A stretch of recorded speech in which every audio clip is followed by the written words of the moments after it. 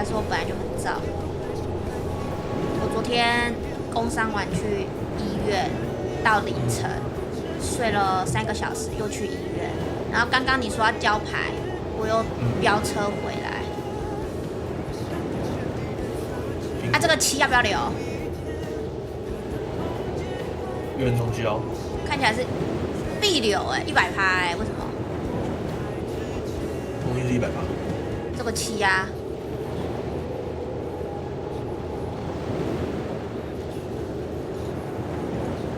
好啊，留啊。留吗？留。好啊。好啊。本来就比快啊。幸运币不交吗？不用吧，他一费能干嘛？是交一只AOE 不留吗？不用，打圣骑又怎么留？他没什么场面，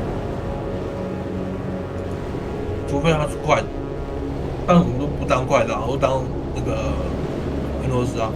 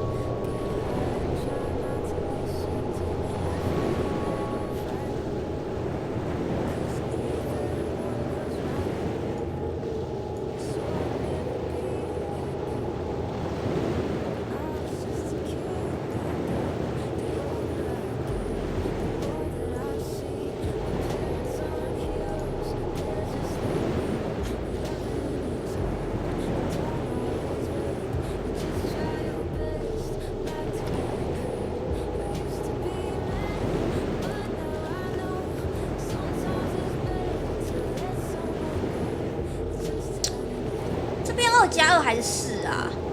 是2+2啊？他那武器是什么武器？就是他会巨熊啊。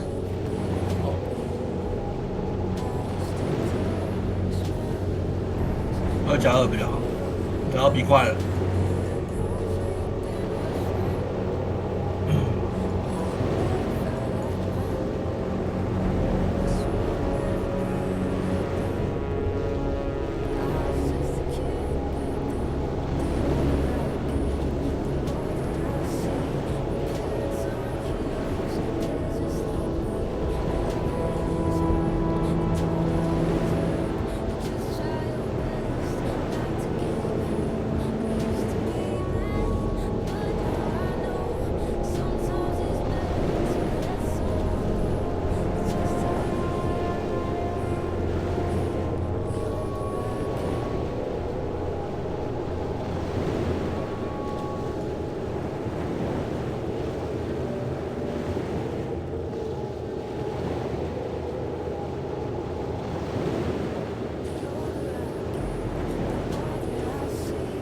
你要打，为什么要先打这个？我想要先，我想要那个了，我想要幸运币4。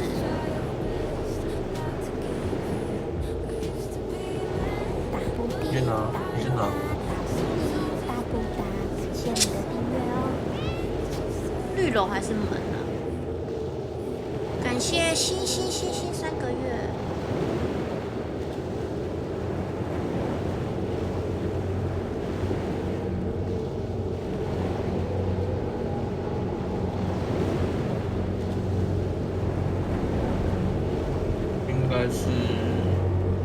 应该是龙吧，先龙吧。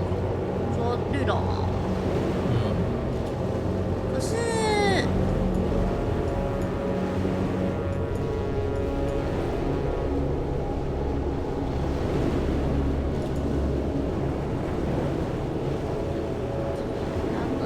幸运币为什么要最后交？你下回要干嘛？下回合。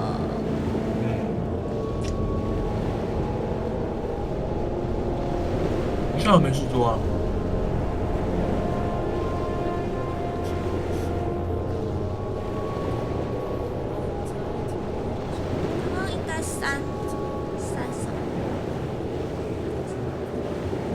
下回我先抽啊。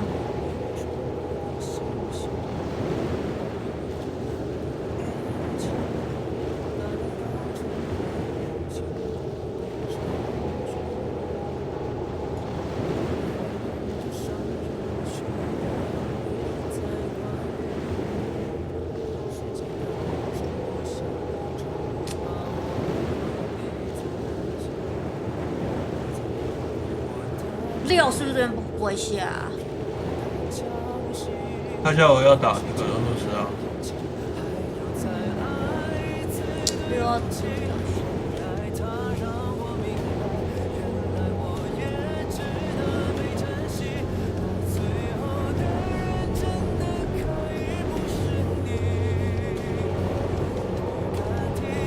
真降费啊！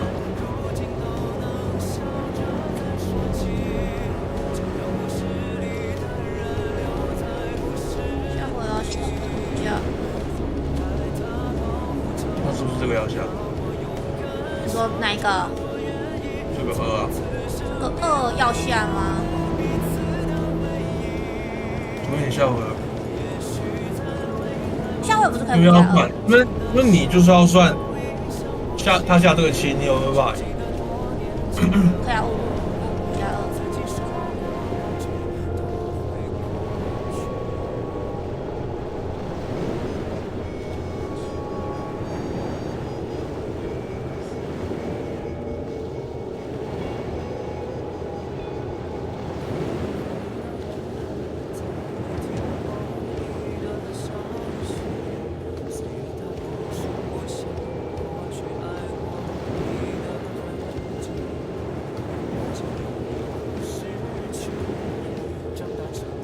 为什么？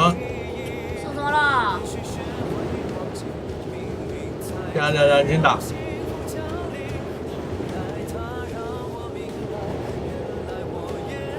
这边讨论一下，等一下讨论一下。为什么要解？因为他有那个啊。那你为什么不拼起来？为什么不冰起来？因为我想抽牌啊。因为你太想要依靠 combo 赢。可是他不是还有第2波，这波在冰，不是可以吗？他不是对啊，不是不止1波吗？对啊，你这个打法就是你要靠 combo 赢。可是刚刚不解靠 combo 能赢吗？可以看，等一下可以看一下，因为这应该蛮重要的。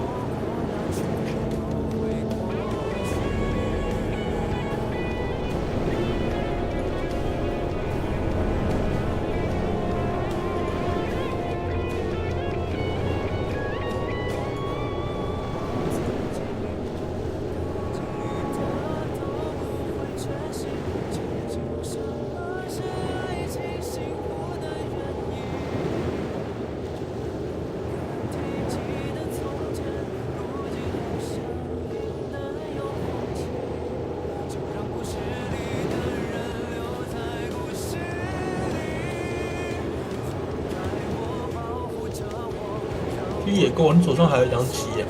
对啊，然后这边是在塞7啊。我知道你这边要真的下。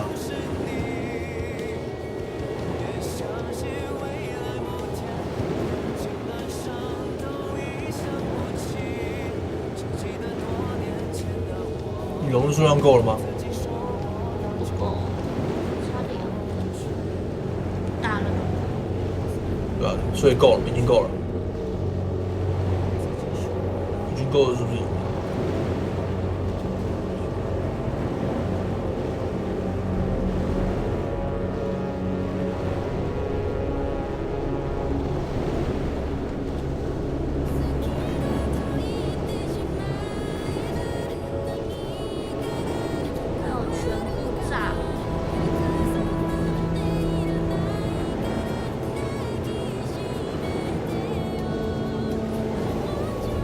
没吧？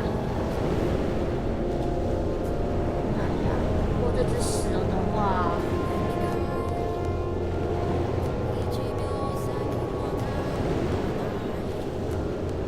哇，这只会死。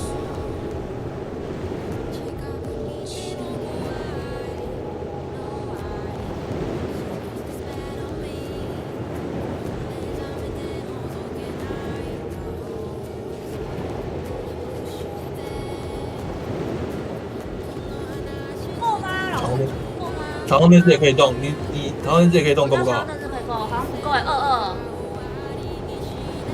，22。20不够啊。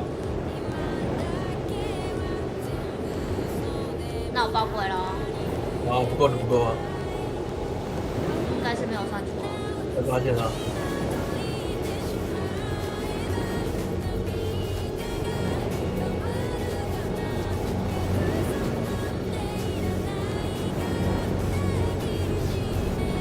冰吧。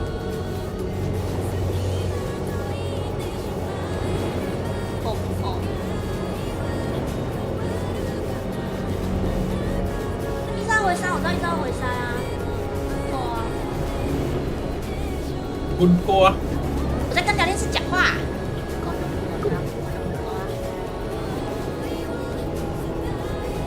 再冰一回合。可以了，再找啊。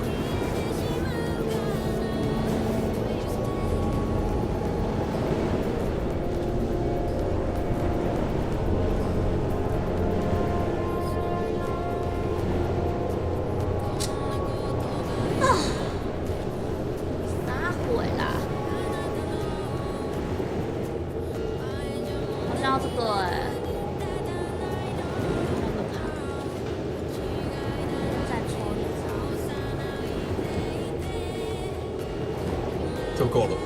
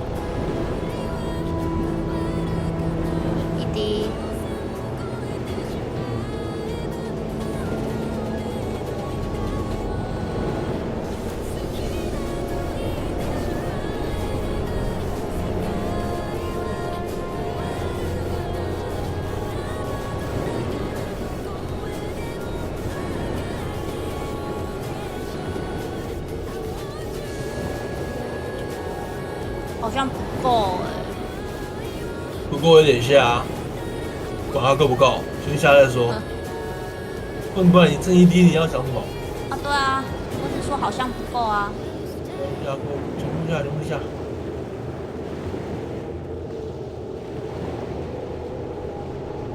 欧印了，欧印了。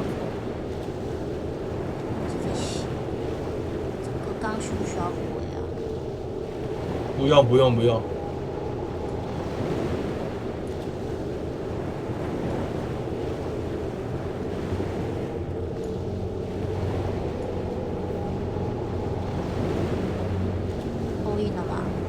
当然，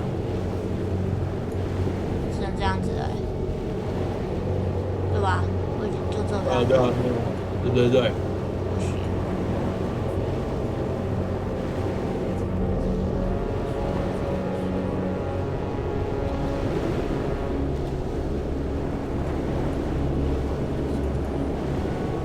按滑鼠再点。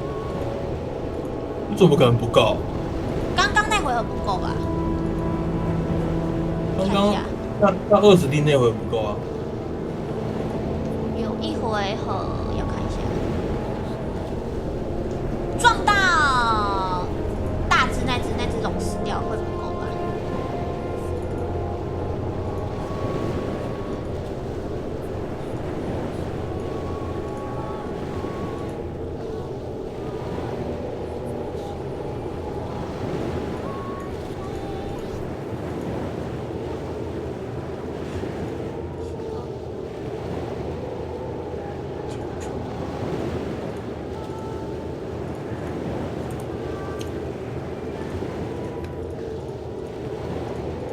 是用好，看你实况吗来？看我实况，看我实况。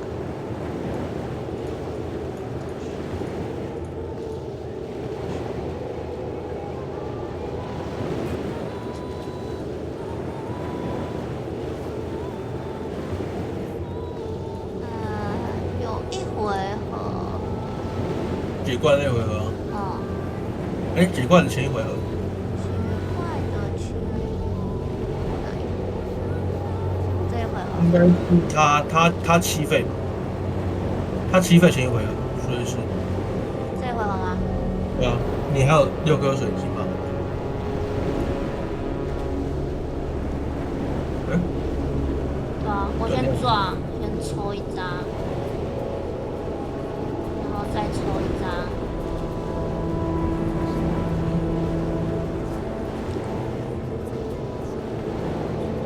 Of the Women's World Chess Championship match between the challenger Tan Zhongyi and the champion Zhu Wenjun, and it's been a pretty awesome match so far. So we had a draw in game 1, then Tan took the lead, winning game 2. Here she would for that 6, and this is what Zhu Wenjun should do. We're still in as usual. No, I match C cap. We have Regnanan is analyzed. Maybe some few minutes were spent on the opening moves, but this is the one where for the person d8 of course can be played. It can always be played as the queen's e5.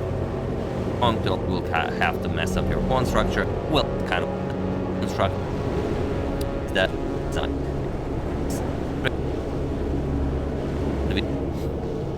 e5. Queen to c4.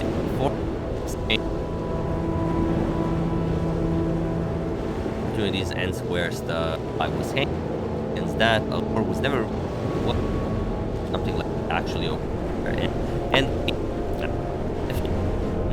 proceed with the way capture on g3. This is one way to do it, but Zhu Wenjun goes for knight captures on g3, giving up the c5 pawn, but she will also capture on h4 once knight f5 check is played. So knight captures on c5, we have knight to f5 with the check, king e4 and knight captures on h4. King to e5, we have king to b4 attacking the knight and winning yet another pawn. Knight to e4 and king captures on b3. We have king to f6 and now knight f3, even stopping the king from going to e5 or g5. And while it's on the f file, you can't really start advancing that pawn. And that is pretty much it. f5, h4, we have king to e7 and now pawn to g3, pawn to f6, pawn to g2, and he was in this position on move 52 that the challenger Tan Zhongyi resigned the game, as there is nothing more to be done here. Once you play another move, for example, pawn to f7, you can even go knight to e5 and that pawn is lost and you cannot stop this pawn from queening. And that's pretty much it. If you bring a queen into the game, knight g6 check, of course, then picks up the queen, and on the next move you're going to queen this pawn. And even if you could give a check, it doesn't matter. Even if you could somehow stop it, but it's not your move, then h3, h2, and of course there are simply too many pawns. Of course, this is evident, and after g2, Tan Zhongyi resigns, and another great victory for the champion, Zhu Wenjun. Which means she now takes a 2-point lead in the match going into Chongqing, and it will be very hard for Tan to get back into the match, but of course it's not impossible. She already showed that she can win. She started the...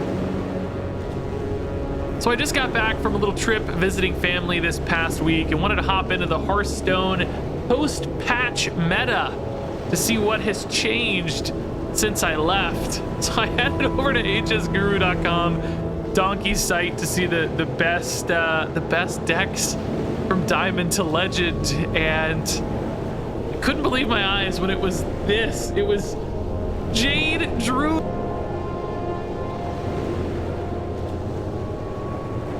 is number 1.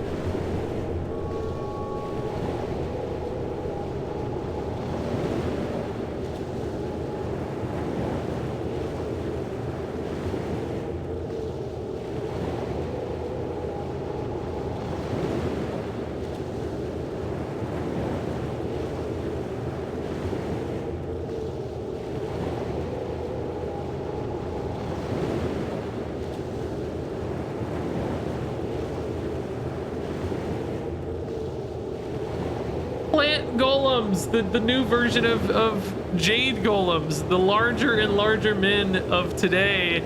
They're the best deck in standard format from Diamond to Legend. They actually made Jade golems really good again. Now, as you get higher and higher to Legend, as we move further and further into this patch, it seems like this deck's falling off just a little, but is still like number 1 or 2 in many different slices of ranks, and it seems like you can't really go wrong climbing with this one. As far as the particular list that is best, this was the number 1 win rate list.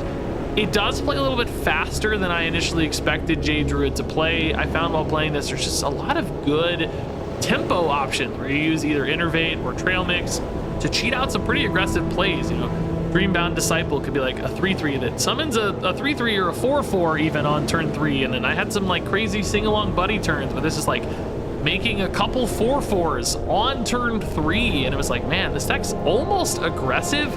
It doesn't really have like the follow-up to that aggression because it lacks, you know, like direct damage. It was pretty cool to see this go a little bit faster and quicker than I would have personally built it, but it's clearly the refined deck that is working best and is actually kind of standing near the top of the meta depending on your rank, which is sort of scary. I hope it doesn't become as annoying or terrifying as the Jade Druids of old. I don't think it will, because it doesn't go quite as infinite without like Jade Idol, and it seems to be winning games with like 6/6 and 7/7 Jades, not like big 15/15 and 20/20 Jades and stuff. So I think it's a little bit more tolerable compared to some of the recent offenders we've had, like Leeches and Armor, Demon Hunter and stuff. Like some of those were pretty terrifying. So anyway, I actually had fun playing this. A little bit faster look at Jade Golems, felt a little more honest and earned in a lot of ways, but still has some cool pop-off potential and a lot of fun games. So in some ways terrifying, but in other ways a nice break from the recent meta and a nice change from Jade Druid of old. All right, Death Knight can be a little spooky. Let's keep one sing-along buddy just cause I've had some crazy big swings.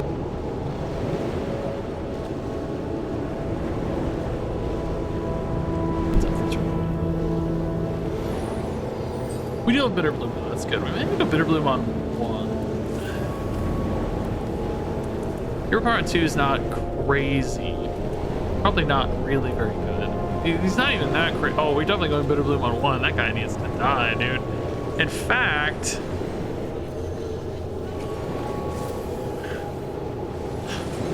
yep. In fact, I'm just gonna make it 3/3 next turn, dude. Like, this is actually kind of insane. Like, Button's worth it when it's just a 3/3. There is a world where I don't hate sing-along buddy on 2, but I think it's just kind of too risky. There are actually quite a few things that can deal with that in Death Knight, so I think we just go Button. Next turn we go sing-along buddy, though. For sure, man. We got the Innervate, so we're gonna make 2 4/4s on turn 3, dude. It's crazy. This deck can push, man. Innervate Yeti, eat your heart out, man. Old school double Innervate Yeti, man.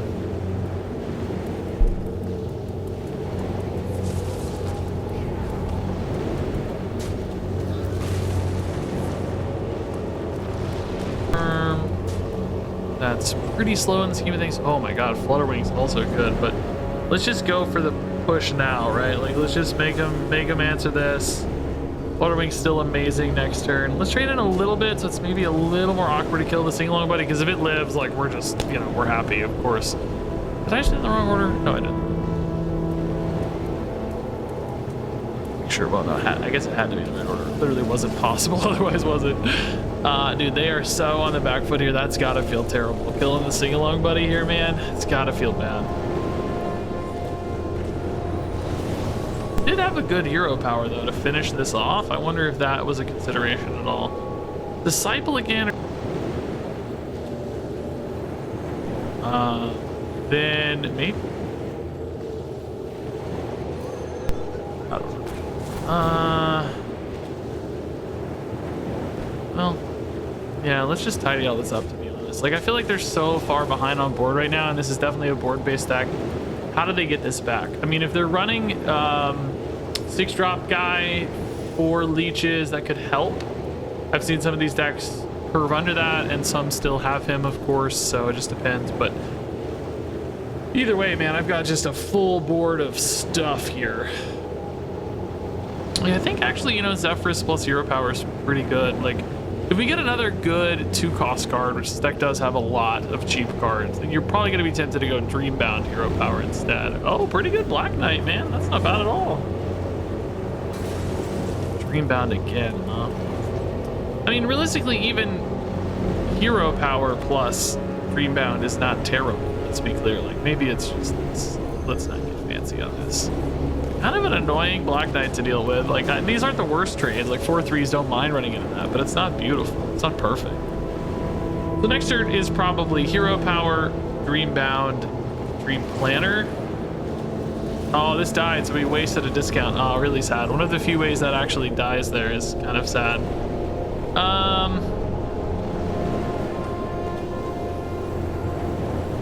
We'll probably just kill the Husk.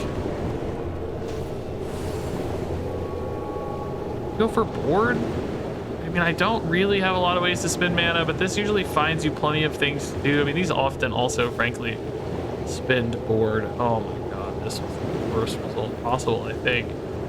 Oh my god, dude. Not happy with these. Dude, I don't know, dude. Zephyrus, dude, I don't know, man. I mean, I have seen that foam weapon in these decks, so foam would be a pretty cool thing to kill. I don't know what foam's rune allotment is, though, but if it can go in this or not. I feel like foam is more frosty, right? Looks frosty because it's blue, but that doesn't really mean anything. The art is not always a great indicator. Death Knight, weapons.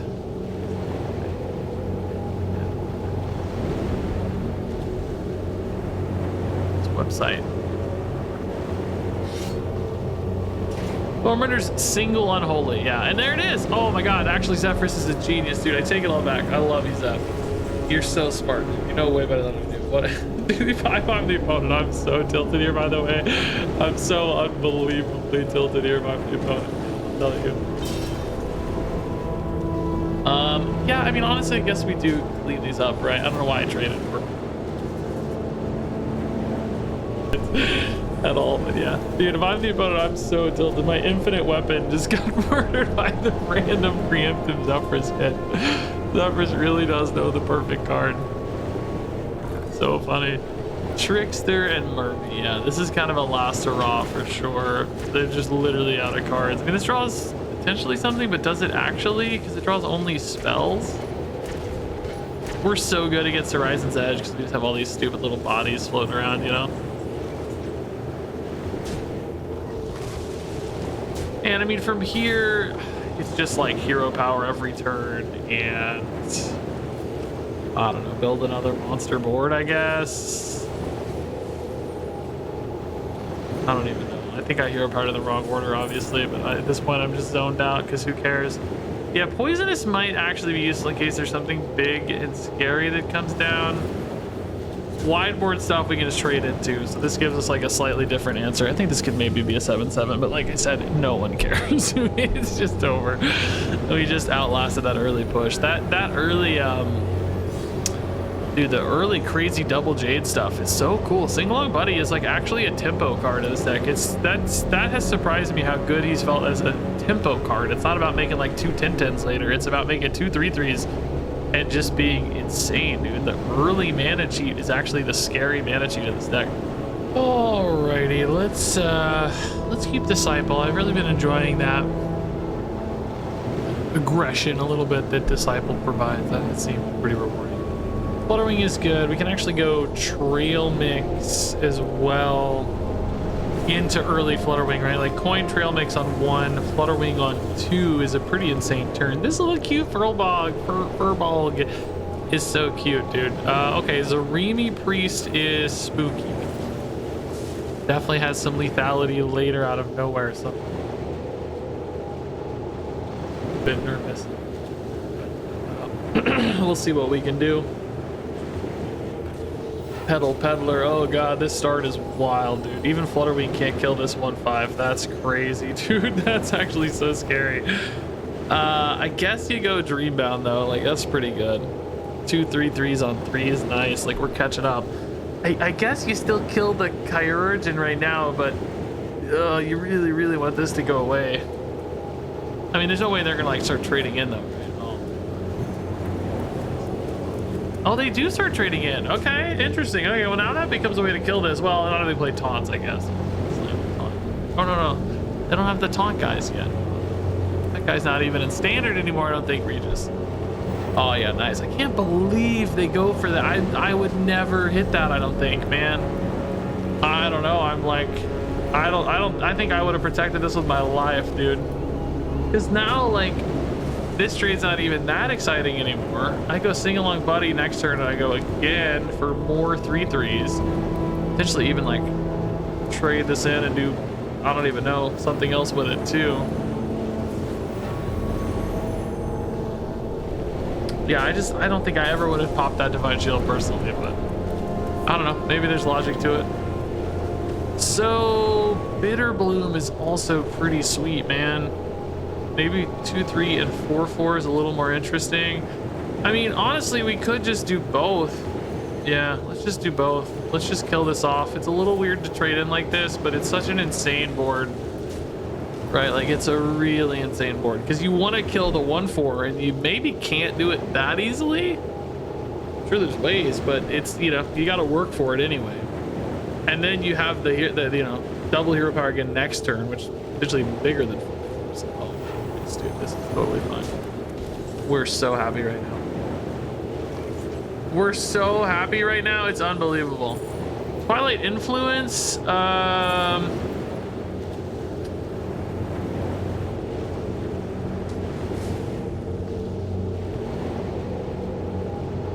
That guy probably. Wyvern Slumber. Ooh, deal 4 to a minion's pretty great, and I do have enough corpses. Yeah, no, I like that actually. That's gonna be better for us. Then pop that. Go here. Go here. I guess. Like, it feels kind of wasteful to use this, to be honest. But I do like the pressure it presents. And then make a couple chill 6/6s, man. This is crazy, dude. This is a good little swing we've had. Keeping this alive is just so brutal, dude. It's worth so many stats. Yeah, I really like how this is going, for sure. Now, we need cards at this point, so I need to, like, find some card draw, maybe. If I can't just kill them, that is. Oh, no, they can go for a freeze here, which is really nice. Great stall. It does also...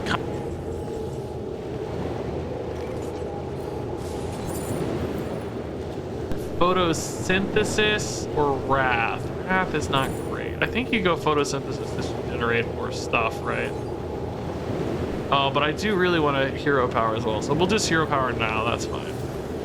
7/7s this time, so figure this one out. We're not anywhere close to Zarimi yet, right? Like, they've not played nearly enough dragons, have they? I don't think so. They need to stall again or remove or whatever, you know. They have this problem again.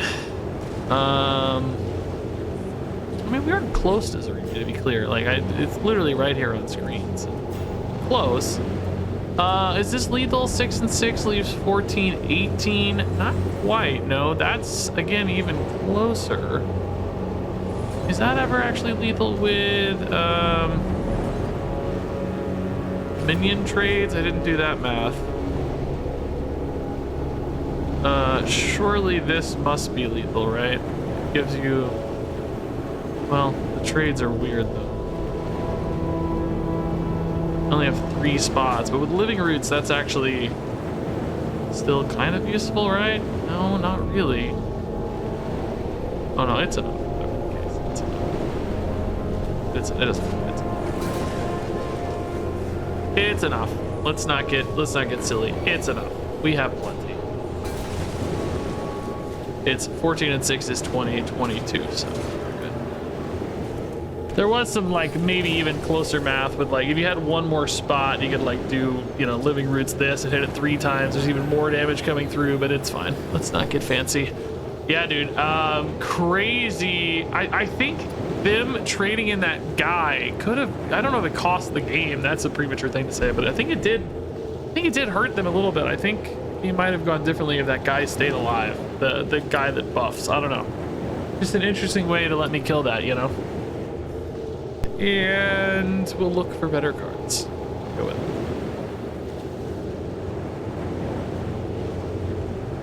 Best for me.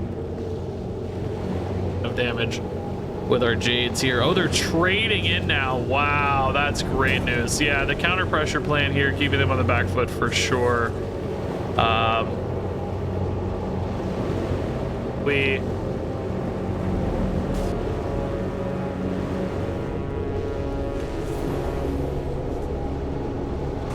Green Warden getting some portal. Living Roots in a market. I thought that card was kind of also pretty.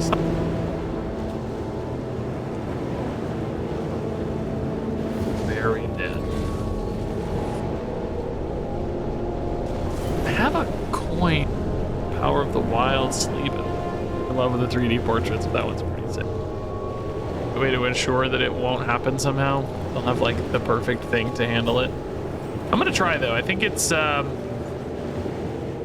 yeah, man, we're just dead. Very dead. Living Roots and Bitter Bloom, but we are super cooked. I'm gonna leave this game in the video though, because Regina appeared and she's funny. And you guys like to see a deck lose, so hope I didn't misplay the early game, but I felt like our opening hand was really bad. I mean, obviously I was distracted, but I just feel like it wasn't in the hand, right? No good early tempo, crazy early tempo from the opponent. I don't think it was in the cards today. For this game anyway.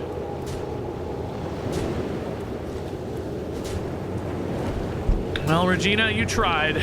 You built a good Marvel Snap deck, but you didn't win your Hearthstone game. All right. Yeah, we don't want any of these cards, right? These cards all.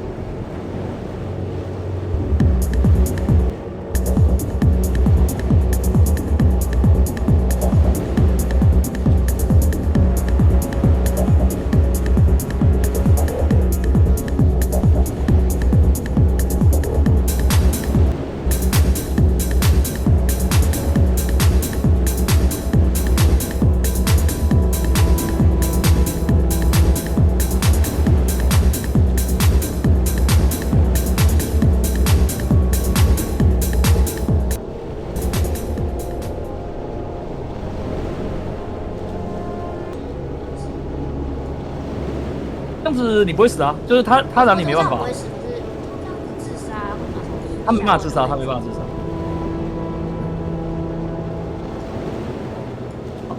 走啊走啊，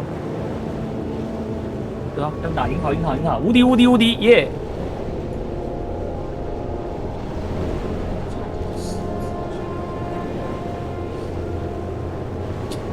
那个酒水晶。你要清格子啊，所以一定是你想办法打个7之类的。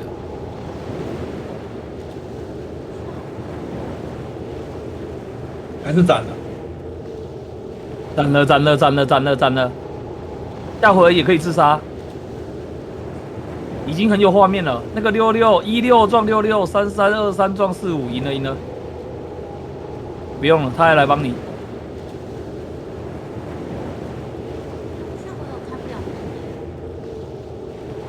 啊，真假？为什么？很早哎、那才4开，大1不是吗？差1啊，又差1。那怎么办？好鬼！等下7。哦，哎，我手上还有一只龙哎，7、够吗2、3、4。哎3、4哎够。对啊，我看龙都在呢。给他死！赢好！算一下，慢慢算，不急哦，我们时间很多。赢好。你小心点，你千万不要那个发生那个丢出那个，对，绿的那个瑞米。我那天打到一个，他已经要赢了，结果他伊瑟拉跟这个龙下凡了。你说那个黄绿对对对，上次遇到一个，干我都已经准备要投了，然后他不知道为什么打一个那个超级丑，合理啊。你个屁呀、啊，我后面这个我都拉超慢的，我都很怕那个不小心拍那个。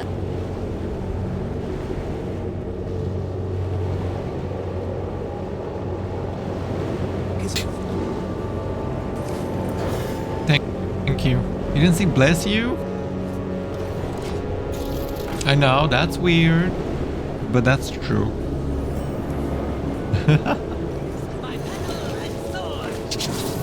It has been very cold lately. So cold.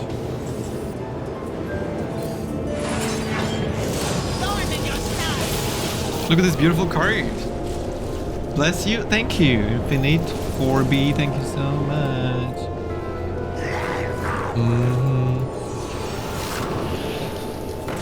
Wow.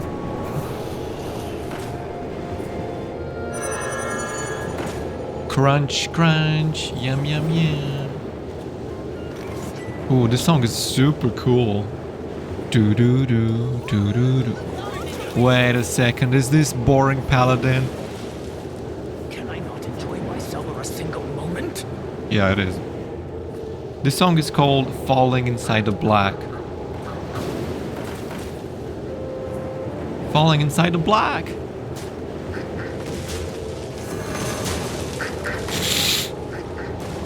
Alicia's trading. Falling inside the black. The black. I wasted so much time.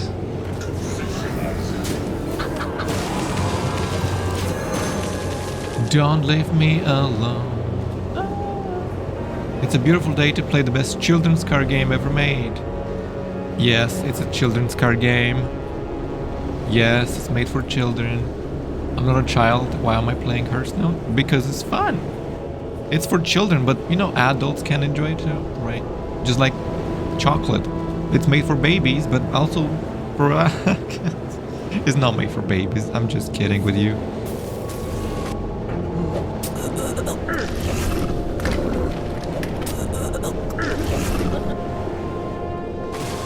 I'm just messing around.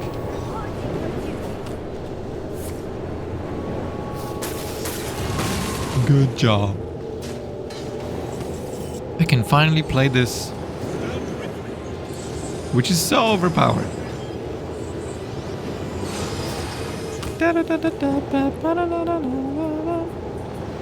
This is your moment. And he just quit. Thank you for playing. Have a good day. I must protect the wild. Of the Freestyle Chess Grand Slam Paris Tournament, Magnus Carlsen. Hello everyone and welcome to round 4 of the Freestyle Chess Grand Slam Paris Tournament. Magnus Carlsen faces the reigning World Classical Champion Gukesh Domaraju, and it's a pretty wild game. Let's check it out. And if you're wondering why Gukesh has only a rating of 2654, well, he just doesn't play all that much chess outside of classical. He's starting to more and more. He's playing more blitz, more rapid, but you know, as I understand, he's mostly interested in classical, and that is where, you know, he spends his time, and obviously that is why he's the world classical champion. But let's see how he does in rapid with some scrambled pieces, and it's one of the positions that really favors white due to the positioning of the bishops, and the black has to play extremely precise in order not to fall behind really quickly. So Magnus starts with pawn to g4. And interestingly, it's one of those positions, there are more of them, that you can castle on the first move. You can castle like this, so when the king and rook are on c1 and d1, you can castle on move 1, if you want. And it's not, you know, that terrible a move. But g4 is much better. You open up the queen's diagonal, it is the longest diagonal on the board, your queen already controls it, and the bishop on a8 is undefended, so you cannot play something like b6 right away. So that is, you know, a lot of squares being controlled by white right from the start. We have g4, pawn to g6. Interestingly, pawn to f6 and pawn to g5 are the best moves for black, pawn to f6 being the top one. Pawn to g6, the move Gukesh plays, is already considered significantly weaker in this position, and it's just something that for us humans that is impossible to know without years and years of preparation or without the engine telling us. And that is one of the reasons why players really love to play chess 960, because you just don't know what's behind. So c4 and Gukesh castles queenside. We have pawn to f4 by Magnus, pawn to f5, and captures. We have pawn to c5, grabbing more space on the queen side, and now pawn to c6. You could maybe consider some other moves, but it makes sense to open up the dark square bishop. The light square bishop for the moment isn't doing all that great, but maybe someday. We have knight to d3 and pawn to d6. That is mainly the reason why this position is so bad, as it's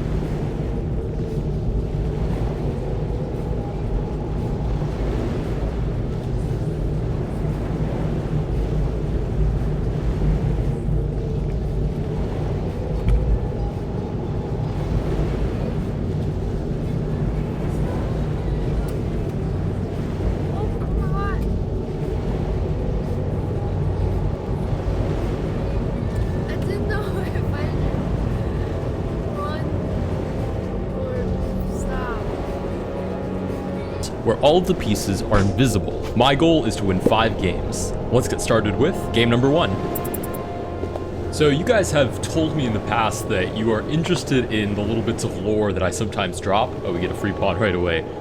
So I figured I'd talk a little bit about why I decided to learn how to play blindfold chess. And just to be clear, I say decided to learn how to play blindfold chess. If I played somebody my level, I'm not 100% sure that I would be able to finish the game, but I have some experience in playing blindfold chess. And the reason that I put myself through the rings of actually learning how to play blindfold chess is because I thought it would make me a better player. And to be fair, it did, kind of, but not really in the way that I expected. Ooh, free queen.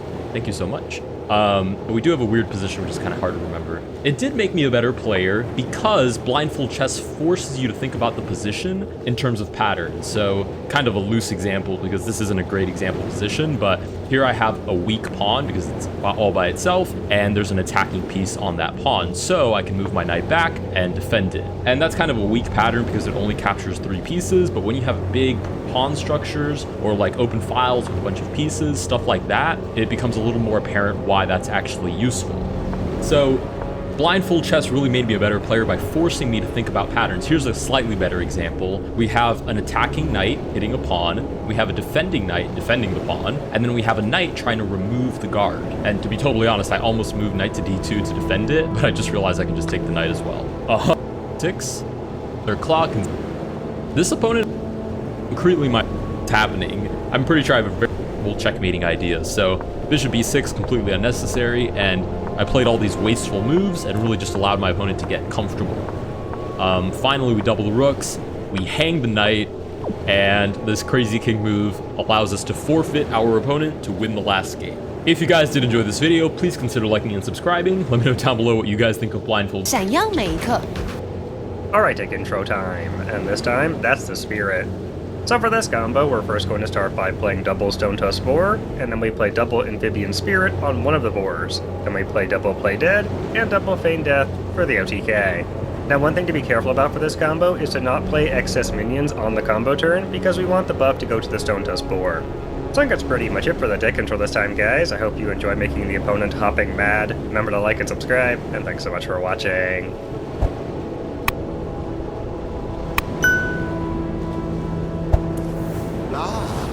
Uh-oh. This may not be an ideal matchup. I can pull both big O's. Uh-oh.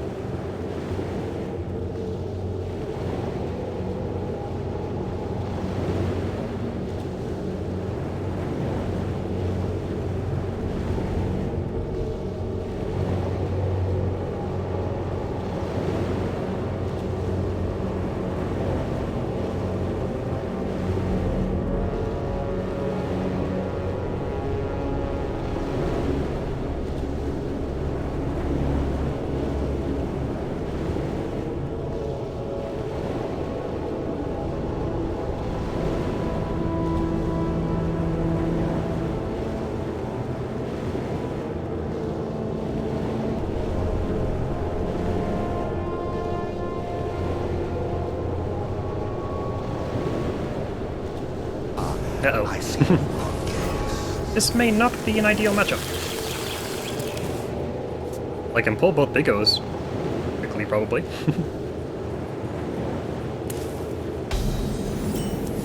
Okay. We're shaping. It's shaping. Very nice. Ziliax is bugged in Tavern Brawl. Uh-oh. Random.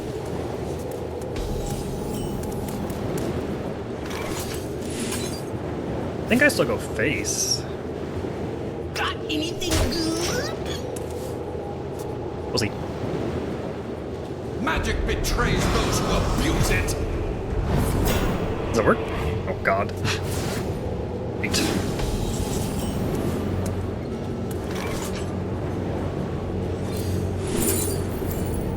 Do I grab the Pico or do I grab Thorisan? I'm gonna grab Thorisan.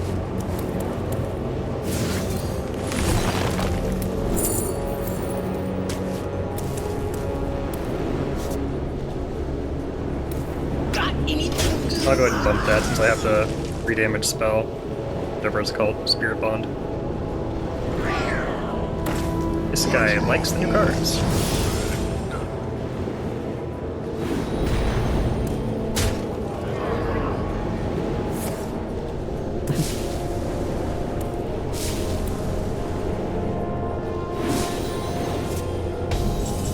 Okay. I could coin that right now. Could coin Thorisan first. Let's coin Thorisan first. Make him deal with that.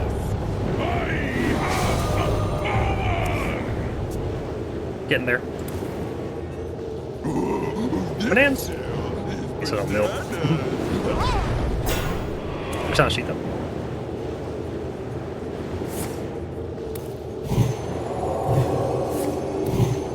It's annoying, it's a really high health minion.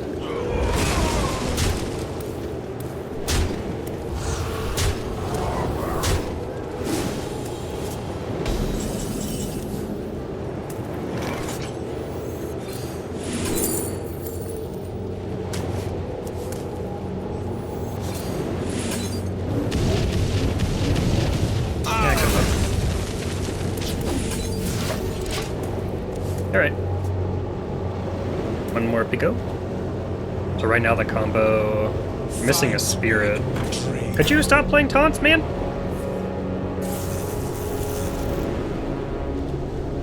So it's 1, 2, 3, 4, 5, 6, 7 right now.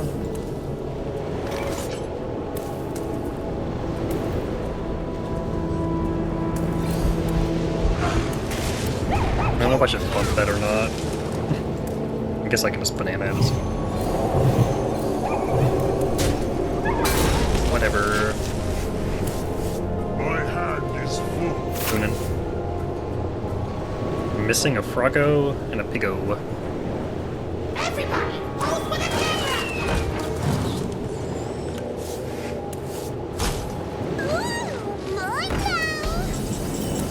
Get the Pigo. How much damage is that without the other frog? Probably a lot still. I'll wait one more turn.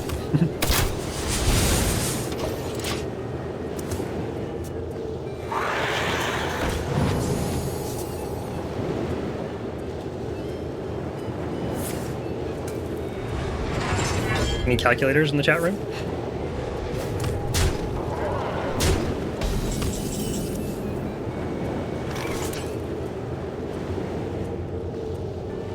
I could wait one more turn. Although...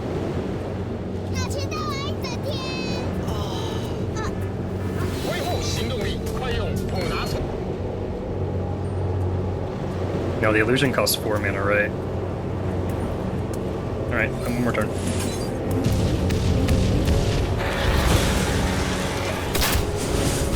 My hand is full. Oh, it's 1 in 12. Do you have this in a bigger size? Stands too full.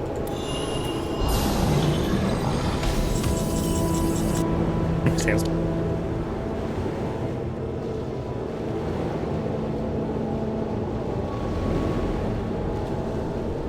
Too full.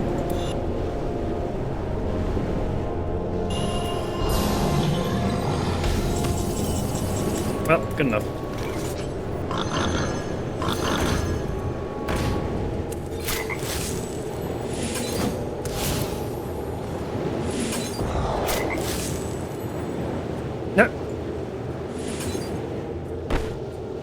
2, 3.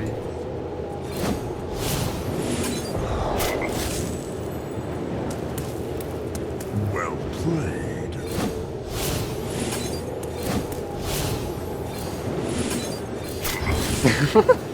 Up to it, tier 1.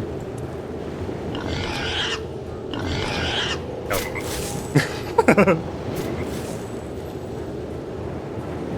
So many hats! The insane hats! My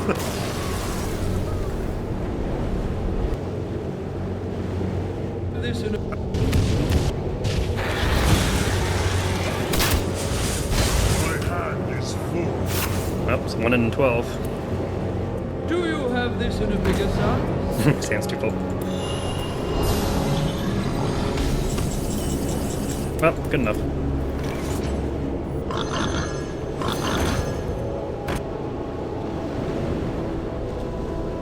Well, good enough.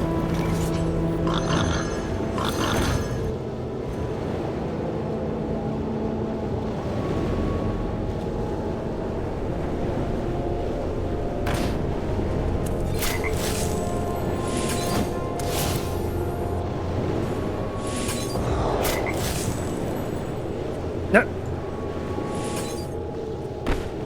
1, 2, 3.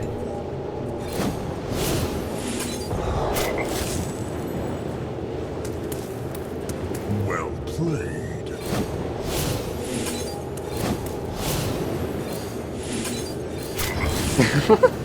Up to it, tier 1.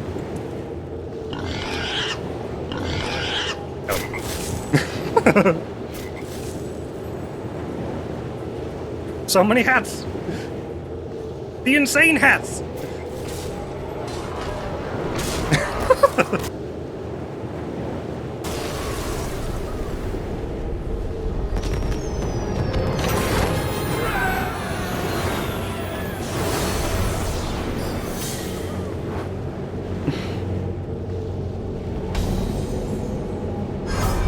Yes, Sierra. Hopefully it's a dragon paladin. That'd be fun. All kinds. Well, we should be able to get something useful off the quiver. Whether it's ingenuity or feign death or... Oh, do that first then. Got anything good? Hope you do. Oh, sorry. Reporting for duty. Okay, that could come in handy as well. Probably still the bird watching. Got anything good? I pick up Thorasian.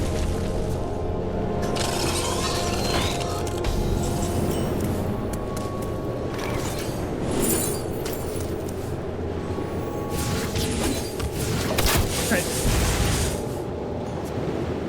In the great dark beyond, there is Different. light. Interesting he's ringing that. I feel like that kind of fell out of favor. Well, at least right now his trade is awkward, but he probably has Libram spells, so it's not really gonna matter. Or that. God, he thought about that one for like 10 years. Well done.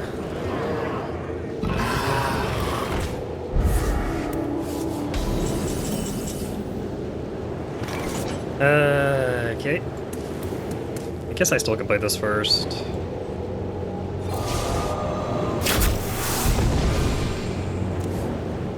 Doesn't draw anything. Am I dead here? 5, 9. I'm still missing, what, a Froggo and double feign death anyway. Rather clear as board. Oh, I didn't even clear as board. Thanks.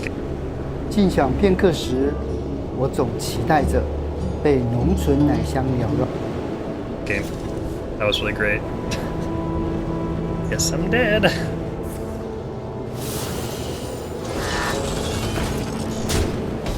How does he have no Libram spells?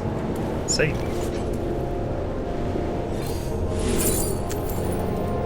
It's gonna die though. I was hoping he had like a star power there. That one's dead. I guess I can do that. Probably still dead though.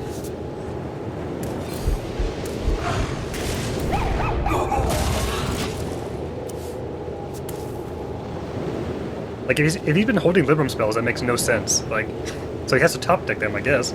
Like, if the Libram spells are on the left side of his hand, it makes no sense. Yeah, they haven't reduced that much. I have to go next turn. Assuming he's gonna hit me in the face here for 8, at least. Ow. Probably not dead then. What a cool ghoul. Oh wow. So it's 2, 4, 6.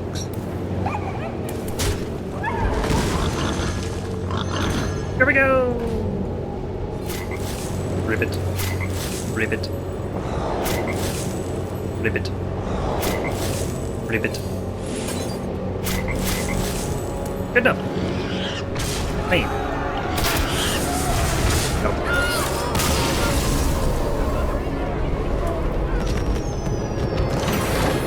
Leapfrogged him.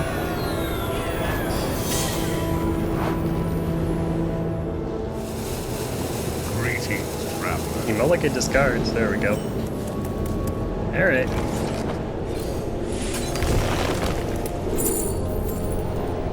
Probably still Thorasan. Alright. Then pull some Wombo in the meantime, hopefully. And one play dead.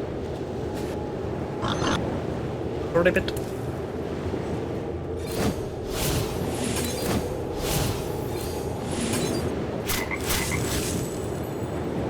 I can't do that. Of course I can. I can do whatever I want. No. Just barely.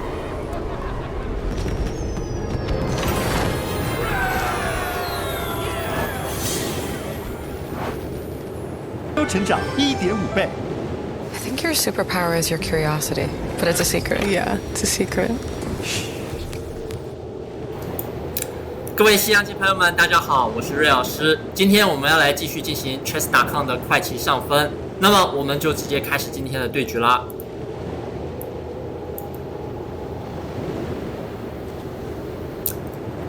那快棋一般时间比较紧，所以如果剩下30秒的时候，我们可能就先不讲解啊，把这个讲解放到复盘的时候再进行。好，我们今天持白，我们走个后移骑兵吧。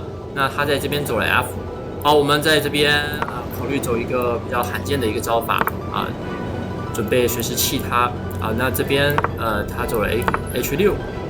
看上去好像要抓死我们的象，但是我们在这边有一个这个棋啊，意思就是如果他吃的话，我们可以后 H5直接把他将死。我们现在把他马踢掉啊，坚持要钻这个格子，看他会怎么回应。那么这个棋他吃我这个，我就吃这个吧，肯定是要吃的。好像可以直接杀进去啊。这个不杀白不杀，我们直接钻进去，然后我想想啊，这些兵都是个死兵，有没有必要急着吃回来？我们先出个子吧，我觉得不太着急吃那些兵。那现在得吃了，因为他要换后，这个棋我们肯定是不愿意换后的。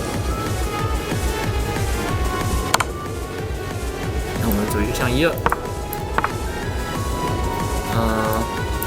这边有一个抽后的棋，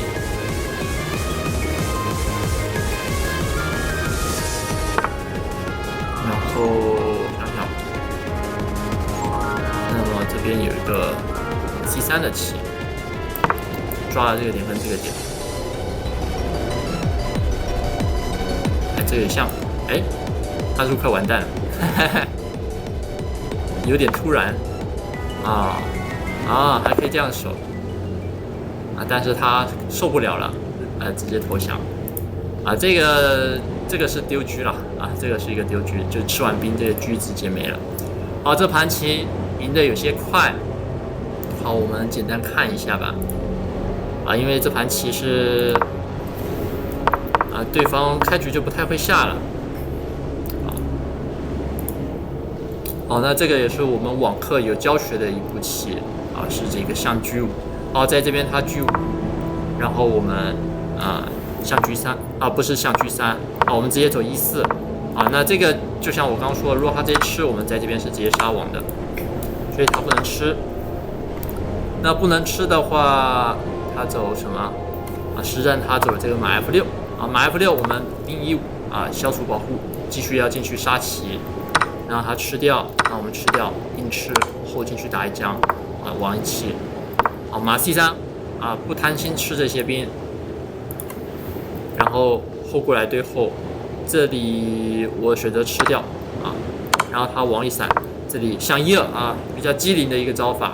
是不是最好的？看一下，对，象1-2最好的。象1-2这个棋什么意思呢？未来有暗藏一个这样的抽后的一个杀棋，就是一个杀机在这里。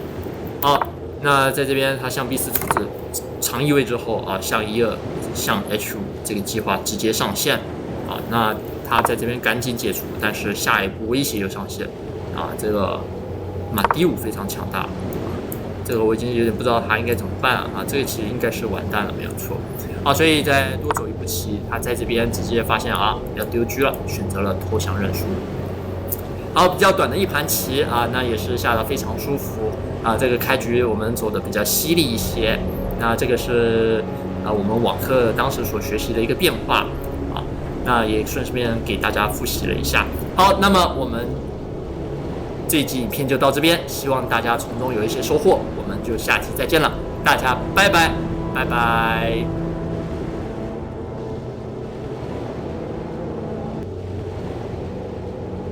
To another taste test. We gotta be inside for this one. It's a little bit rainy today. We need it. It's been a while. So this is gonna be, as much as I could find, basically a total Fanta matchup. We have US or American Fantas right here, and we have European Fantas right here. Of course, I'm limited by what I could get. If I think there's maybe 1 or 2 more American Fantas, I couldn't even find all of those. It was kind of hard to find these 3, whereas the orange one's everywhere. And then for Europe, of course, that's hard as well. I could only work with what I could find at a couple European stores. But if we look, first of all, I do have glasses because I could only find these in cans. And one of the draws of this that I'm learning when we learned about the orange and the orange is, of course, you know, ingredient differences, but more so just the color difference as well. And texture differences, you know, this being syrup based, this being natural sugars and stuff. But yeah, you can see the stark differences. So I do have glasses so that we can see the colors of these. And I have a hunch they're going to be quite mild compared to this neon yellow, American Fanta, and the neon green and so forth. I also, again, if you haven't seen it, I will link the first episode of this in the description and at the end of the video. I encourage you to check it out because I did find what I thought was a blue Fanta from Europe, but it actually wasn't. It was a blue bottle with clear, like, you know, like a white liquid in it. But this is actual blue Fanta. I couldn't find that one again for this episode, but this is American blue Fanta, and I can confirm it's a clear bottle with neon blue liquid. So as you can imagine, you know, God knows what's in there. So let's get into it. We'll see what these look like, and then we'll start trying them out.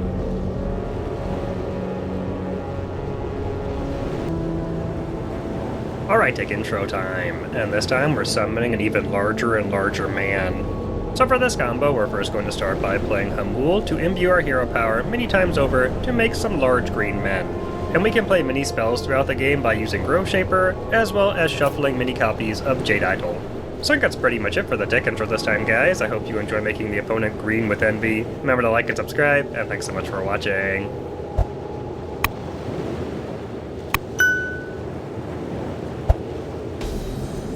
Okay. I get free mana, Pog. Thanks. I see you've brought guests. We're gonna make some very large green men. Extremely large. Well, do I ramp first or play the 2-drop first? I guess we'll see what he does. Toxic Quest, uh-oh. Not cool, man.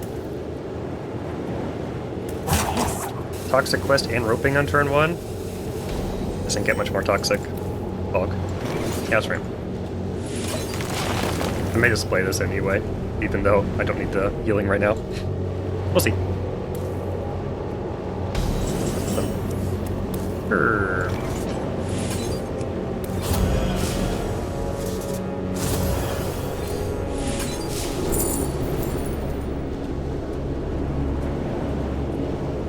It's expensive, but I may need the destroy thing. Yeah, that's fine.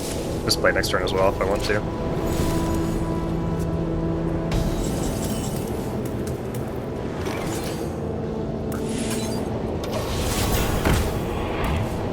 We're building a wall. Thrilling gameplay. Just play my expensive stuff. Engaging TC-130 into dislocator.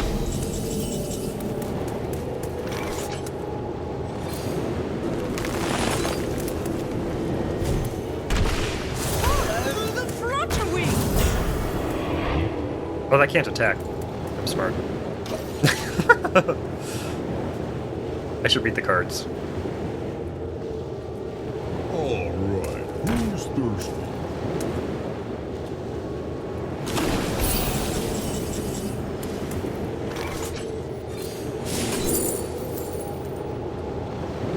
The bio actually is helpful because of Ysera, but that's probably better still. By petal and sword. Well played.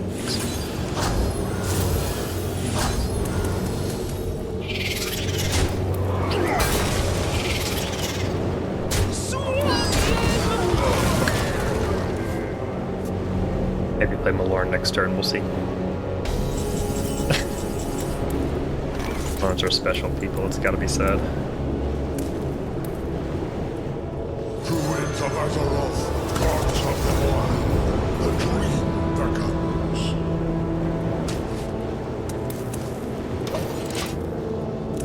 Okay. Like, how do you build a control priest that has no board clears? Intentionally pursue leadership, but I find it quite suits me. Some nasty ones.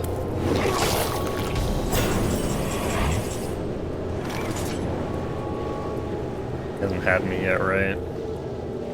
Follow the flutter wings. Swarm them. Lift the veil.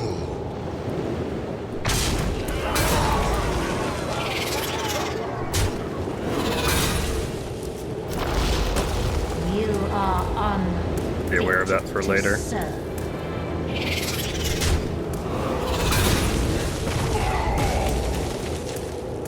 Kind of waiting for a solar. I could still probably wait, but Must have slept in. Time waits for no one. My hand is full. Minions, servants, soldiers of the cold dark, obey the call of heroes. it's not that good here. Fine, but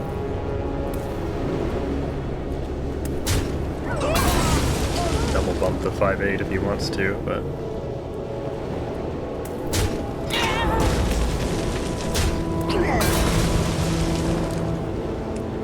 I guess I'll just kill the KT on board. Time is come. But I find it quite suits me. Probably should just draw with that. Okay. Ah, whatever. Now I draw the solar, thanks game, you're the best.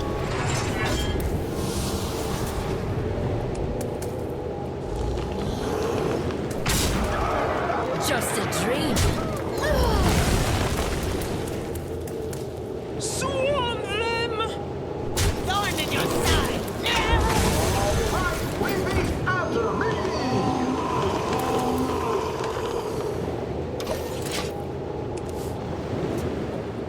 Looking for a stand-up? Careful, it's against me.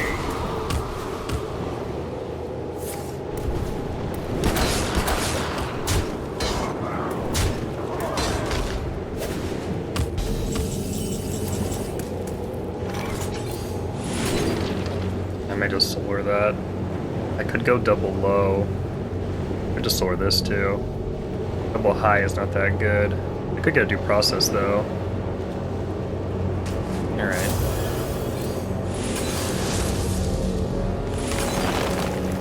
Nice.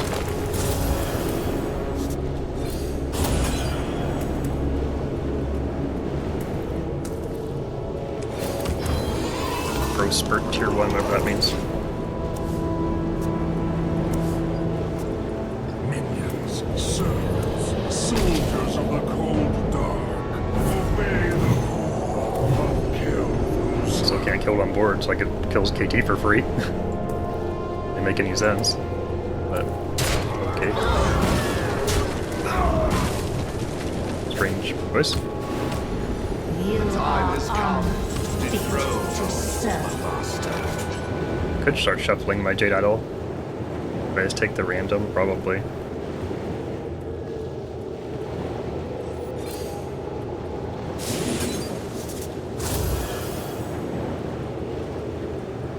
Healing it for 6 doesn't really do a whole lot.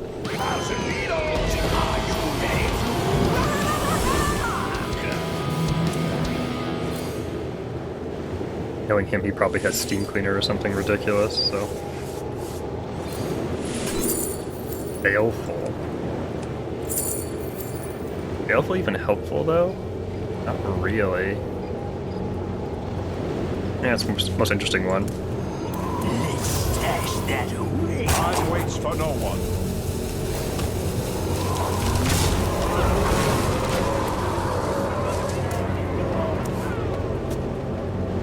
I will never serve, but you shall. Annoying. Welcome to the cult. Also annoying. 11 to go, jeez.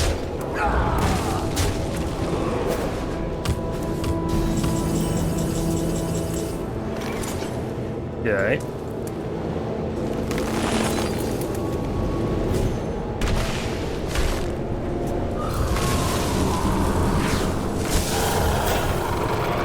No charge.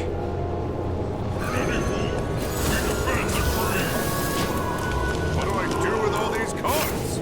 Good mills there. This guy's such a greed lord. Oh, Zeph for sure. I was even bump first. Okay. Only got one too. Weird choice. Minions, servants, soldiers of the Of cold. course, he gets lucky. It's my opponent. Time has come. Now the taunts are a problem. You are unfit to serve.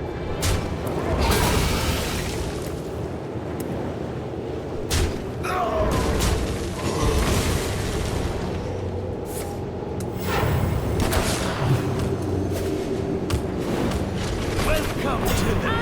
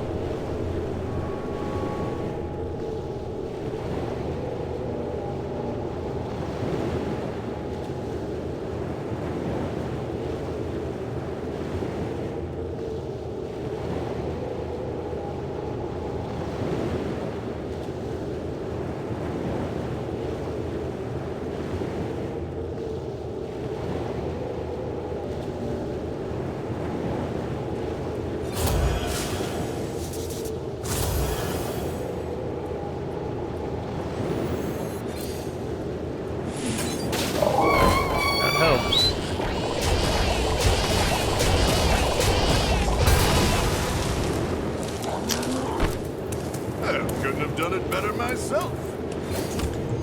So ridiculous. Welcome to the cult.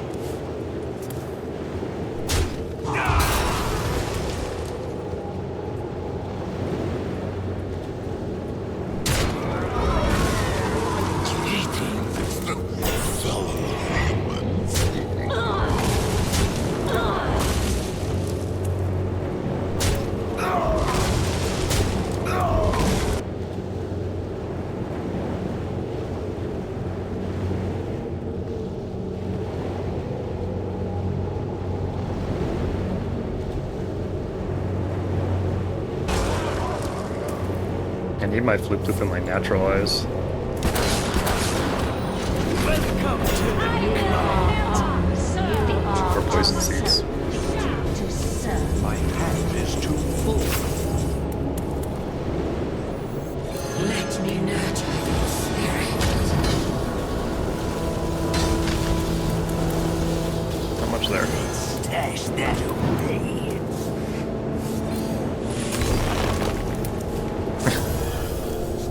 Guess I could have branded back.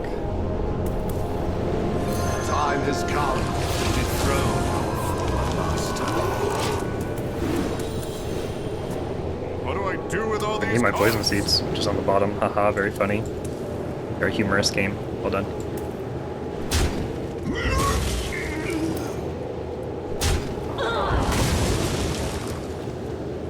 Try the brand play here. Maybe it's just done it there. I don't know.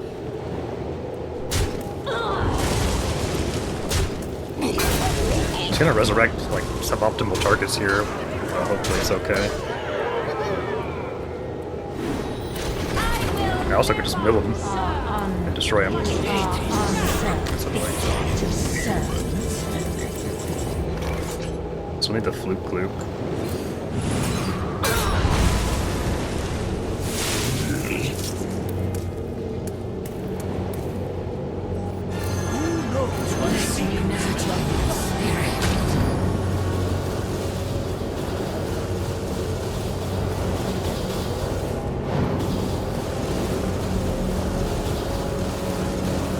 Wow, that's actually like semi-close.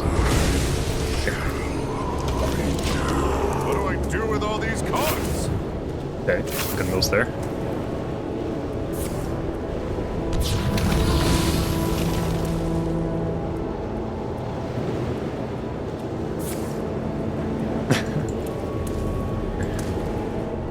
Is it still big for him? I guess it probably is, just like base stats.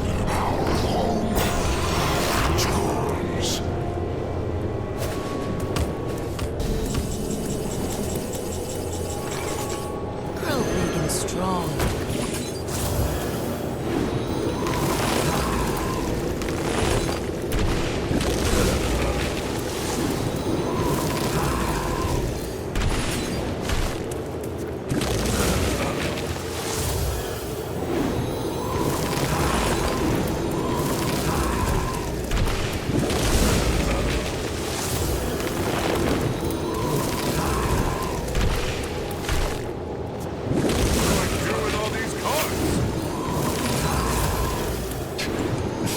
We're gonna make some very large green men.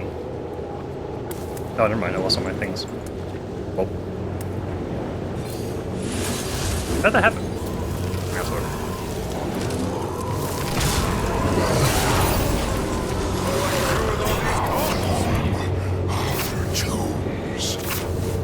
I guess my sequencing was bad there. I guess I needed to wait. Yeah. That's fine. So was Reno Jackson. I don't think he milled that, right? Actually, Zeph almost probably could have killed me there.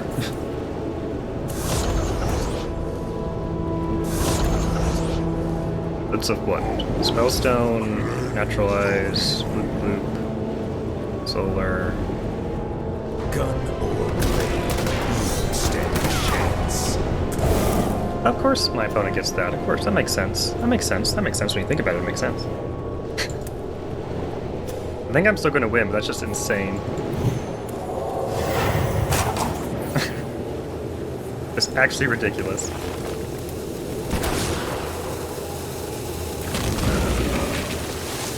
Give me another due process. think I'm okay.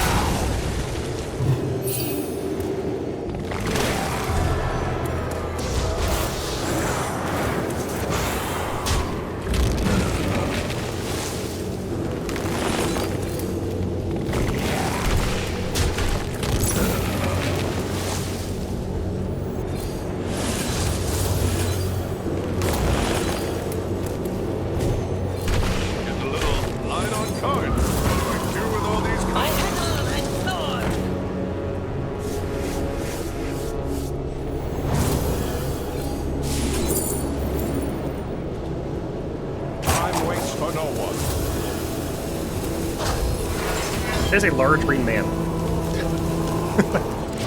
I'm out! Hit up, kill Jaden.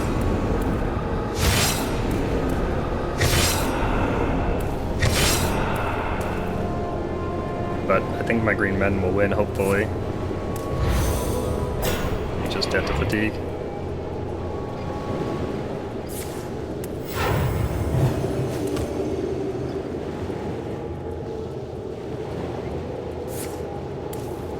Focus E.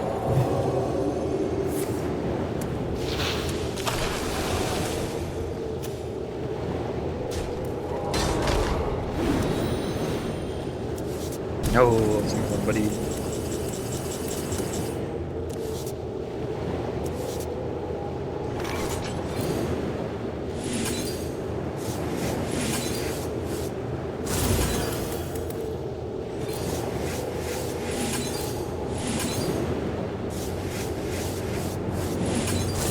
Man.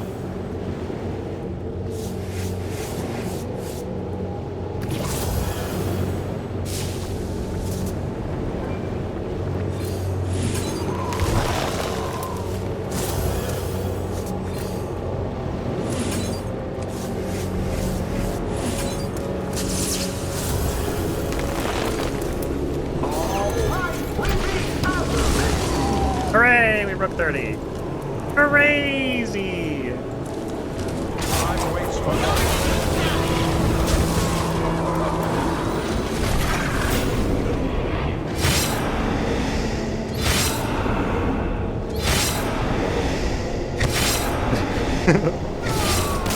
Got him real good.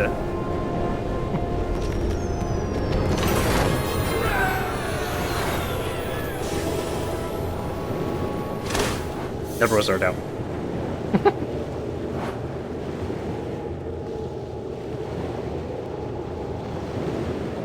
Hello and welcome back to the channel. Today I'm playing drawback chess, where each player gets a random drawback, like lame duck, where you can't move your king, or true gentleman, where you can never capture a queen. My goal is to win 5 games. Let's get started with game number 1. Alright, game number 1, we get the black pieces. Our drawback is scorched earth. You can't move to a square that you've moved from. Oh my, you've got to be kidding me. That's so brutal. So if I move d5, what, I can never move to d7 again? Holy smokes. Okay, we are going to need to grab a lot of space at the very beginning, and we'll probably never be able to move our king. Okay, we get bishop to b2 threatening the pawn. Let's play knight to c6. We lose b8. I really hope that our opponent's drawback is equally terrible. Okay, bishop to b5. This is totally fine. I can't worry about that. So we'll play bishop to d6 to reinforce the e5 pawn. Knight to e2. Okay, we'll continue normal development. And we'll probably have to mount an attack very quickly, so I'm going to play h5 right away.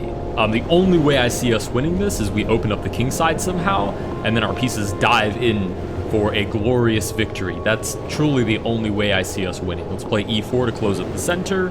Normally you want the center closed up because it makes it difficult for pieces to travel from one side to the other, so you can hold off your opponent from defending their own pieces. c4, going to ignore that completely and play knight to g4, looking for bishop takes, maybe knight takes. h3, totally fine with my opponent taking. We take back, and then maybe there's like queen to h4 with mating threats. So I'm going to pretend like I'm ignoring it and play, I don't know, bishop to e6. Okay, our opponent takes. We'll go ahead and take back. We lose b7, and we lose c6 as well. This is so bad. Look at all these red squares. I can never move to any of those squares ever again. I wonder if that means there's like a theoretical limit for how long one of these games can go. Well, it can't possibly go more than 64 moves, I imagine. Okay, bishop to a3. Let's... Actually, taking is such a waste of a tempo. Let's just play f5, continue our attack. Okay, opponent takes. We'll take back with the queen. Knight to f4 blocks the checkmating threat, so we'll play g5 to boot the knight. Knight to e2 allows queen to h2. King to h1, we take the king, and hey, we win game number 1. Nice. All right, let's pop up the info board. We won. Our opponent's drawback was my kingdom for a horse. If your opponent captures a knight, you lose. Oh, that's why. Even though my opponent blocked the mating threat with the knight, they had to move it out of the way, or at least they thought they did. Truthfully, they could have left the knight, and I would have never guessed that I could just capture it. Let's go ahead and move on to game number 2. All right, game number 2, we get the black pieces again. Our drawback is far-sighted. Your pieces can't capture pieces that are adjacent to them. Okay, so we can't capture any pieces 1 square away. This shouldn't be too terrible. Okay, we get e4, let's play... Actually, it is kind of terrible. I can't even play my Caro-Kann because I wouldn't be able to recapture. Let's play d6 instead. Right, if I play c6, d5, our opponent takes. That would put this pawn right next to our c6 pawn, which means I can't take back with it. And I'm really not interested in taking with the queen and getting, attacked in the first couple of moves. So, for the first time in a long time, I'm actually going to play a King's Indian. Knight to c3, sure. Right, just a normal King's Indian where I basically completely forfeit any central control, which is one of the reasons I stopped playing it. We'll castle short. I mean, on the bright side, you develop very quickly. Whoa, bishop takes. Very suspicious. Castle short. Forfeit any central control, which is one of the reasons I stopped playing it. We'll castle short. I mean, on the bright side, you develop very quickly. Whoa, bishop takes. Very suspicious. We'll take back.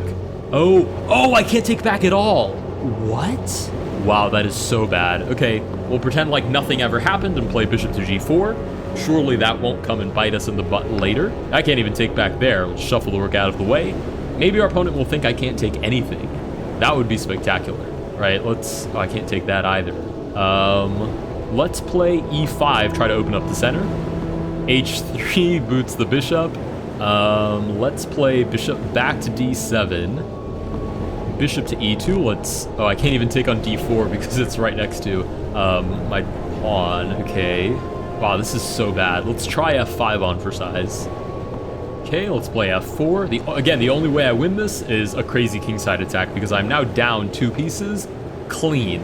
No compensation whatsoever. So we've got to give this our best shot. Queen to d3. Let's play knight to c... That is not knight to c6. What? Oh, man. This game is... Wow, this is... Yep, that'll do it. If you think high salt content will get your blood pressure up, you should play some drawback chess and see what happens. Queen to c4. Let's block with the bishop. Oh, no. You can take my bishop because I can't take any pieces. Okay. Queen to d3. Our opponent doesn't fall for it. Knight to d7. Knight to g5 hits the bishop. We'll play queen to f6. Takes, we'll take back. Bishop to g4. Wow, and if I move this rook out of the way, my opponent can just take.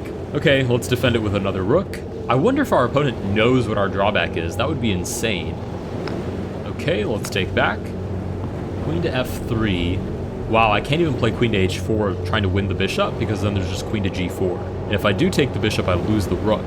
Wow, that is horrible. I can't even take this pawn because it's adjacent. Wow. I wonder if my opponent actually knows what my drawback is. That would be very unsettling. Let's try g5. But if my opponent takes, then I guess that would be the desperate move anyways, but it might be a sign that our opponent knows what's going on. Because there are other moves, like taking here, for example. Wow. Okay, our opponent does in fact take. We have to shuffle the queen out of the way. We can't take because it's adjacent. h4, let's try h6. And now if my opponent takes, then 100% our opponent knows what our drawback is. Okay, h5, we'll drop the queen back. The natural moves here are bishop here or bishop to d8. If we don't get one of those 2 moves, then our opponent is probably onto us. Whoa, g3. Oh, or our opponent's drawback is coming into play. Okay, we take the bishop. This is pinned now. So our opponent can't really take. King to g2. Knight to f6. Let's bring some more pieces into the attack. Rook to h1 defends the pawn.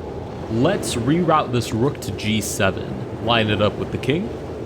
Rook to h3, nice. And now what I really want is this trade. So g4, probably the only way to get out of that, but otherwise we might get this trade. Actually, no, takes, rook takes, and then what's my follow-up?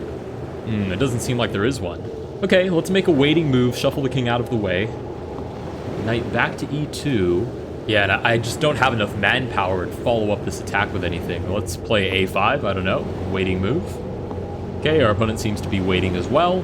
Maybe if we can create some weaknesses on the queen side, somehow we can win some pawns and maybe promote or something crazy like that.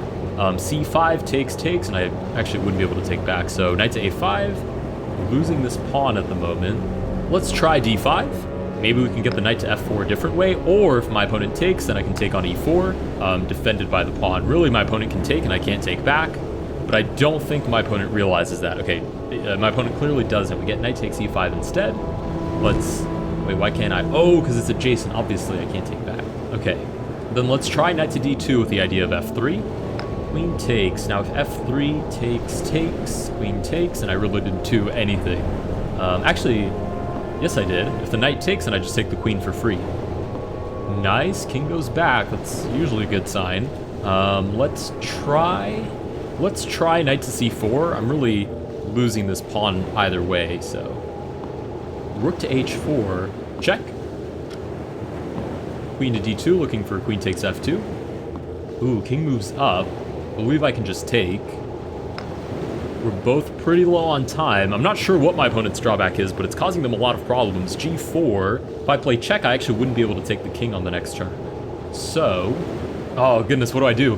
Let's play knight to e3. I don't want to play this check because it would make it very obvious what my drawback is.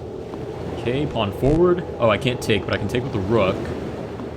Knight back, and I'm looking for check and then recapturing with the rook. Nice. Check. Please take it. Nice, my opponent takes it, and with that, we win game number 2. Let's go ahead and pop up the info board. We did win. Our opponent's drawback was quicksand. The middle 2 ranks are quicksand. If one of your pieces ends the turn on the same square, in the middle 2 ranks twice in a row, it can never move again. Wow, so it's ranked as a pretty easy one, but to be honest, that sounds like a real pain. It means if you try to control the center, and centralize any pieces with the intent of keeping it there, they're basically there forever. So that explains why my opponent basically didn't play with the queen and the knight for the whole rest of the game, and we got away with our victory. Let's go ahead and move on to game number 3.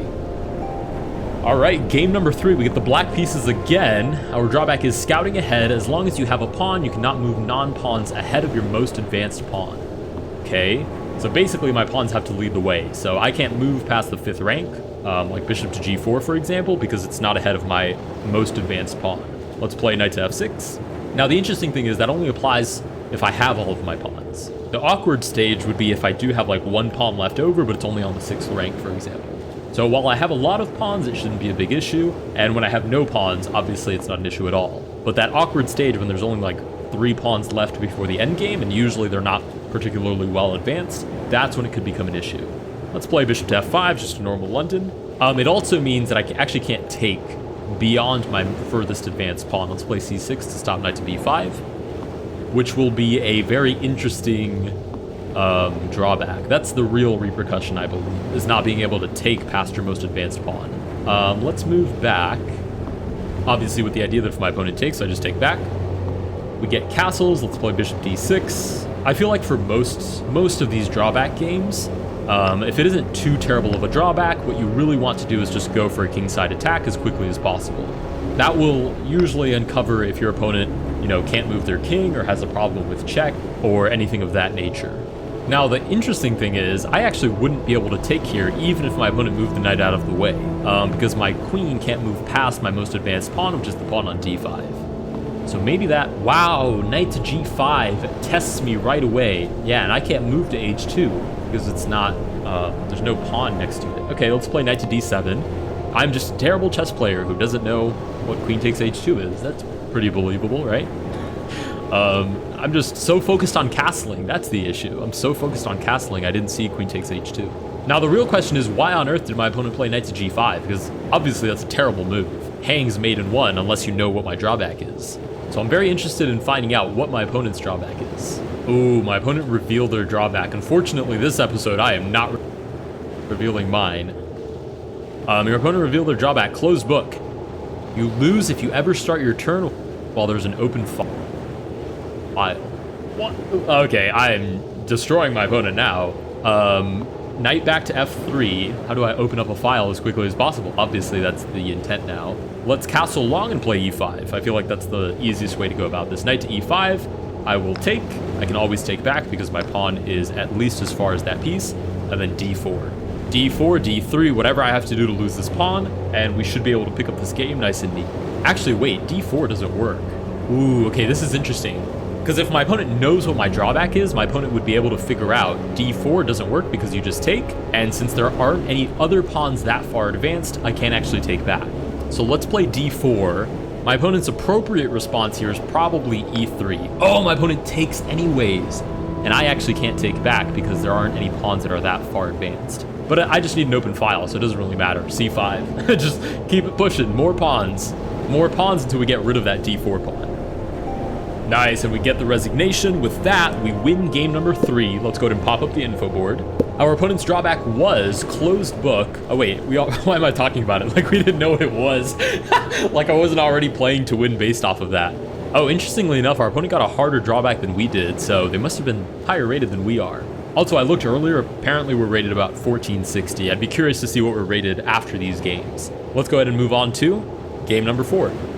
All right, game number 4, finally, we get the white pieces. I'm gonna play d4 blindly, and our drawback is absolution. When one of your non-bishop pieces captures, it must seek absolution by starting its turn adjacent to one of your bishops. That's pretty funny. That's so funny. Okay, so if like, I don't know, my knight magically captured a bishop, on the next turn it would have to come back and be next to one of my other bishops to seek absolution, which is hilarious. So that means we actually need to guard these bishops pretty darn well. We get knight to f6, sure, e3. At the beginning of this game, this really shouldn't come into play at all, but it'll be interesting later on. So we should keep our bishops on the board because they are the ones that will allow our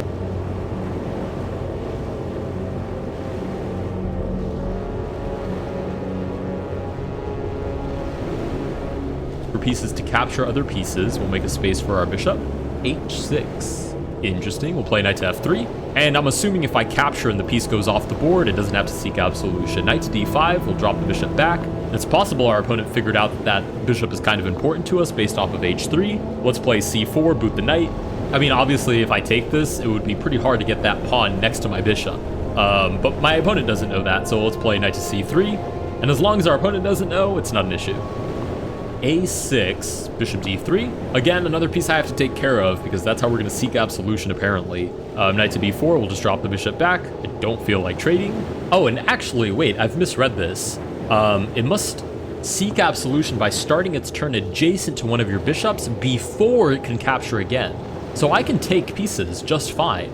I just have to put it next to my bishop before it can take again. So that's actually totally okay. We'll castle. It's not that crazy of a drawback, I don't think. So we'll see what our opponent's drawback is. Let's play e4, capture the center. Opponent still has a decent amount of development left to go before they can castle. We get e5, seems free. I'll take it. Hopefully our opponent takes back. And what if I take with a bishop? Nice, then it doesn't count. I can just move the bishop away safely. Sweet, bishop back. And now we're just up a pawn. Bishop e6, our opponent doesn't castle. Let's move the queen out of the way. I'm very interested in lining up the rook and hitting the queen. Knight to c5, sure, hit the queen. Queen shuffles out of the way. Let's try b4 and grab some queenside space while we're at it. Takes, we'll take back. Oh, and interestingly enough, this pawn can't capture again until it seeks absolution by one of my bishops. Again, my opponent doesn't know that, so it shouldn't be an issue. We'll take back. Oh, and then same thing for this rook. So it'll be more so a game of making it look natural. Knight to a6 targets the pawn. Let's move it. And then if takes, maybe we just take back with the knight. Okay, this pawn can't actually take, nor can this rook. So let's move the rook next to the bishop. Ooh, sacrifice. Why is my opponent sacrificing? If I take, my opponent takes back. There's no mating threat. Knight to g4 is just defended by the knight. Okay, I'll take. Thank you very much. Our rook has now successfully sought absolution, so we can now move the rook again. Let's play e5, boot the knight. Queen check, king out of the way. Should be fine. I'm a little bit concerned, I'll be honest. I'm a little bit concerned. There's a lot of pieces nearby. Let's take with the knight. The knight takes back. It's threatening f2, so I have to defend that. Bishop g3 is probably good enough. I know that it loses a pawn, but it trades off one of my opponent's attacking pieces, so it should be okay.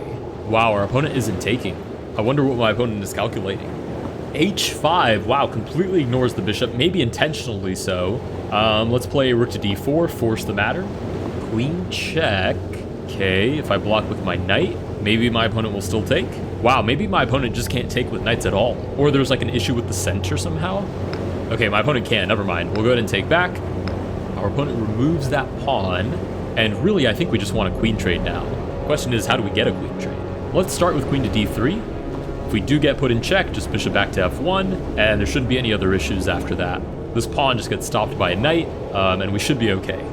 Queen takes, obviously we lose the pawn. Let's play rook to e4, hit the queen, and then maybe I can double up and threaten the bishop on e7. I basically need to get the attention off my super weak king and put it onto something else, in this case the bishop. Queen to c5. I will offer my opponent a queen trade, but simultaneously put pressure on the bishop. Queen moves back, c5. Opponent can't actually take, just loses the queen. Queen to d5. Oh, doesn't lose the bishop, so bishop g2 instead. Nice, we'll block the check, put this back on the board. Queen d7 or d8 is probably necessary. Right, queen to d7 is in fact what we get. Let's play bishop to h3, hit the queen. It is a little bit of a concern that if I lose both of my bishops, there's no one to complete the absolution, so once I capture, I can't capture again. Again, my opponent doesn't know that, so we're fine. Opponent has 18 seconds. Let's just make a waiting move, I guess. Our opponent moves the king out of danger. Let's play knight to g3, trying to triple down on that bishop. Rook to h6. Knight to f5, fork. Rook to e6, losing the pawn, probably the only way to save bishop. Okay, rook to f6 ignores it. Let's take with the knight, and we won, apparently. Okay, with that, we win game number 4. Let's find out why we won. Okay, our opponent's drawback was paranoid. Your king must always be defended, parentheses, you must be able to recapture if it were captured, or you lose.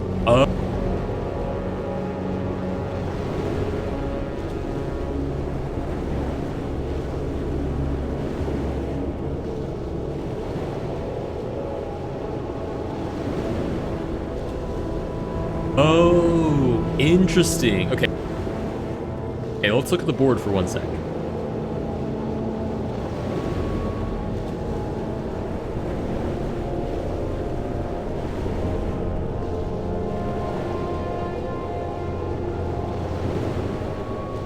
Right, if there's no piece defending the king, then you lose. In this case, the bishop was the one, quote-unquote, defending the king, and once I took the bishop, boom, my opponent immediately lost. My opponent probably didn't lose before that, one because the queen was defending it, and then later, the rook was defending it. Let's go ahead and move on to game number 5.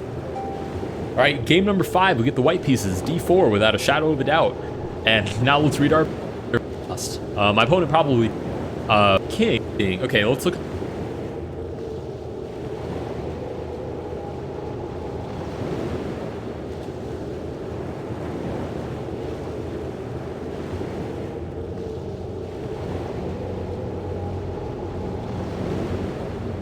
The board for 1 sec. Boom, I'm defending it. All right, game rook was defending it. Lose. Let's go ahead and move on to game number 5. All right, game number 5, we get the white pieces, d4 without a shadow of a doubt. And now let's read our drawback, bloodthirsty. After the first 3 turns, if you go 2 turns without capturing, you must capture on the 3rd or lose. Wow, okay, that's pretty spicy. So we get 3 turns basically of mercy, and then we have to capture within every 3rd turn. So basically we need to play extremely aggressively. So let's play knight to f3, and what I'm honestly going to play is like e4, maybe knight c3, e5, as aggressively as I can possibly manage to play. And it says I must capture. So let's play a queen's gambit. Let's play.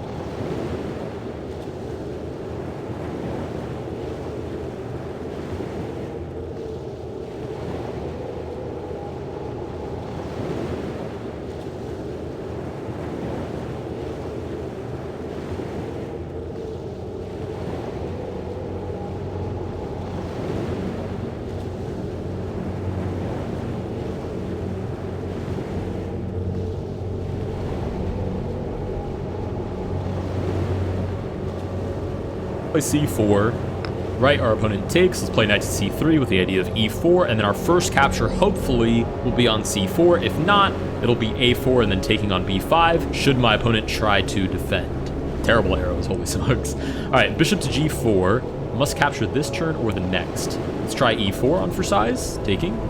e6, and we must capture, so we will take on c4. Phew! That just barely worked out. e5 is the idea of taking, but I think I want to play more aggressively. Actually, wait, can I take with my knight? My opponent takes my queen, then I take on f7, king here, check, king moves forward. Is there actually a mating idea there? I don't believe there is. So, I'm actually going to just castle, because I need captures on the board anyways, and I'd really like to get a kingside attack going. So our opponent takes. Is this just a terrible move? Because I have to capture on this turn or the next. I'm going to take. I'm going to take and try to create weaknesses in my opponent's position, and I will pay for it dearly if it doesn't work out, but I will have given it my best effort. Okay, let's play check. We now have 3 turns, well, 2 after this move, where we don't need to capture. Okay, king moves back. We must capture on this turn or the next. Let's play knight to e5, with the idea that if my opponent takes, I can take back, and maybe somehow we can get queen to f7 with mating ideas. Not to mention this is on the board as well if I absolutely need it. Oh, and actually this pawn is free too. So we're actually doing quite well in terms of making sure there are good captures on the board. Right, we have a bunch of different options. Let's go with this one. We'll take back on c3, so I can keep this on the table, and I can still threaten checkmate. Bishop to d6 allows queen to f7. It should be completely impossible to defend this, and I should be winning on the next turn. Nice, king takes. Oh no, I must capture on this turn or the next. We take the king, and with that, we win game number 5. Let's go ahead and take a look at our opponent's drawback. You won. You took your opponent's king. Your opponent's drawback was torpedoes. If you made a non-capturing move with...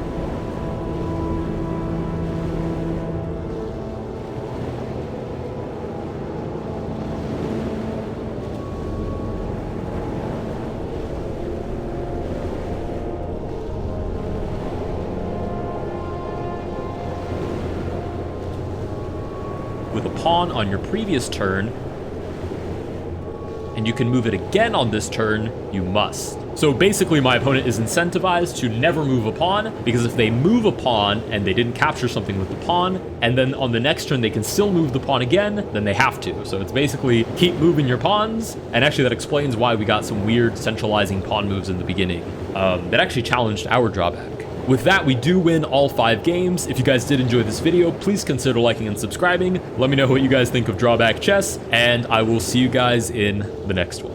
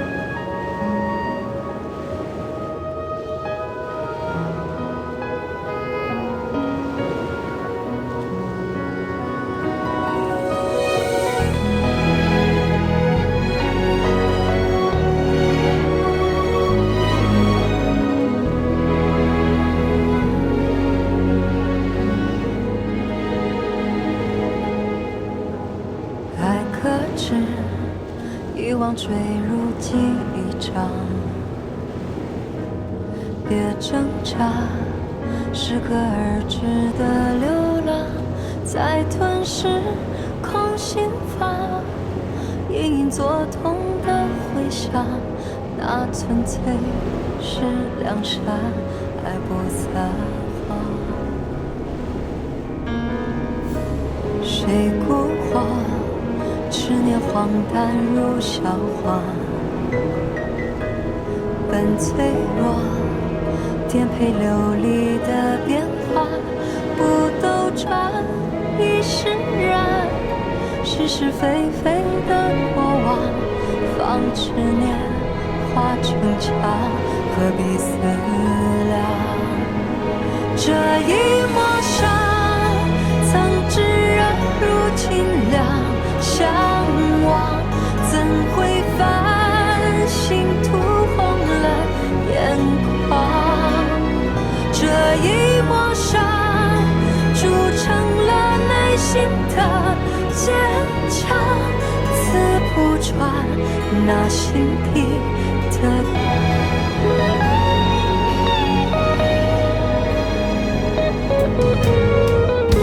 谁蛊惑执念荒诞如笑话，本脆弱颠沛流离的变化，不斗转亦释然，是是非非的过往，放执念化成茶，何必思量？这一抹纱，曾炙热如清凉，向往怎会繁星涂红了眼眶？这一抹纱，铸成了内心的坚强，刺不穿那心底的冰凉。这一抹纱，曾炙热如清凉，向往怎会繁星涂红了眼眶？这一抹纱。The longest chess days ever. I just played 2 rounds of my chess tournament, Reykjavik Open, a huge chess tournament in Iceland, and I have played chess today for over 8 hours. So my brain feels like an apple pie. It's very mushy. But I'm really excited to show you the 2 games that I played today. They were completely crazy and very interesting. I think I kind of got inspired by Mikael Tal today, and I was trying to play this amazing, beautiful, crazy chess, and I'm going to show you how it went. So let's get right into it. In round number 2, which was this morning at 9 a.m. I mean, shouldn't it be illegal to play chess at 9 a.m.? Like 9 a.m. It's crazy. My brain isn't awake at 9 a.m. Anyways, I was playing against Stefan Arnolds, who was an 1800 rated player from Iceland, rated 1850, and I went d4, he replied knight f6, I went c4, and this became a queen's gambit, in which I decided to go for this move g3, and that is because I have done some stats on myself, and I've realized that whenever I play g3, I do better, so I've started to play more g3. The idea of this is that I'm putting pressure on this pawn, and if my opponent would take now here, I would just simply go something like knight e5, and thread at the pawn. So, yeah, so, and you can already defend it. So, anyways, bishop g2, he went c6, and I spent some time thinking here, and then I realized, wait, I can still castle, because he can still not take here, because I just go knight e5, and he cannot go b5, because I take this pawn. So, yeah, I just realized I couldn't do that, so I castle here, and now he went knight e7. And now that he's gone here, now he's threatening a bit more to take this pawn, so now I had to defend it. So I went b3 to defend it. Also really important for me to go b3 after I have castled, because otherwise it could be weird stuff such as bishop b4. So b6, I went bishop b2, I was developing, now I went queen c2. I spent quite a lot of time thinking here, which I know is like my most common used sentence, but I spent a lot of time thinking here, because I was in between playing queen c2 and playing the move, what was the other move that I wanted to do? Oh yeah, I was in between this and going knight d2. But I didn't like knight d2, the idea of this is I want to go e4. But the reason I didn't go for this is because I thought that now maybe he can attack my center, and now I didn't really like this, because, well, I thought I have to do something like e3 to defend this pawn, but then my idea of e4 doesn't work anyways, and then my knight is a bit clumsy here, and I decided I didn't like that. So yeah, I decided to go for this move queen c2, but definitely maybe should have realized that sooner. He went rook c8, and now I'm really proud that I found not the best move, sorry, I went rook a1 first, but after he went queen c7, now I found the best move, which was to go e4, a very active move. I have realized that it's really important for me to play chess actively, and so yeah, I could have done this move before as well, but I decided to put my rook on the d4, which is a very active space. So I went e4, and he spent a lot of time thinking here, and I mean, you know, for once I had more time than my opponent, like I found someone who was slower than me, which I was happy about. So he took here, I took with the queen, and he played knight f6, and here was one of those moments where like, okay, I have a weakness, which is that I'm a perfectionist, and I knew that the 2 best moves were queen c2 and queen e2, and I couldn't decide between these 2 moves, which, okay, I only spent like 6 minutes, I ended up playing queen e2, but I hate when I have 2 good moves and I can't decide between them, and they are the 2 best moves. I just couldn't decide between going queen here, and I spent a lot of time thinking, what happens at c5, blah blah, I was thinking so many different lines, I was thinking like crazy, but I ended up going queen e2. He went rook d8, and now I decided to go for the move knight d2, and the idea of this was actually that, because what I wanted to do was I knew that his plan was to go c5, but I thought, okay, I don't think c5 is such a good move, because if he goes c5, like let's say I do something random and he goes c5, I thought, okay, maybe I have d5, maybe I can even take here sometimes, and if he takes with the bishop, then this is going to be, you know, a target, like if takes, I thought that I was going to be pretty fine. So I was thinking about all this, so I thought, okay, because I wanted to go knight e5, but it just didn't make sense to me to allow c5 without this bishop being able to be out of the open, so I didn't like that. So I also really wanted to go rook after e1, but then I thought, okay, bishop b4, and I was thinking, okay, knight d2, and I was thinking about all this, but then I thought maybe the knight d2 immediately is just better, and that's what I ended up doing. So he went for the move c5 just like I predicted, and here I took on b7. Maybe this was a mistake. I couldn't have gone d5, but I didn't realize that after takes that this was any good for me. Like I wasn't in the mood of giving up pawns, so this was very messy. So I decided to take the bishop, took back, and now I took here. And my plan was that after rook takes and bishop takes and bishop takes, my plan was to have this move knight e4. So that's what I was playing for. I was playing for this fork over here. I'm threatening the rook, I'm threatening the bishop. he should here have taken with the pawn, because now, well, he didn't do it because obviously it looks really scary to have the king in the open, but now if I do something like knight e4, then he can actually do something like takes and rook e5. My knight is pinned right now, and okay, I have to probably go something like queen g4, and this is all a little bit complicated, but it should be around equal. I probably would go something, oh, I can't even go there, yeah, you have to go something like knight b2 to try to get my knight into a better square. Yeah, but because he has the bishop, honestly, my idea did better. Like, I definitely underestimated how fine this was for him, but he took with the bishop, and now after knight e4, he was low on time. He only had 3 minutes left, and I thought it is flagging time. Like, I wanted to play fast, I wanted to try to flag him, which is honestly not a good plan at all. But yeah, but so here he made a mistake. Here what he has to do is that he has to go for rook takes, and probably something like rook e5, but this is very difficult to see. The reason is that I'm threatening the rook, I'm threatening the bishop, and if the rook would go somewhere random, then after takes, rook d8 check, this is going to be a checkmate in a few moves. So he cannot allow that. So, and he cannot go rook d8 because rook c8 because I have knight d6. So yeah, so here the only move he has is to go rook takes d1 and then go rook e5. And I saw this, and my plan was to play something like queen d2 to get my queen out in the open, but I really wasn't sure about how this was. But luckily he played rook c8, blundering a fork, and now I thought this will be an easy win. I thought I'm gonna finish this game soon. I was even thinking about my lunch. Like, it was a disaster. Like, I was thinking about what I was gonna have for lunch. Little did I know that I was gonna play for 3 more hours from this point. So yeah, so very, very crazy. So anyways, knight d6, he went queen c6, takes, I traded everything, I went rook d1, I went now queen d3, I was very proud of this move. The idea was that I was now gonna come in with the queen and I was gonna force a trade of queens. Because the situation is the following. I am an exchange shop. I know for a fact if I am able to trade these queens, it's gonna be super easy for me to win, because I will just go rook d7, pick up these pawns, and promote with my pawns, and this bishop cannot stop it. So I knew that. So the only thing I need to do is to trade queens. So I thought queen d3, game over, you know, the queen cannot move anywhere because if the queen goes somewhere here, well, it's gonna get checkmate because of the background. And I thought after he plays something like h5, I just go queen d7, and it's GG. Well, in this moment, I thought, wait, do I have to go queen d7? Do I have a better move? And yeah, queen d7 just wins on the spot because he has to force the trade of queens or he's going to lose all these pawns. Like, the reason I didn't play it was because I thought, oh, queen a3, maybe I'll give him some activity. There's absolutely no activity here. I mean, I'm just picking up everything. This king is getting checkmated. It's completely over. So here he would have had to trade queens. Like, maybe he would have gone queen f8, but I would have taken here. And now he probably would have tried to do something like this, but I would just pick up all the pawns and there's no counter to him. Instead, I go queen d6 because I missed that he has queen d7, and the reason for it was, what I realized is a mistake that I do sometimes, is that I'll forget that my opponent has made a move. Like, in my brain, queen d7 didn't work before because I had the background, but obviously now he stopped the background, so now it works. So it's like I sometimes get tunnel vision with that, I realized, and it's become like I really realized this tournament that sometimes I just miss that, and it's something that I need to work on. And now I got really annoyed because now I was like, why did you not go queen d7? Like, in any blitz game, I would go queen d7. Why am I playing worse in classical than I would have blitz? Like, I got really tilted, to be fair, at this point.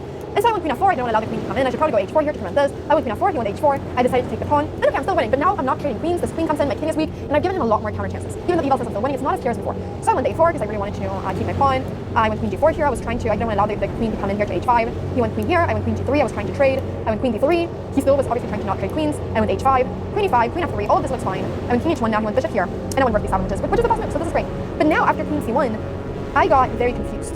So here, it looks like it's completely fine, but in my brain I had really messed up here. So here, it's a check. If I go king g2, then the queen is going to come back here, and okay, I can probably go king f1, but like these are a million checks in my opinion. Like, these are so many checks. Like, yeah, the engine is winning, but I couldn't really comprehend what was going on. I went queen d1 because my plan was after he goes queen f4, I thought, okay, now I have rook check, queen check, and after this I'm winning, but I just missed and it's f5, and this was still fine, but here I missed the only move I have that is instantly winning, which is queen g3. I didn't see this move.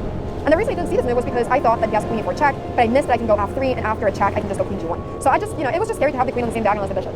So I did not see this, and I had 3 minutes left on the clock. This was my final move before move 40, and I didn't dare to go queen g3. And here I just thought, wow, I really messed up, but apparently I was still fine. But I went for the move queen g2. My idea was that at least now I'm escaping, so I'm giving up a few of my pawns, but at least now I'm escaping. And now I found this move queen e3, which was a really important move for me to find. But I kept just thinking, why didn't you just go queen d7 before? Like, queen d7 was haunting me. Like I don't want to hear the words queen d7. It's gonna be stuck in my brain forever. Yeah, so I went bishop f6, threatening my rook, and now I found this nice idea of going rook d3 with the idea of pinning the queen and the king. And to be fair, like, here I was playing pretty well. Like, I felt after the game that this was my worst game ever, but actually all of these ideas were good. He went for, I thought his best chance was to go e5 with the idea that after queen here, bishop h4, I cannot go rook d4 anymore. So I could have done this, but I saw this idea going queen f3, and my plan was now that if he goes somewhere on this file, I'll be able to trade queens, then I'm winning. He has to protect this pawn, so he can only go to one of these two squares. And after he does that, I saw that I have this move queen h1. Now if he covers with the queen, I can bring in my rook. So the king must go back. I go queen a8 check. The king cannot go here because I check with the rook instead. King must go to f7. Queen d5 check. Queen d6. And yeah, I just kind of kept going with the checks here, and I ended up just picking up these pawns. Because I realized I can just pick up these pawns, and I didn't see how my opponent was going to continue. Because if he goes for a check, I just go king here.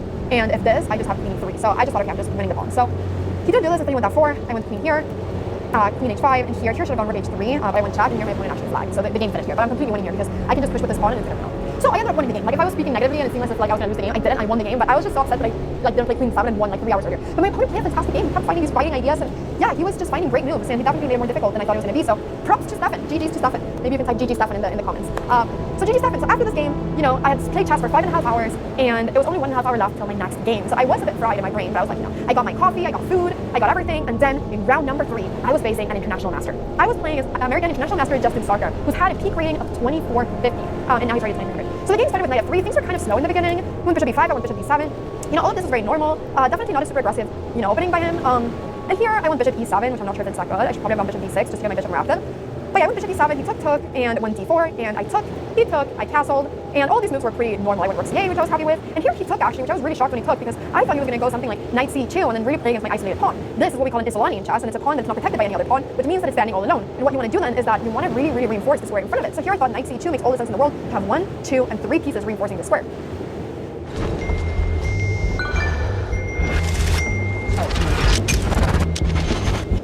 So I was sure he was going to do this, but he took my knight, and I was extremely happy about this because now I was able to take back with the pawn, and now I don't have an isolated pawn anymore. Now my pawn is protecting the pawn. So here I was extremely happy. So he went bishop d3, I went bishop d6, and here he played the move e4.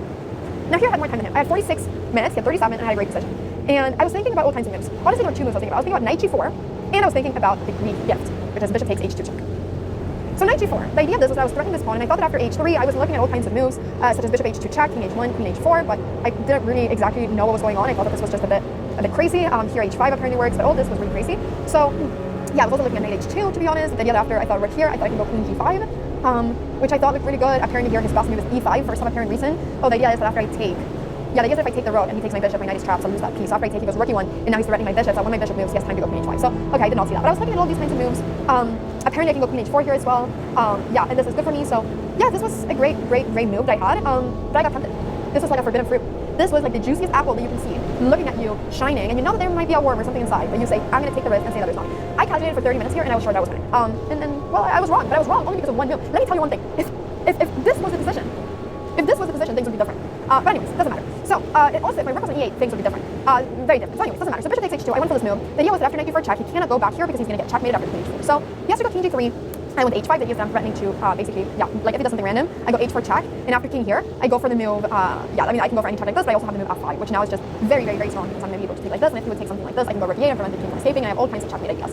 So after with h5, he went for the move rook h1, and here I went for the move g5. I couldn't decide between g5 and king c7, but I guess the thing that I missed was f5, and this is a very complicated move. The only way that he, survived from this is by going f4, and here I can go f takes e4, and now he has to sacrifice a piece, and now my best chance is to go rook takes f4, and the only move he has right now is queen b2. Everything, like, do you see how crazy this is? Because if it takes here, I have queen c7 check, king here, d takes e4 check, and rook f8, and I'm going to be winning. Like, what I want to say is just that this position was incredibly complicated, and I think that my brain couldn't really take all of this, especially with the long game I had before. So yeah, f5, I should have definitely gone f5. I think I recently did go f5. I don't know if I was worried about rook takes h5, actually. I don't know if I was worried about that, but I think f takes e4, so I'm not really sure. Yeah. Anyways, I went for g5. I was really stuck on this idea of going queen c7 check and playing against this. And after g5, here's the thing. Let's say that the rook would go to c1 or something. My idea is that I'm threatening to checkmate. So the only move after g5 that my opponent has, which I had seen all of this when I sacrificed the piece, the only move he has is queen b2. And yeah, obviously, it's not I am, but I don't see it. And that was my bet. I don't see it. So I went h4 check, king f3. And here, I went queen f6 check. I think actually my best chance would have been to go d4, because after something like knight d1, yeah, I don't know, queen check, king h2. The king escapes is the problem. Yeah, I went here queen f6 check, and now I made a mistake. I should have gone queen takes f2, but I just couldn't really figure this out. Check, I just thought I couldn't really figure this out, to be honest. I was looking at all of these kinds of moves, but I just thought that after this, I just thought that he can go bishop f1, and all my pawns were falling apart, and I just thought that I have nothing. So I thought that I was forced to trade queen takes f2, so I didn't go for it. I went knight takes f2, and I honestly just missed that I had the move knight takes d5.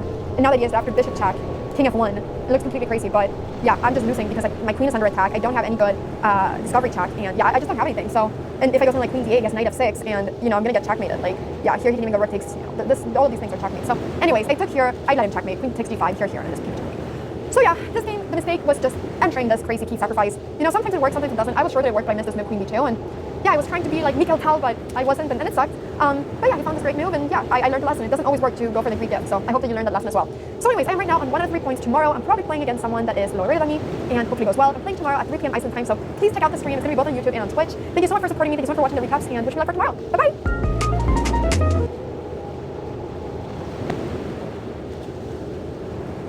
I just finished my game, and surprise, this was another 5-hour game. I don't know how I do it, but I'm always one of the last people in the playing hall, and it always ends up with like old dinner places being closed, and it's a whole mess. But anyways, I'm here. I actually dropped a glass like right before recording this, so there's glass on the floor. So there's a little scuff. But I'm really excited to show you the game. This is round 4 of Reykjavik Open, and I was playing today against an American. His name was Dylan Mice, and he actually worked for Chessable, so I also know that, like, is he just gonna have endless opening knowledge? Is he just gonna know so much about, theory, so many openings, etc., because he works, with a company that does chess courses? I don't know. But anyways, he was rated 1826, he'd done a pretty good tournament, he had drawn at 2000, so obviously, like, I was a little worried coming into the game. I thought I have to play some good chess to win today. So I had the white pieces, and I played d4, and the game definitely was very different from what I thought it was gonna be. I was expecting him to go for this check on bishop here, but now he just moved queen e7, which I have, truth to be told, never seen here. Yeah, and so I just played a3, he took my bishop, I took it back with the queen. The idea is that I want to bring my queen here to c2. If he would go something like knight here, and I take with the queen because I want to place my knight on c3 instead of on d2. So he went a5 instead. I went knight c3. I was very happy. He went d6. I went e4, and here I had already seen an idea, which was that if he goes e5, which he did during the game, which he kind of has to, because otherwise maybe, well, I don't know if I will go e5, but, I'm planning to maybe do it. I could take and go knight d5. And now the idea is that I'm threatening the queen, I'm kind of threatening the knight. If he would take here, I simply have queen e3 winning the game, as I'm both threatening his knight and the queen. So he basically either has to move the queen or take on d5. I was expecting him to take, but he went queen d8. And this is a kind of mistake because I can take this pawn. I was a bit worried about taking here because I wasn't really sure about what was going on with this pawn either. Like I wasn't really sure what was going on with that pawn kind of hanging in the middle. So I decided to go for the move queen g5 instead. I was also, to be honest, a little bit worried about this, which maybe just works after queen 3. I guess, 5 I can just go after 3. Sometimes chess is simpler than we think, but somehow I just didn't like that my king was out of the open. So I went for this move instead, queen g5. My idea being that I'm both threatening this pawn and this pawn. So I'm going to win a pawn. And at this point, I had already seen a few moves in advance. Like I'll tell you where I stopped seeing. But yeah, so my opponent castled. And I went knight takes f6, it was part of my plan, even though chess.com was giving me the attacks. My idea was that I wanted to take this pawn with the queen, because I thought that after takes, and rook here, a historical thing happened. I made a brilliant move. I made a move where I'm sacrificing a piece, but this time it's actually brilliant, not like yesterday. Historical moment, everybody. But yeah, so I went on castles, and this is a brilliant move because I'm basically sacrificing the knight, but obviously you cannot take the knight, it's checkmate. But I hadn't seen all of this, and I thought this was a great position. I thought I was going to be a pawn up, and okay, there's a bit of a situation going on here. But yeah, I thought I'd be able to defend, because the thing is that even if my opponent goes something like knight a6, I can simply go f3, protect this, and now I'm able to move my knight out, and I'm going to be a pawn up. So I was really happy here. So I was really excited about this move. Instead, I went for the move king f8, the idea being that now they're protecting the rook, and also like obviously now it takes wouldn't be a checkmate because the king is able to go up. So here I went knight f3, but the idea being that after it takes, I can go for this knight g5 move, threatening the rook and the pawn. So I thought, okay, I'm winning a pawn, I'm gonna be a pawn up, and you're gonna see like this game is gonna be all about chasing pawns. Like this game is incredible. So yeah, the rook went back, knight takes h7, king g8, and I'm really proud of this move, bishop d3. And the idea is that if he goes f6 now, which makes sense because I'm gonna trap Anna's knight. Well, I have bishop g6 winning the game because now the rook cannot really go anywhere. So if I move somewhere, it's gonna be checkmate, and the only move is to go here, but I take it. So yeah. So instead I went knight c6, and I went back to g5. I didn't want to have my knight hanging out over there alone. My opponent went knight e5, and I went bishop c2. I spent like so much time figuring out if I should go for this check first or this, because I was looking like at crazy stuff. I was looking at like check, king here, bishop c2, knight here, rook here, and I was trying to figure out if this was the right way of going. So I spent a lot of time thinking here because of that. And ultimately, I thought that I just wanted to go bishop c2 because I thought that after takes, I thought that maybe I could go bishop b3. But at first I was thinking about bishop b3, but I wasn't sure after b5 because I thought, okay, the knight goes here, then I can. And I can take, and take, that was also a reason for why I wanted to keep the king on g8, but I wasn't sure what to do after d5, so here I would probably actually have gone something like rook e1. Yeah, I wanted to play against this bishop. As you can see, this bishop is really bad, he cannot really go to a lot of places, so I really wanted to play against this bishop, because I thought if something like this, obviously something like this, I always have rook e7, and I thought always better. But he went for this move f6, he was playing this really well. f6 was definitely the more critical move, I thought. And here I spent a lot of time thinking, like 13 minutes, because I couldn't decide between knight e4 or knight f3. I was even considering knight h3, and this maybe looks a bit weird, but the idea was that I'm playing against this bishop, and I didn't love knight e4 because I really like having the e file open. Also, if knight takes e4, I wanted to go bishop b3, and you have to think I want to keep my pawn, so I was thinking about what to do after knight takes e4. So I was really thinking about knight f3, and I really like this move because I realized that, okay, now if knight takes e4, my knight is much better placed here. I can go something like bishop g6, the rook has to go to f8 because otherwise it's checkmate. The rook has to go to f8, and I thought I can go rook e1 now, and I'm much better. So I thought, okay, if I go knight f3, he cannot take this pawn on c4. So I thought, okay, what happens if he takes my knight? I get double pawns. Well, yes, but I realized I can go first bishop g6, very nice intermediate move just to lock the rook in here before the bishop comes out, because once again, rook goes somewhere random, it's checkmate, so the rook has to go to f8, and then I can take this knight on f3. And I thought after something like this, and rook e1, I would be better, as no rook can go to e8 and defend, and if something like this, I would just simply get my rook in. So I thought, okay, here I'm better, knight f3 is genius. I was this close to playing knight f3 when I realized, wait, knight f3, he goes bishop g4, and then I thought, okay, bishop e4, c6, rook d4. I'm really happy because all these moves are actually engine lines, so like, I'm really proud that I was able to see all these lines, but I was really calculating so heavily here, like I was going crazy in my brain, and I didn't end up quite liking it, so I decided instead to go knight e4, I thought it was more flexible, and here I simply activated my rook. So I went bishop e6, my idea was to go knight c5, I thought here I had a great position, and now I found this really nice idea of taking this pawn on d7, but I decided to first take this rook, because now rook d8 does not work, you rook d8 check. So here he went king f8, and I would say that up until here I played a great game, like maybe in the opening I didn't do the most accurate things with my queen and stuff, but up until here I'm really proud of the game, but here I made a huge mistake. I was thinking for like 5 minutes out of my 10 left, and I was thinking about bishop a4, I was thinking about rook d8, and then I saw a ghost, I think, because I thought, okay, after rook d8 it goes bishop e4, bishop e5, sorry, and I was like, okay, it doesn't work, obviously I just take the bishop. So I was stupid, I saw a ghost. It happens sometimes in chess after a few hours, but just very simple thing like this, right? So I thought, okay, rook d8, I shouldn't do it, but rook d8 wins on the spot, because if I go rook d8, he's gonna have to force the trade of rooks, and I was a bit worried about maybe something like this, but I just simply go bishop b3, and now, no matter what, I'll be able to take, and then I'll be able to pick up some pawns, and I'm just winning here. So rook d8 was a pretty easy one. However, I went knight d8 instead, because my idea was that he would have to go bishop g8, I thought, and then I was going to go knight c6, and I thought now it's something like rook e2, for instance, I can go bishop g6, and I thought now this king is almost trapped, or I can even go for this check, I wasn't sure, but like, I thought with knight c6, I'm really kind of trapping the king, so I was really happy with this maneuver.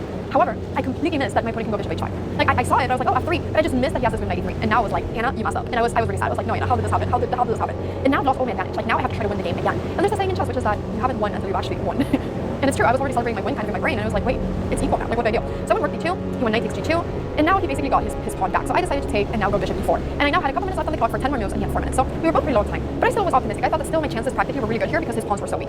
So he went bishop e8, I went b3. I was about to go rook c2, and then I realized he has bishop e4, and if I take, I get checkmated.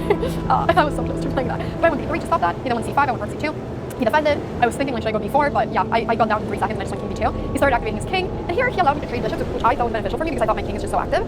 So he went rook e6, now it was the final 3 moves before we got extra time. Here I should probably just, you know, take the pawn, but I just didn't like rook e3. I wasn't really sure what was going on. Like, it was too little time to completely figure this out, and I thought this looks good, but how is it? I don't know.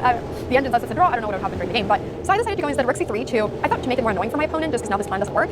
He went rook e5. Now I could go king b5, but I went here instead.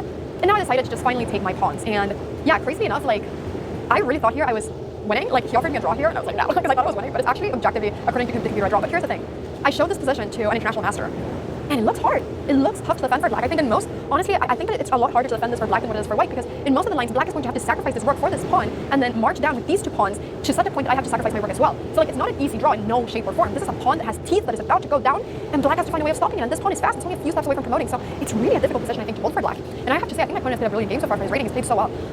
So yeah, so takes. He went rook h1 because he wanted to put the rook behind the pawn. I was more afraid of him doing something like going g5, starting the march, and then after something like b5, I was like more worried about the rook just like being around here. I don't know, or just like not even doing anything, just waiting for me to promote, but push these pawns enough. You know, even king f5. I thought if the king gets to f4, I thought that this was just going to be a draw, because now, just to illustrate this,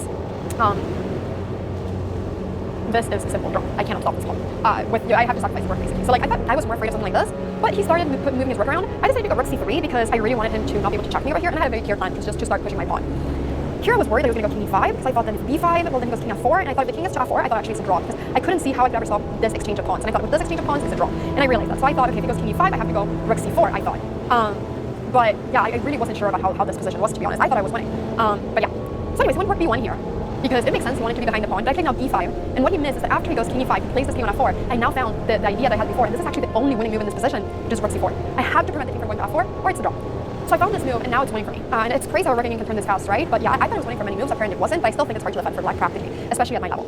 So he went rook d3, but the point is now that my pawn is fast enough, I push b6, after he takes my pawn, I can go b7, and now I'm able to do the bridge, and my pawn is going to promote.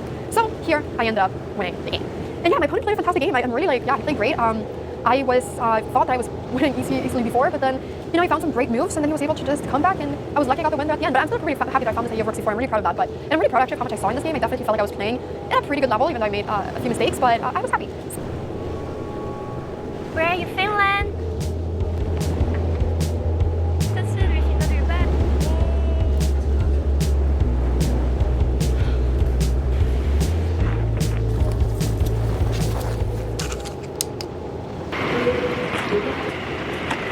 我到最后一刻才来机场是对的，因为刚刚整个进来就只要15分钟，国内班机嘛，所以现在可以有时间来逛逛。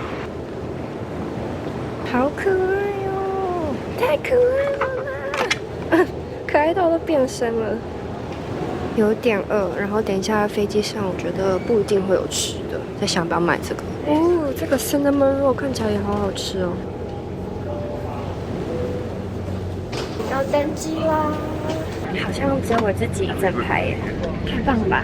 的麋鹿肉，这应该是跟我们饭店早餐吃起来差不多。烟熏的鲑鱼，试一下，冷到神志不清。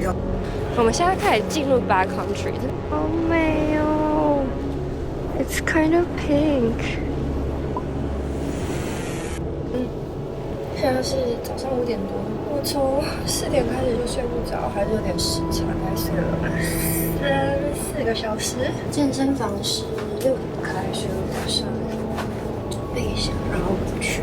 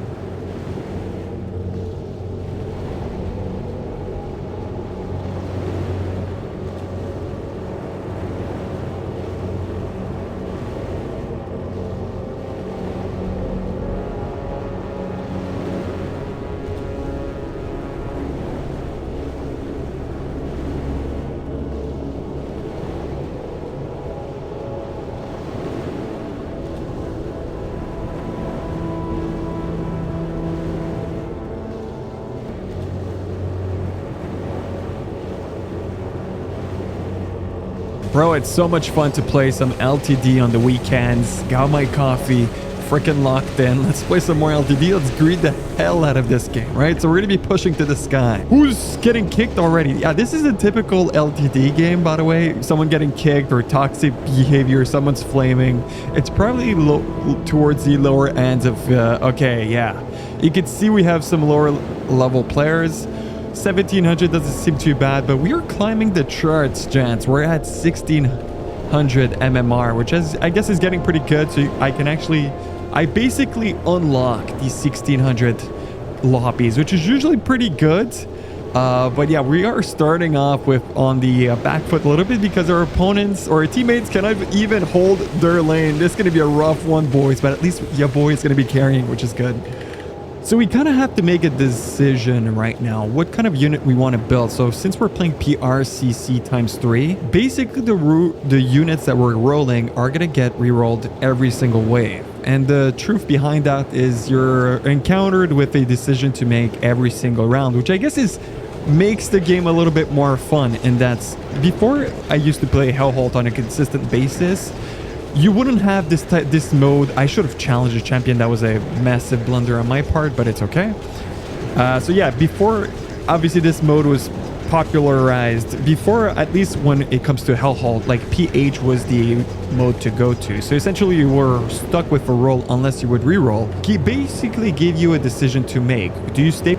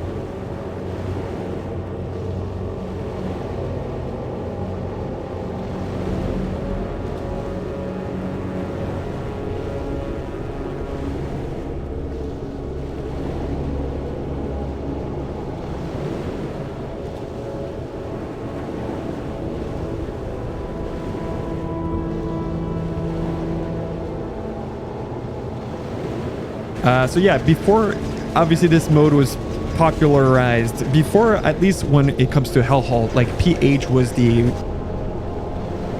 mode to go to. So essentially you were stuck with a roll unless you would re-roll. He basically gave you a decision to make. Do you stay with this roll, extract as much value as possible, or do you go for a re-roll and hope for the best? So there's RNG aspect to it.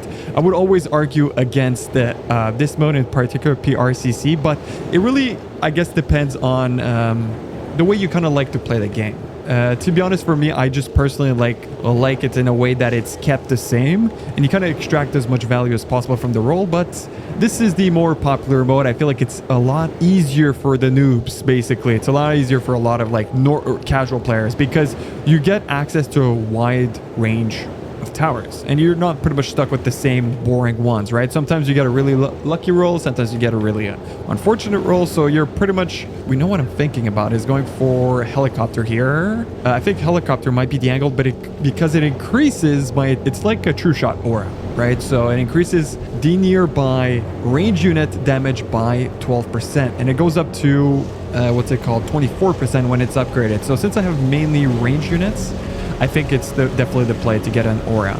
The thing with getting auras is early on, you can actually, like, it's technically not so valuable because the aura only affects kind of like a handful of units.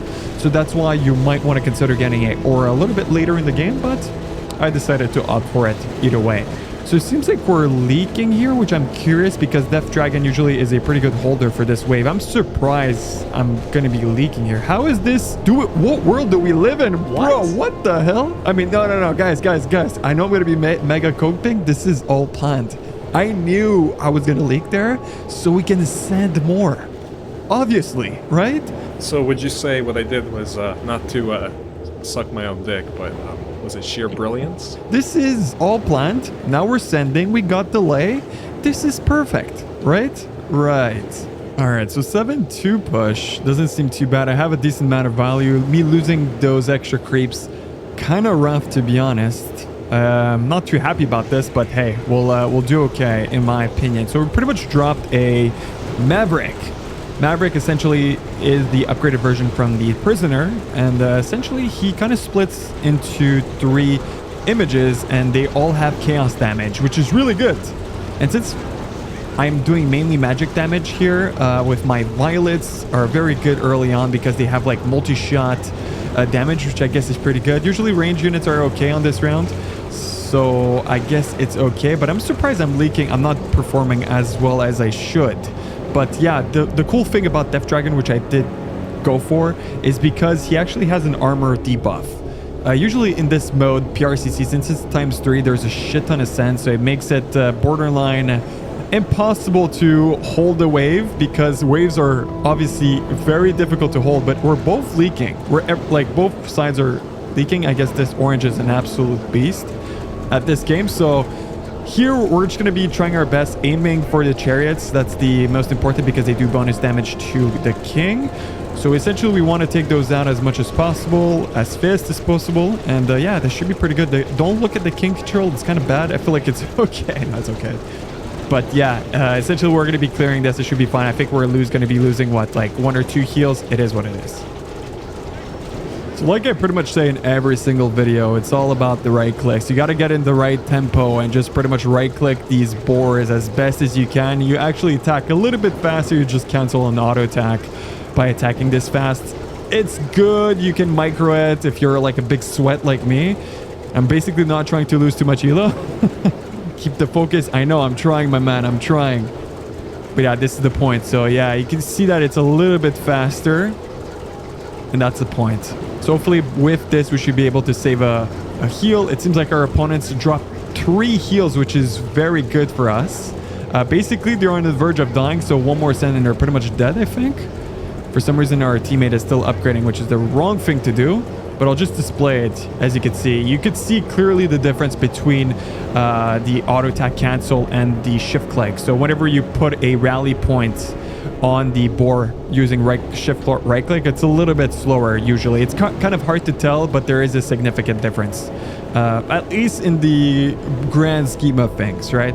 So here comes wave number 5. We got King Shockwave, which is good for us. I'm assuming here the play would be to send here. So let's go again, in my opinion, because we saw LOD and heavy armor. So definitely the play here, our opponent is significantly weaker to this wave, so that's why you see me calling the shot on this wave in particular. It's nothing too crazy, but it's the right call. Let's upgrade a couple of these archers. Yeah, you know what? Let's... I almost didn't send, by the way, because I think the upgraded version of the elite archer is 160. I had 170, so I was confused there. But either way, we dropped a decent amount. Okay, so these guys did send as well. So what we scouted, this game is all about information. So what we scouted is that guy had a couple Tempests and LOD. So it makes him very liable to this wave in particular. So that's why I decided to make the call. So yeah, yeah, obviously it is the right call. So it seems like these guys are forfeiting, which I guess makes sense. Because Orange was their strongest player, so we wanted to basically send against what this guy was weak to, right? So this wave in particular. We do have the heal advantage, so that's why it's important to push that lead with properly controlling King. And once you control the King pretty decently, you save a couple heals and it makes a big difference. Because in this scenario, we're starting to wave off with 2 heals, which is good. And we also have Shockwave. I mean, Shockwave usually is pretty good versus this wave. That wave, what's wrong? What was wrong with that wave? That wave was just fine. What do you mean? Wasn't that wave okay? If these guys weren't talking so much, they could have used their taunt to cancel a couple of auto attacks from the unit sent, but hey, who am I to talk? We get 9 elo, we'll take it. Let's jump into game 2. Jumping straight into game 2, gents. Let's get this going, bro. We got a titan of a matchup. Look at these guys. Remember, I mean, look at this. 1800, 1700, 2k, 2.2k. And you know what these guys said in the kind of lobby? They said that this is a pro only game. They didn't even mention what type of elo this was. They just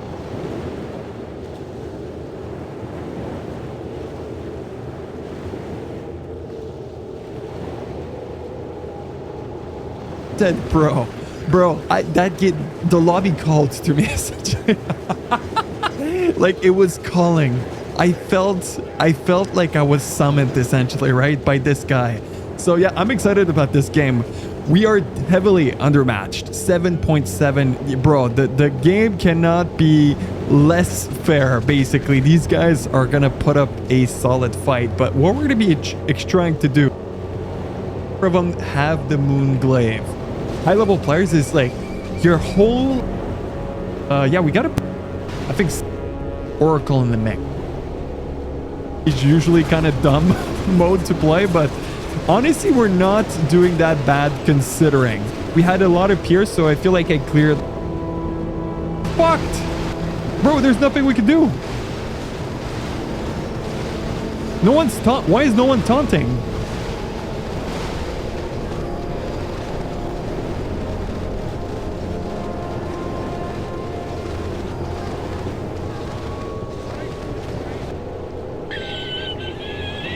Bro. Pros only. Bro, this guy's BMing. Are you serious? All they did is save for like 2 years, send on level 7, and think he's good. Can I snipe this guy again? Let's see. This fucker. 挣扎是个儿时的流浪，在吞噬空心法。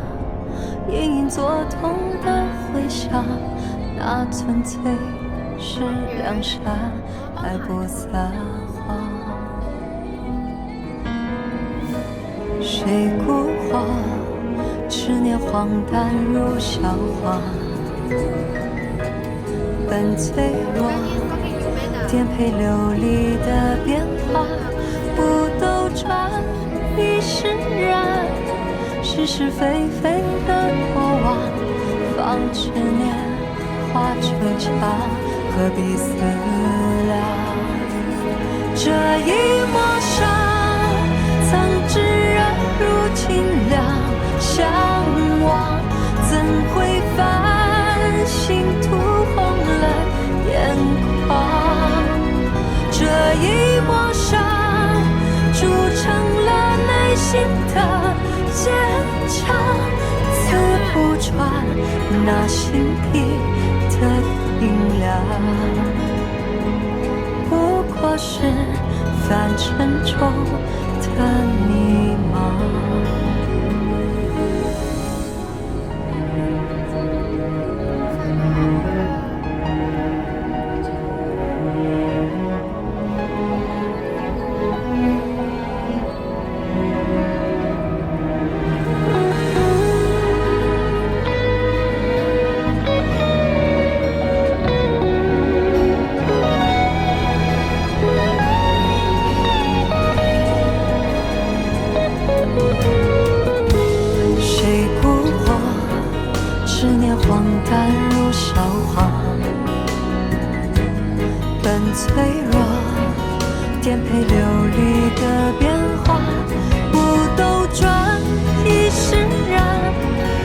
是非非的过往，放执强何必思量？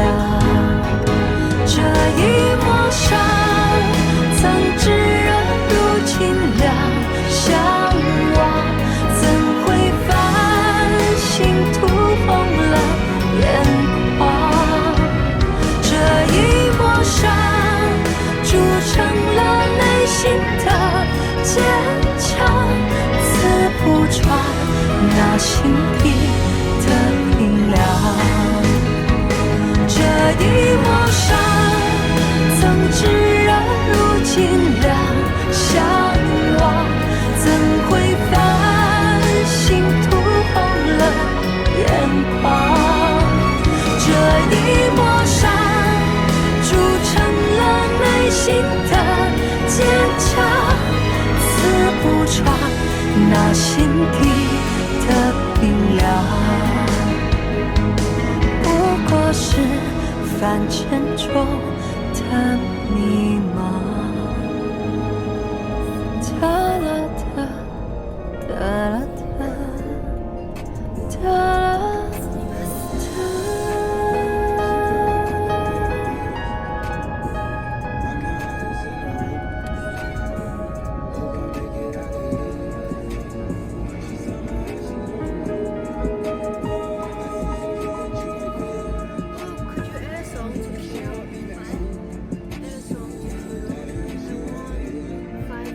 我期待的不是雪，而是有你的冬天。我期待的不是月，而是和你的遇见。我期待烟花满天，我可以永远靠在你左肩。我期待的不是一句抱歉。号码变作位置断了线，有人经过后注定失联。玻璃窗写着情缘，美梦挤满房间。哦，冬夜的雪吹来就消失不见。离别像天亮，不知不觉，无言比谎话更像再见。一个人坠入冬天，孤独与我周旋。哦，漫天的雪，不及再看你一眼。我期待的不是雪，而是有你的冬天。我期待的不是月，而是和你的遇见。我期待烟花满天，我可以永远靠在你左肩。我期待的不是一句抱歉。我期待的不是雪，而是有你的冬天。我期待的不是风，而是归根的落叶。我期待染白了头，我和你相拥走很远很远，不顾一切的爱永不会变。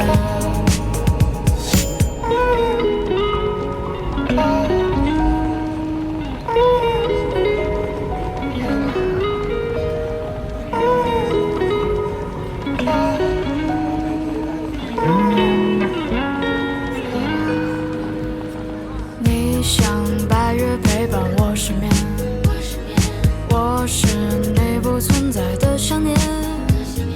一个人坠入冬天，孤独与我周旋。哦，漫天的雪，不及再看你一眼。我期待的不是雪，而是有你的冬天。我期待的不是月，而是和你的遇见。我期待烟花满天，我可以永远靠在你左肩。我期待的不是一句抱歉。我期待的不是雪，而是有你的冬天。我期待的不是风，而是归根的落叶。我期待染白了头，我和你相拥走很远很远，不顾一切的爱永不会变。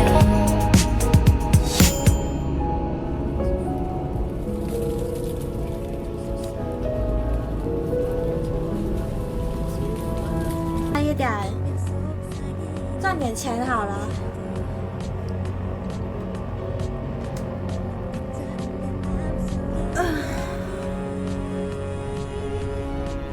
没盘，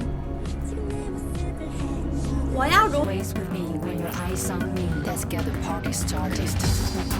Hello and welcome back to the channel. Today I'm playing Roblox chess, but this time one called Chess Club. My goal is to win 5 games. Let's get started with game number 1. Now, I had to revisit this, and normally I don't revisit the same variant multiple times in a row, but look at this. We have a leaderboard specifically for Bullet, Blitz, and Rapid. I bet we could get to the top of all of these leaderboards, and if you look around at the playing hall, I mean, this is absolutely gorgeous. This looks like a professional chess tournament, like an elite chess tournament. There's even a second deck here with even more boards, and we're gonna go ahead and take a look at what the open challenges are. We have no open challenges at the moment, so we'll just perhaps make a game. Let's play against anyone, rated of course. Oh, I'm so tempted to do Bullet, but since I've never played this before, we'll say Blitz instead. Go ahead and look around at everybody else's games while we wait. Ooh, pink pieces. All right, this person apparently wants to play us after calling me hamster. 1v1 in Bullet. Sure, let's give it a go. This will be game number 1. Let's go ahead and join the game. Okay, I do have the option of using a 2D board, which to be honest is very tempting. Let's go ahead and try the 2D board. We'll play a Caro-Kann. I don't want to waste too much time. It is 1-1, so we get 1 second back for every move that we make. I wonder if pre-moving is enabled. It doesn't look like it.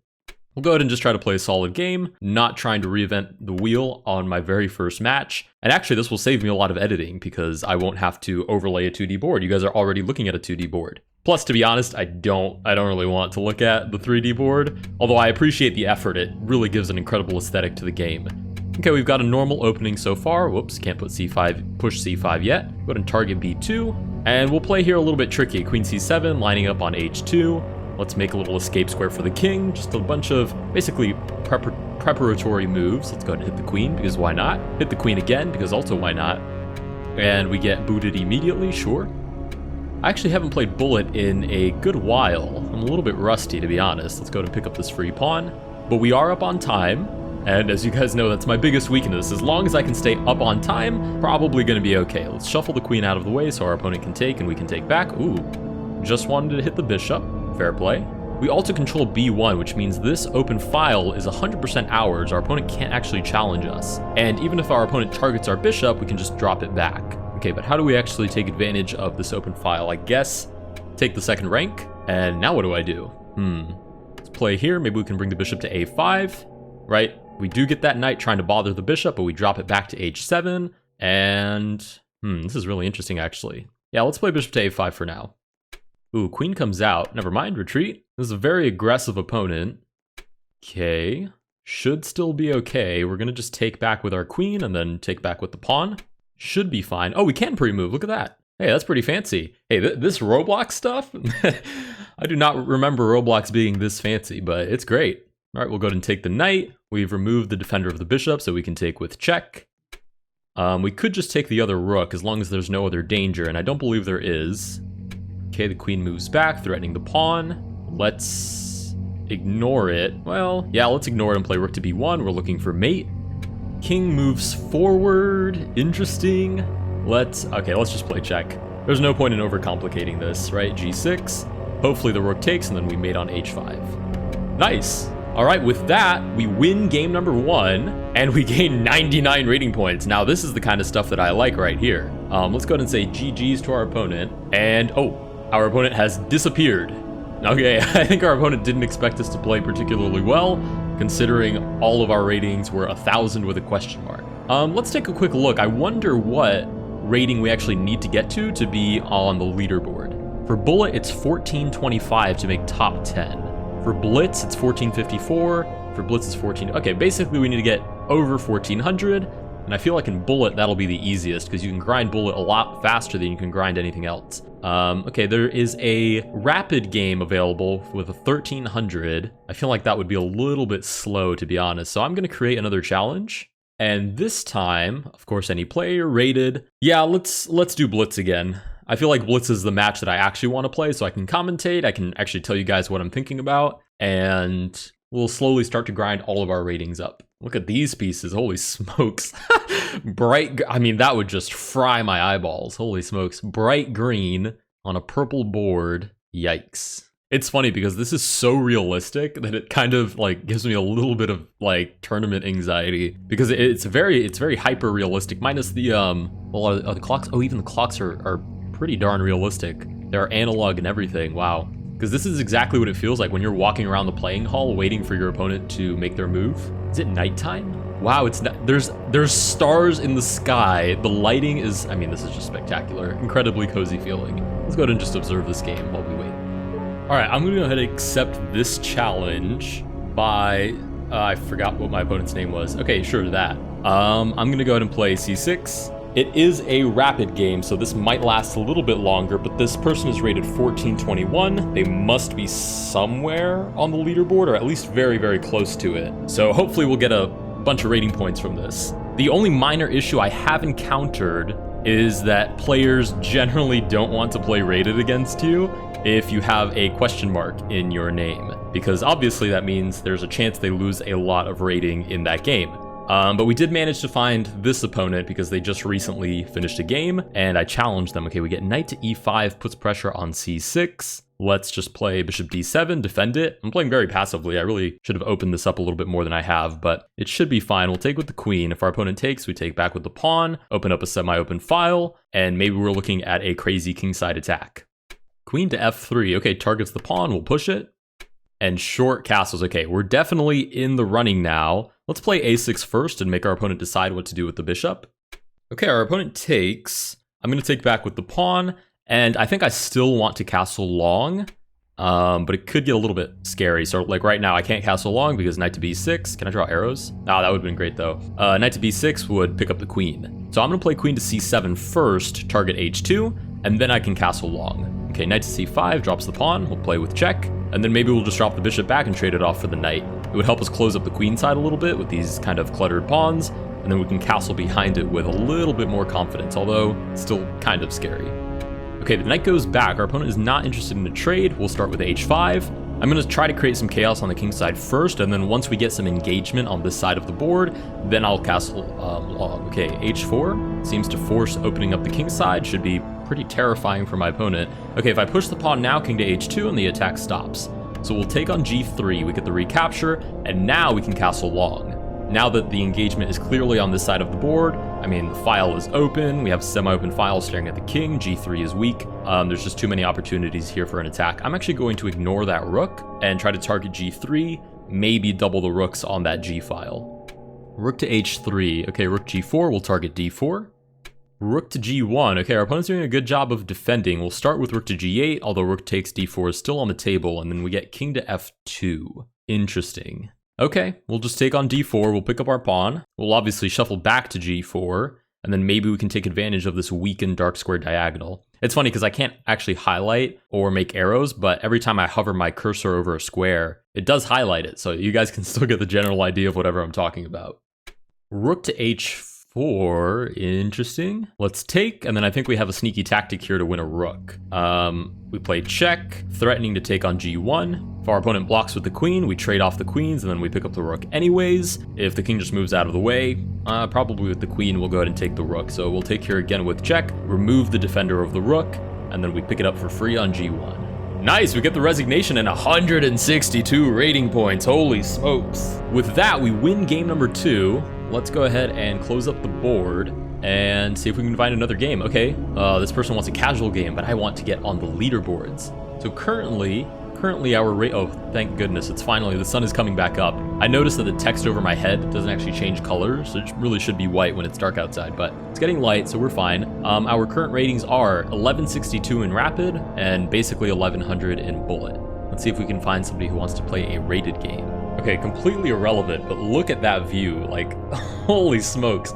That is absolutely gorgeous. Okay, well, while we were enjoying the view, somebody accepted our challenge. Let's go ahead and pop up the 2D board. And it is a 3-minute, so somebody accepted our challenge for a blitz game, and they are playing very quickly, but a very strange opening as well. Sure, let's play knight to f3. Okay. I really can deviate from the London at this point because I've realized now my opponent is just playing strange chess. I'm going to play c4, just play a little more aggressively, trying to control the center, and maybe we can wrap this game up relatively quickly. Oh, queen to c7, thank you. Always say thank you to your opponent when they give you free pieces. d6, we'll take the knight. If our opponent recaptures, then we pick up the pawn on a4. Thank you again. Really could have taken it with the queen and then threatened the pawn, but now we get b6 with the rook shuffling out of the way. And as you guys probably already are sick of hearing me say, when you're up material, you trade off pieces. So we're gonna get every trade. Why did I not just take the rook? Let's go ahead and ponder that for a moment. Okay, let's just push this pawn, get a promotion. Ignore the fact that I didn't pick up a free rook. Completely free piece. Knight to g4, ignore it, just keep pushing the pawns. Sure, take the knight. I feel kind of bad for my opponent. f5, we'll go ahead and take on f5. And I might even abandon the idea of pushing the pawns and just play like queen to a4 and then look for mate on d7. So let's play queen to a4. My opponent can take everything they wish. And I'm just taking on c7 and then playing queen to d7 mate. Nice. With that, we do win game number 3. We didn't get that much rating, but we got 70 points, which is good. Let's go ahead and close up that board and see if we can't find another opponent to play. All right, we've accepted an open challenge. I have no idea what time control I just accepted. Let's go ahead and play. Oh, it's a casual game. Okay, this shouldn't be an issue though, because our opponent was playing decently fast in the last game and is also playing a gambit, which is interesting. We get bishop to e7. Sure, we'll just continue developing like normal. g5. Interesting, we'll drop the bishop back, and then we get h6 right away. Sure. Again, just normal development, looking to castle here in just a second. And I'm curious to see how my opponent intends to develop this position, because it's a very unorthodox way of getting your pieces out. Ooh, king to f8. Talk about unorthodox. Let's play... I was going to play c4, but after the pawn trade, I leave a queen trade on the board. And because of king to f8, I really don't want to trade queens. So I'm going to play queen to e2 first, maybe get my knight out, then like rook to d1, and then think about maybe e4, c4, something of that nature. Okay, queen to a5, then we'll play c4 right away. Knight to b4. I think we can just ignore that and continue developing. Takes, we'll go ahead and take back. And then b5. Is that not free? That is definitely free. We'll take that pawn. Knight takes, okay, we'll take back. Rook to b8, sure, we'll grab the queen, and this is basically over before it's even begun. And we do get the resignation, but we don't get any rating points from it because it was a casual game. I have to be more careful next time. Okay, my opponent's left anyways. Who's the #1 rated player? I feel like that person is actually in the lobby. Oh, that's the members side. Okay, mad dash to the other side. Go.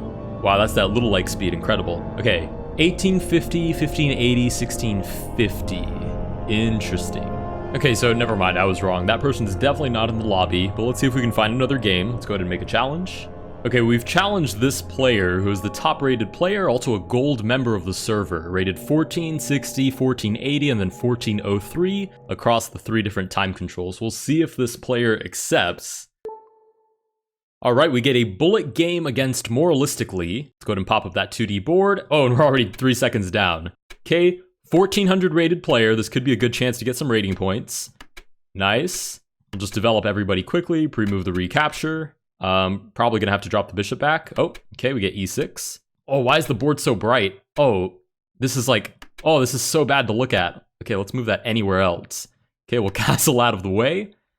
And then we'll just push e4. Oh, look, you can see my little face there. Let's go ahead and pre-move the recapture again. And then it's basically just bringing all the rooks over and maybe like getting f4 or something crazy like that. Just need to make solid moves for a minute. How hard can that be? At least when you don't have neon lights flashing in your face. Knight to f6, we'll drop the rook back. Bishop over, we'll just double up, pre-move the recapture again. It's getting to a sort of drawish position, but I feel like I have a slightly more comfortable position to play. Knight to e5, centralize, and I think we'll get f4 like we were talking about earlier. Nice, queen to f3, looking for g4. And I might even go crazy and push g5, do a little king lift, move my rook to the open file, and see if I can't win this outright. Okay, f6 boots the knight, but allows me to play into g6. e6 is also now a little bit backwards, unless my opponent gets e5. Let's see. f5, our opponent plays e5 takes, and I haven't done anything. Let's just play g3, maybe king g2. Okay, we'll accept the knight trade. King g2 again. Okay, e5 is something my opponent is definitely trying to force. Let's see if we can take advantage of the weakened light squares while we're at it. Queen g6. Queen back. Can I play g5? Takes. Looks reasonable. Let's give it a try. Maybe we can get rook to h1 if we actually open up the h file. Can I play rook to h1 now? Takes, check, up. No, I don't think it works quite yet, but it's close. Pretty sure our opponent has to take, or else we take on f6, and that's pinned to the king. Ooh, okay, our opponent's playing spicy chess now. And there are some weird ideas here of like queen check and then g6 as well. Okay, rook to f7. Let's play queen to h5. I kind of don't want my opponent to move their king over, so I can play g6 and then drop mate. So my opponent's best move actually is to move the king over. Nice. Let's play check, and then we pick up g7, and then pick up the rook right behind it. Check again. Trade queens, we're just up so much material. Double up the rooks, threaten e6. And g7 allows us to distract the king, just in time to get that free pawn. Nice, we can pretty much pre-move the rest of this. We're getting a second back for every move that we make. Let's go ahead and capture and then just push our pawns. Give me the queen. Check. Check again. I just need to make sure I don't stalemate my opponent. Check, and then there should be mate here on d5. Nice! With that, we win game number 5 with a bullet game. Quite intense if I do say so, but I feel like we played quite well. Let's go ahead and find somewhere to do the outro. Oh, we were invited into the, what is this? The members only lobby? Oh, I have to say GG's now. Wait, what was our opponent's rating? 1424. Oh, and our opponent's in voice chat. That's why they can't, and then we got booted. That's pretty funny. We got booted as soon as we wrapped up our game, but we were in there for a moment. I got but a taste of the neon flashing lights. You know what? I kind of prefer these nicer boards. Let's go ahead and take a nice big overview, and we can sign off here. If you guys did enjoy this video, please consider liking and subscribing. Let me know down below what you guys think of Chess Club on Roblox. Highly recommend you guys come and play it. It just looks like so in the next one.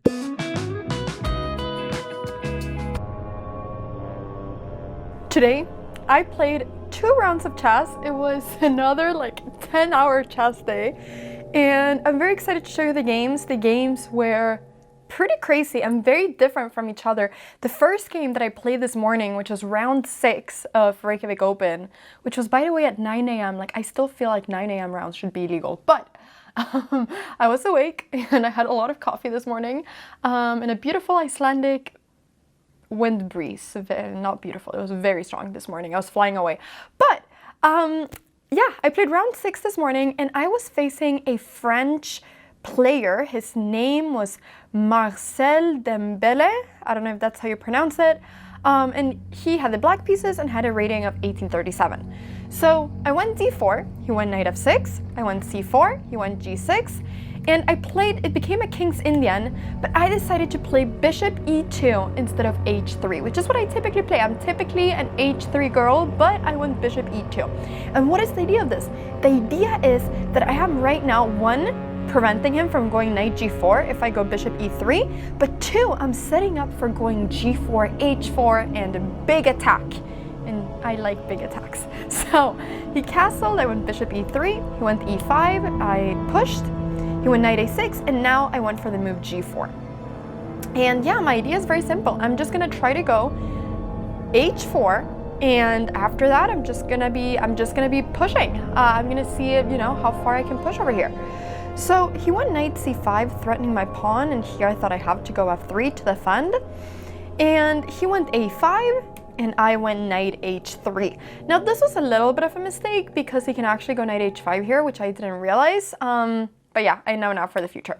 But anyways, instead he went h5, and now I was able to go knight f2, which was my idea of going knight here, that I wanted to protect this pawn and have this pawn protected. Like this knight on f2 is really nice. It's like an octopus, holding all of its tentacles or whatever into different places. So he went c6, I went queen d2 because I wanted to prepare maybe a future bishop h6 and maybe even like prepare long castles. I just thought the queen is well placed on d2. So he took and went for the move b5. Now after b5, I spent a little bit of time thinking because my first initial reaction was, okay, what happens if g5? But then I thought, okay, but he goes b4, and now if I take, he takes on c3, and I did not like this at all, to be honest.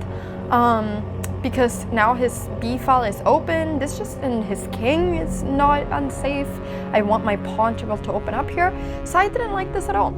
But here, apparently, I can go knight b5, which I really didn't spot, with the idea being that after knight e8, I can go rook c1, and I'm threatening right now a lot of different tactical things. I'm taking on d6, and then this is hanging. I didn't like this because the knight looks as if it's in a place where it can't really move, and yeah, I honestly didn't really consider this. Sorry. But anyways, I hope that was a good notification that I got. Yeah, these recaps are they're a little all over the place, but I hope you've been enjoying them. Please let me know in the comments if you've been enjoying them, because I've had so much fun filming them. It's a little bit different content than what I typically do. Anyways, so I decided to take the pawn. My idea was that after he takes, I wanted to take the knight on c5, and now this is honestly pretty thematic, like sometimes castling with like this pawn on c5, because now the c file is not open. It felt like in all endgames I would just be winning, because I would be a pawn up and these pawns were so weak. So I thought that this was quite great. But yeah, here definitely my opponent needs to play very actively, like he needs to go c4, he needs to try to activate like all of his pieces and just get a very active position to be able to play this, because it's really easy for me to just right now like push and just like instantly pretty much win the game. So he needs to like really activate his pieces now. He went queen b6 and I went a4, which yeah, maybe wasn't so good, because now once again he can go c4 and then he can maybe go for this idea, but he's gonna be 2 pawns down, so it's gonna be a very crazy game where my king is out in the open, but he has a lot of diagonals and room for his pieces to move around. But he went bishop a6 instead, and now I went h4. He went knight h7, so he started playing a little bit passively, which I think is wrong. I thought he was going to go something like knight e8 here to try to go knight d6, and then I was trying to figure out, you know, if bishop takes here, like should I take with the bishop and then knight d6, what happens here? And I wasn't really exactly sure. But anyways, he went knight h7, which is a bit more passive, and I now have this beautiful move g5, which I really wanted to play to now threaten to go h5. Because I thought if I go h5 first, then okay, maybe he can go g5 at some point himself. I don't want that. So I went g5. Now this knight is completely out of play. It's in jail. He went f5, and this honestly helped me because now his diagonal was open. And after d6, he went back with the bishop. I went h5. He played king f7, and now after takes, it became checkmate. But I mean, it was going to be completely lost anyways, because the thing is that I'm threatening right now to just, he cannot really stop the idea of check and me taking here and then like the knight falling. Like he cannot really stop this. It's just such a strong idea. So yeah, I won this game, but it was nice that it became, you know, a checkmate.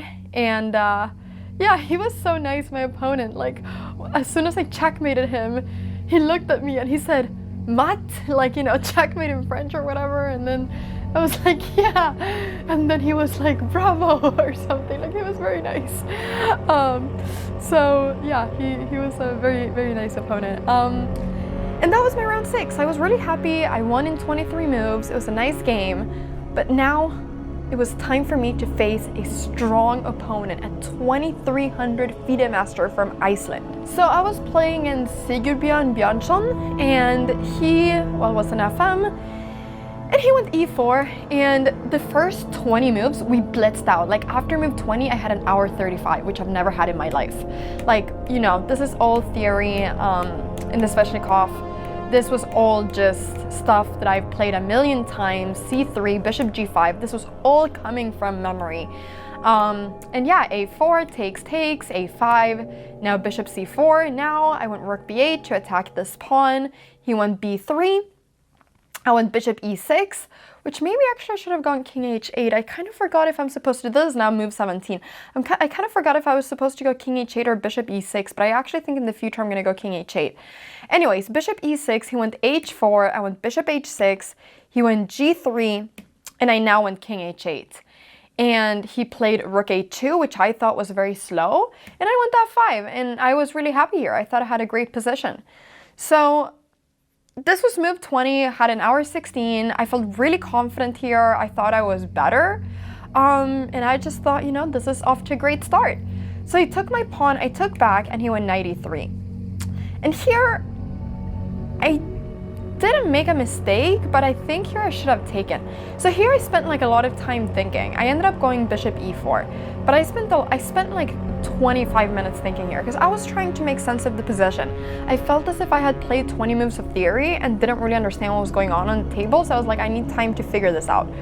So what I saw here at first, my idea was just to go bishop e4, I thought castles, and then something like bishop c6, and I thought that this would just be like very good for me. because I didn't really like calculate like in this position. But then the more I looked into the position, I was like, oh, maybe this isn't so good. So after here, I realized that if I want to take on e3, so if I want to get rid of this bishop, I have to do it now, because I thought if I do this, and take now, he might actually take with the pawn instead of having to take with the knight, which he cannot do here, because if he takes with the knight, then, sorry, if it takes with the pawn here, he's never gonna be able to castle. So I thought if I want to take here, I should take now. And I think I should have taken here, especially with the way that I played. So I went bishop e4, and now I thought, you know, I thought his idea was to go knight g4, because obviously he wants to play against my bishop. And I thought that maybe his idea was to go like f3 to eliminate my bishop from here. And so I wanted to play a move that would kind of tackle both things in one stone. So I thought, okay, I'll go queen d7 with the idea that if you go f3, I can go, well, my idea was that I could go queen a7, which apparently doesn't work because of takes, wow. He just goes king h2. Okay, yeah, okay. Yeah, so I went queen d7, which is just a bad move, with the idea that after f3 I could go here, and with the idea that if knight g4 I just go bishop f3 and I win a piece. So this was a mistake, and honestly this move, like, it might not seem so bad, but this move was actually extremely problematic in the game, because he, after like a minute, found queen g4, and I was like, I've spent so long, and I completely didn't see this move.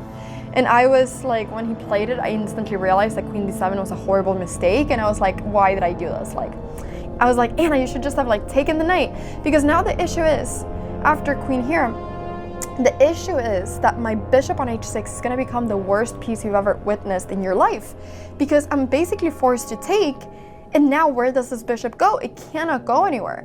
So now this became a really difficult position for me to play, and it all came from this move queen d7. Like queen d7 was, I hate queen d7.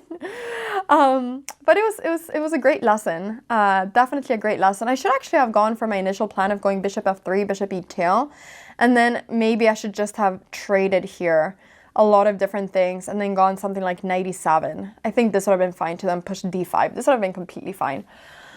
But yeah, I went for this move queen d7, he went queen g4, fantastic move, and I had to take, and now the issue is that his knight gets to g4, which is what I wanted to avoid. And now my bishop is just doing really bad. So here I spent like a lot of time thinking as well, because I was like, how do I like survive this? At first I thought, okay, maybe I'll go bishop f3, just to keep my bishop, but I just really didn't like, I really didn't like this. I thought that my king is just gonna be so bad, my pawns are so weak, I thought all my pawns were really weak, but looking at this now, this would have been better than what I did. I ended up taking the knight because I thought that this would give me more activity, and then go rook f3, but I think this was the wrong choice, because I didn't realize how active he could get as well. Here as well, I thought I could go rook c6, but then I realized it doesn't work due to knight takes e5, takes, he has a fork. So yeah, the position just was kind of crumbling apart here, and then, you know, he found this brilliant move, and then, yeah, the knight was, I mean, my pawns are falling apart. It all comes from this move, queen d7. Okay, if you've made it this far, type queen d7. I liked so many of your comments that said tomato yesterday. I'm gonna like all the queen d7s in the comment section. Yeah, this was just, my pawns were just falling, and okay, here he checked me. I should have probably gone bishop f8 to at least be an exchange down. 2 pawns down in a different colored bishop endgame. The idea here was that after knight d7, I can probably go rook cf3, and then we would just get this position, which is also winning for him, but it's gonna take a little bit longer. But I didn't do that. I went rook f8, and then it all kind of came crumbling apart. And I played this position for a while with 2 pieces versus rook, but it was honestly just very sad. And yeah, I mean, we played a few more moves. I'm blitzing through it because there's nothing, and then I resigned. But yeah, like it all honestly came falling down after queen d7. It was crazy that that move changed so much, but queen g4 is so strong, and even if the engine doesn't say that it's completely winning for white, I need to find some really difficult moves, and it made my position really hard. So yeah, I'm sad. Here also I should have gone bishop f3, but yeah, I'm sad that I knew like so long of the opening, and then like I went wrong, but it was a great lesson for me to learn. I will never make this mistake again. And I feel like chess games where you learn a lesson, where you don't just feel like you basically did a one-move blunder, I feel like those are the best games to lose because there's actually a purpose in losing them. So I'm not too upset. I'm feeling pretty okay. Learned the lesson. I even got some donuts. Yeah, I have some donuts and ice cream. And now there's ice cream all over the place. This is a bit chaotic. But anyways, so I'm feeling pretty okay. I'm excited for the round tomorrow. Round 8 is happening tomorrow. I'm playing an 1800, I think. So yeah, I'm very excited. I hope that you've been enjoying all of these recaps. Thank you so much for your support. Thank you so much for watching and supporting every day. And I'll see you all tomorrow. Bye-bye.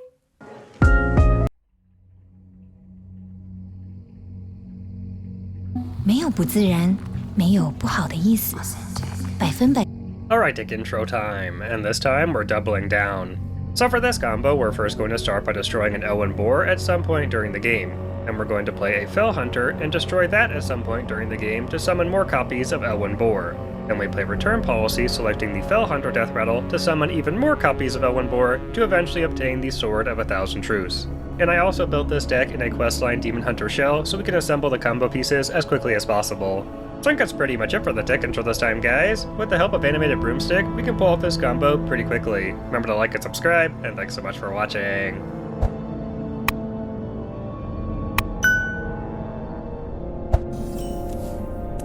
Alright, not too bad. I wonder if I don't play that on 2. I probably should hold it. Hopefully we draw something off the top. Zergan. Yeah, it's not... Well, actually even like the sword that pulls the minion from my hand is probably not that bad for me, honestly. As long as I have no one boar destroyed in time. I grow impatient. Alright.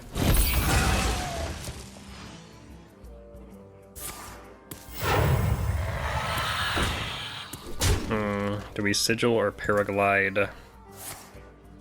Eyes on the horizon!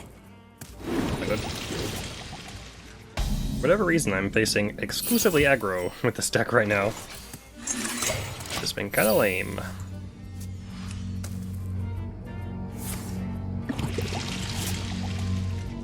Not very good right now, at least. That's pretty slow. Need some good draws here.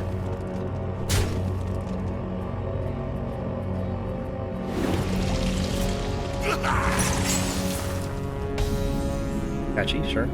That could help. Sequencing there is not great. Oh dear. Take off.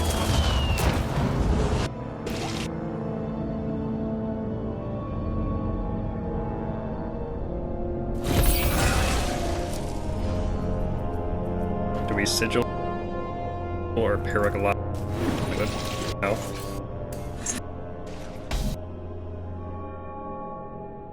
Eyes on the horizon! Sigil or paraglide?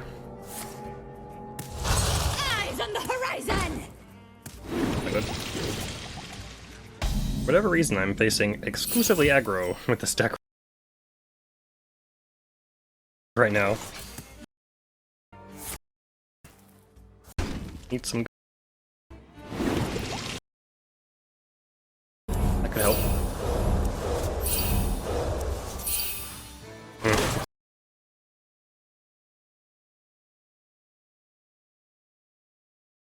Sequencing there is not great. Oh dear. Prepare to take off. Like, do I just go for the draw 3? Guess so.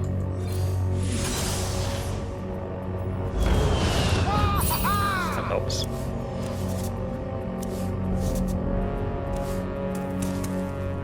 Who's hiding now? Your end comes now.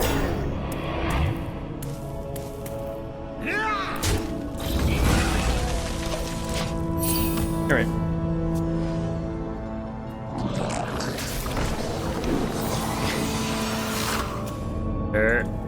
It's just not as good as it used to be. So annoying though.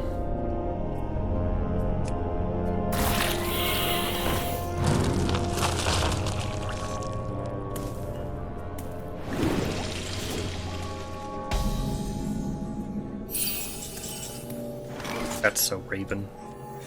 I see.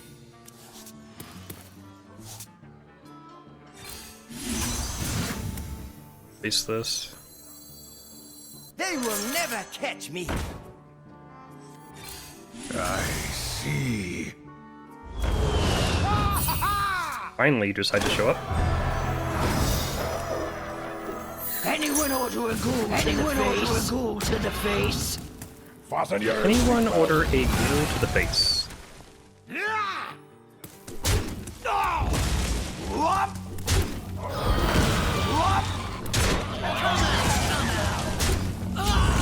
Anyone order a ghoul to the face? Yeah, also that. That's what I did. Cool. We're missing one Raven right now. And some brooms might be nice. Perhaps. Sadly, I didn't get much reduction on like the cards I actually want to reduce. What can you do? Sadly, I didn't get much reduction on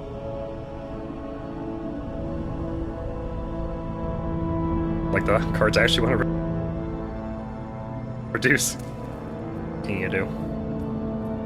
Eyes on the horizon!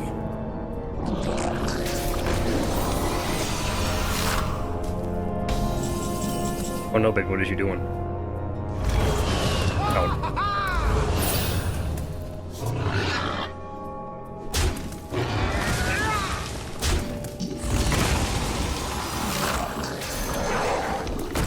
I might as well.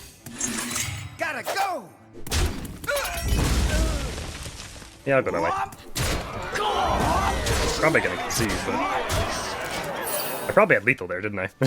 But, who cares? We're not going for lethal. We're going for style.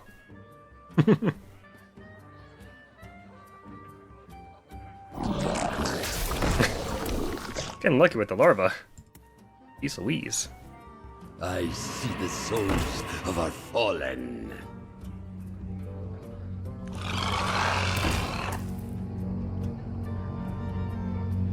I'll bump that. I'll do it.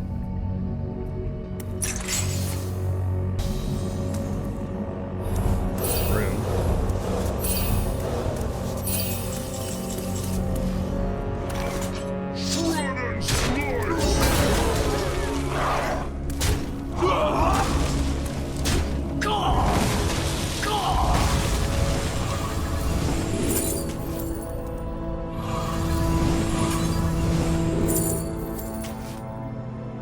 Piggly, wigglies.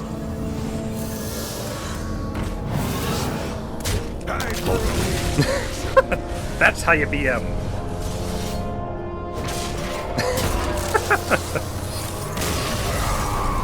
That's how it's done.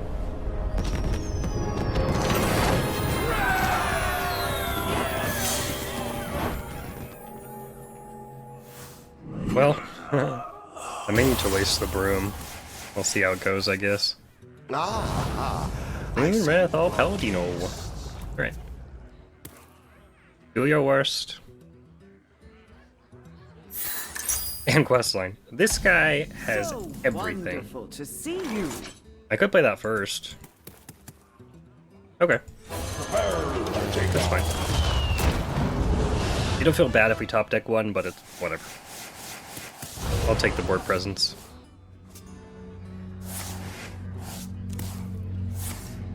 Probably deal with one of my big taunts. I thought about playing a deck like this too, where you use that to draw your Cthulhu spells instantly. Not funny. Yeah, let's waste that. Alright. I may play that deck eventually. It just feels, it's still so slow. That's the problem.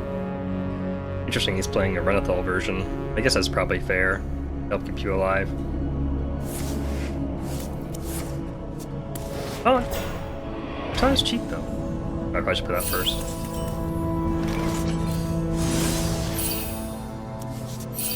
What's there? Oh, I got a Raven, okay. It's only the Piggly Wiggly though. One Piggly Wiggly. Wow. Okay. Deep cut. Nice to meet you. Nice to meet you.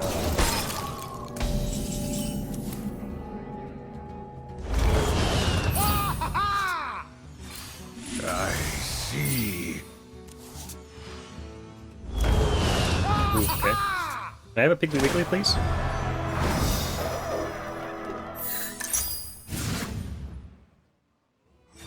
I don't really care if I mill Kurtrus. It doesn't really help for this deck, to be honest.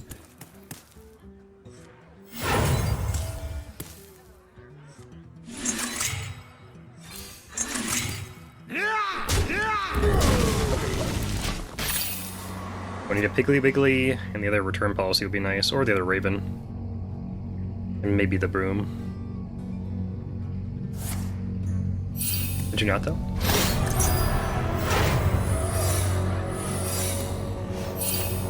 It's oh my yug. I may play the studies first, I guess. Actually annoying. Need to get through that. But I probably can with the parachutes.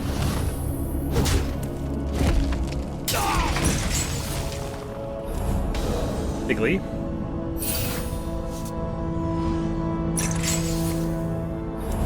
No Piggly. There we go. Cool. Double Piggly. Okay. For sure. Can't really destroy it myself on 0 mana, probably. Let's play 2 then. Probably should test the secret too.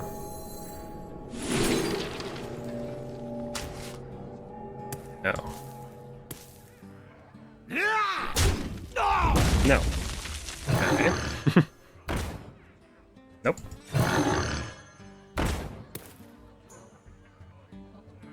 Oh, there's a demon. That's funny.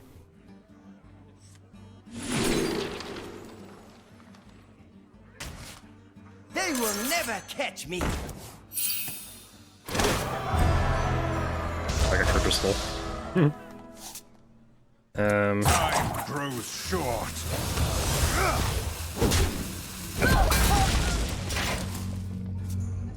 I am ready. He's ready. Reporting for duty. From your Oh my god. Can't be that big though. Does that brush? Does that brush? Good to know.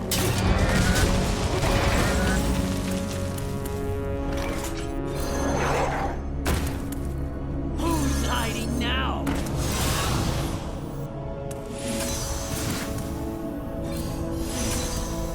Anyone Actually, it could be Sacred Trial. Whatever. Anyone order a ghoul to Not much I can do about that. to the face. Go on.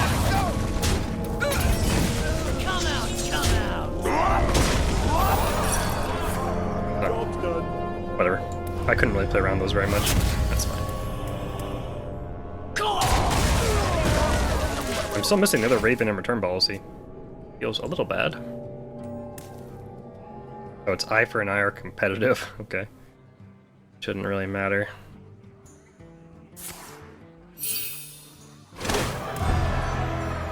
It's Cariel. Get hero power though.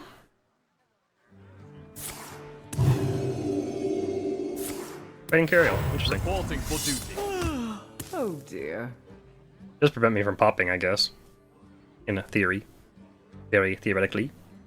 Is it too crazy to play double sigil and draw 6? Probably a bit much.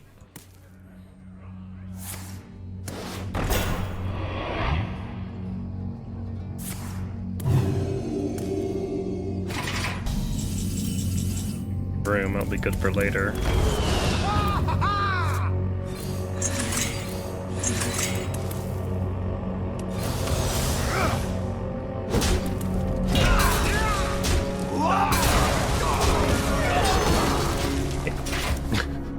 Actually, yeah, I'm gonna mill one actually. So I'm gonna draw 7, at least. We should be fine. He says before he's not fine. Ouch town.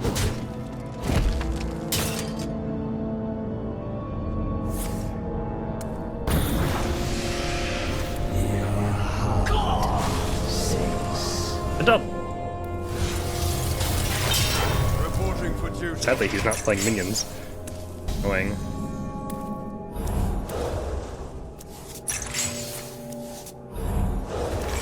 I mill the Raven. My hand is full. What if I just don't play those? I probably shouldn't. I guess I could play this one. Your end comes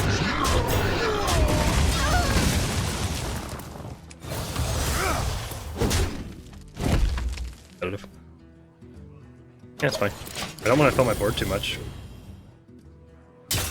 Let the return policy last 4. Haha, so funny. Actually, it really lasts 2, because 2 of them are parachutes. Sedge, big Sedge. The weight of justice hangs heavy. How's the hanging? Reporting for duty. Duty.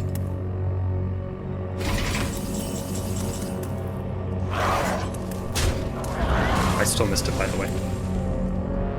Doesn't matter.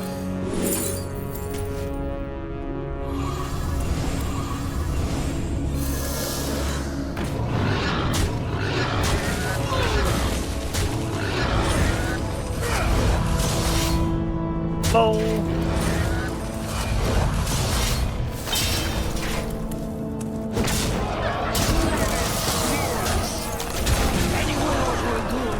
Anyone order a ghoul to the face?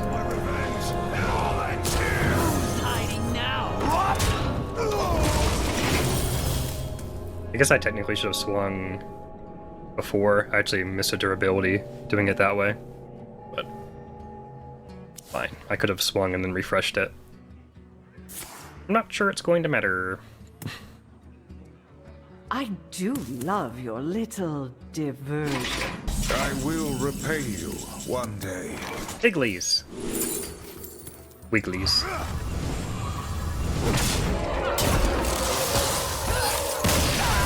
Too easy.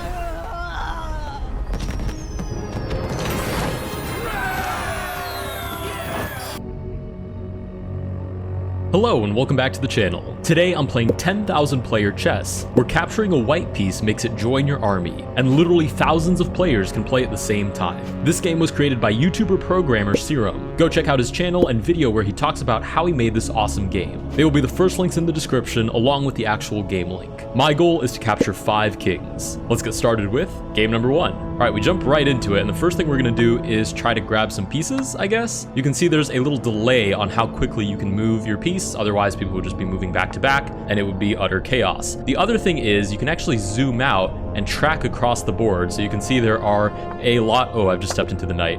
There are a lot of players here. You got my point. That we'll call that our warm-up round. And we've respawned. Okay, we've respawned next to a bunch of pieces, but unfortunately there's some rooks up there that could be annoying. Let's see if we can slide by without our opponent noticing. Okay, we did. Let's go ahead and grab this rook, and we might have to be ready for a recapture here. Okay, let's slide out of the way. Wow, this person is definitely on our case at the moment. Let's try to take back. Okay, we've taken back, and we just need to not get captured, okay? And you can see those pink pieces. I don't know if you noticed, but those pink pieces were all moving at the exact same time. I think this game occasionally gets the loose cannon who just wants to ruin the game for everybody else. Anyways, we've lost our king now for the second time. Okay, game plan. I need an actual game plan, besides just trying my best not to lose. We need a long-range piece, and then we need that long-range piece to attack somebody's king. So like this, and capture the king. Okay, we did capture 1 king. That's 1 king on the board, and we're going in for the revival now. Okay, we're again placed in the center. We grab a knight. Let's move it here, and then try to grab the king. Nice. That's number 2. Oh, that person just leaped out of the way, but now we have 2 kings under our belt. Problem is, there's so many long-range pieces. Like, a bishop is actually a huge problem here. Uh-oh, that pink person is going a little bit crazy again. Can I just walk over to somebody's king? That would be spectacular. Can I just walk over and then grab your king, please? Nice, that's king number 3. Okay, let's try to dodge these clearly hacked pink pieces. No, don't touch me. Go away, go away. All right, let's try to focus on the bright side of things, right? Just focus on our little corner of the board, walk our way over to this person's king. Hello, just here to make friends. Just needed somebody— oh, and they captured us with their knight.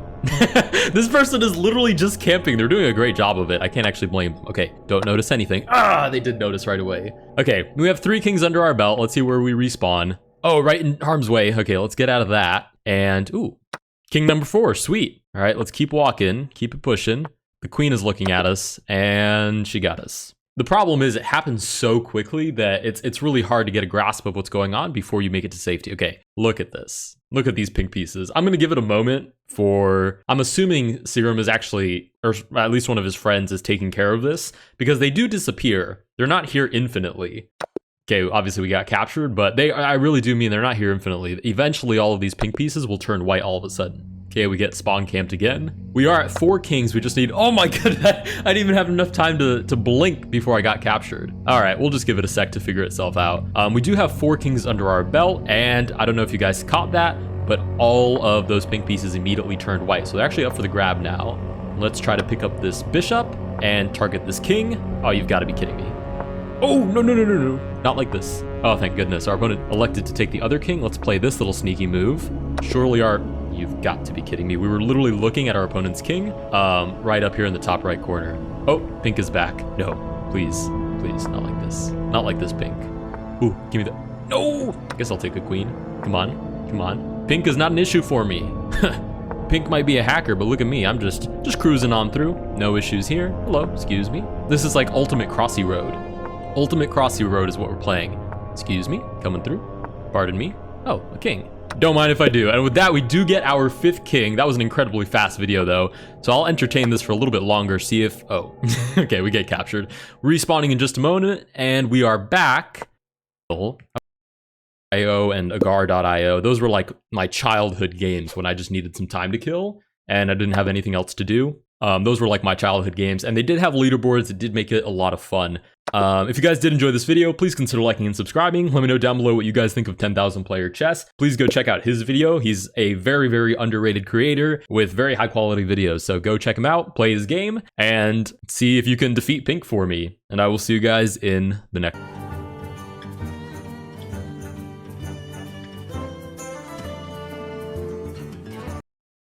可以在这1个月里面玩得很开心啊，这一点是最重要的。那对于其他老师来说的话，应该就是特别想要赢他，其他的还好，反正上次也赢了，这一次就是希望可以把这个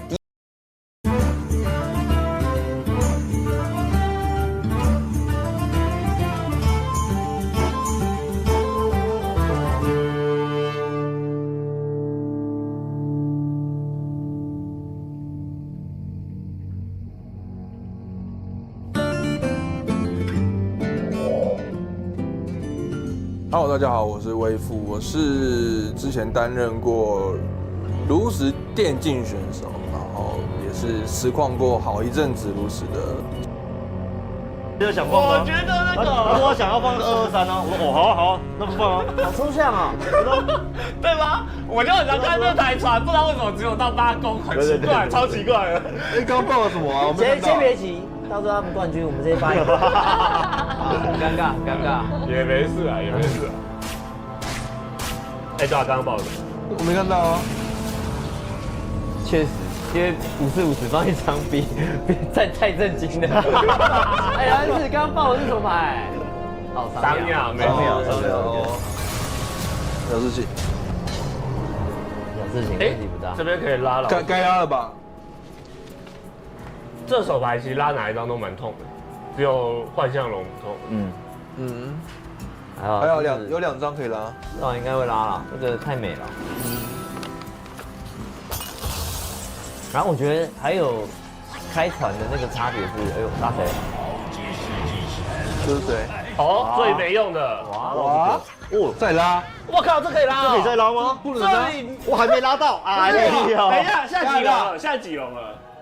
可是这可以再拉吗？这不行再拉，这再拉干嘛？当然不能啊，当然不能啊，不可以100%说的吗？不是，我说第一张可以拉。哎，这拉很硬。请问怎么说？老师，我不知道，他应该觉得他要死了吧？对对，我觉得他理解应该是不拉必输。你说他拉到这个握金就是不够，一定要再拉。对对对，他理解应该是这样。可是这个出10倍龙是直接没了。可是他的位他的角度是觉得他已经没了。他对吧？ 其实想拼，我觉得也没什么问题。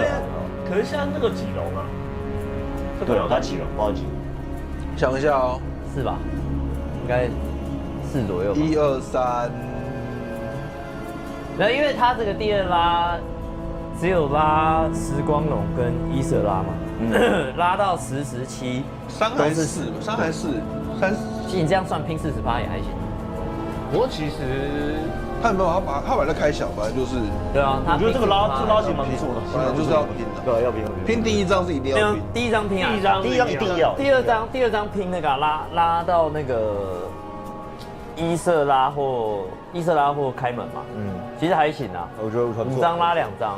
只是你会知道人家手上有10而已。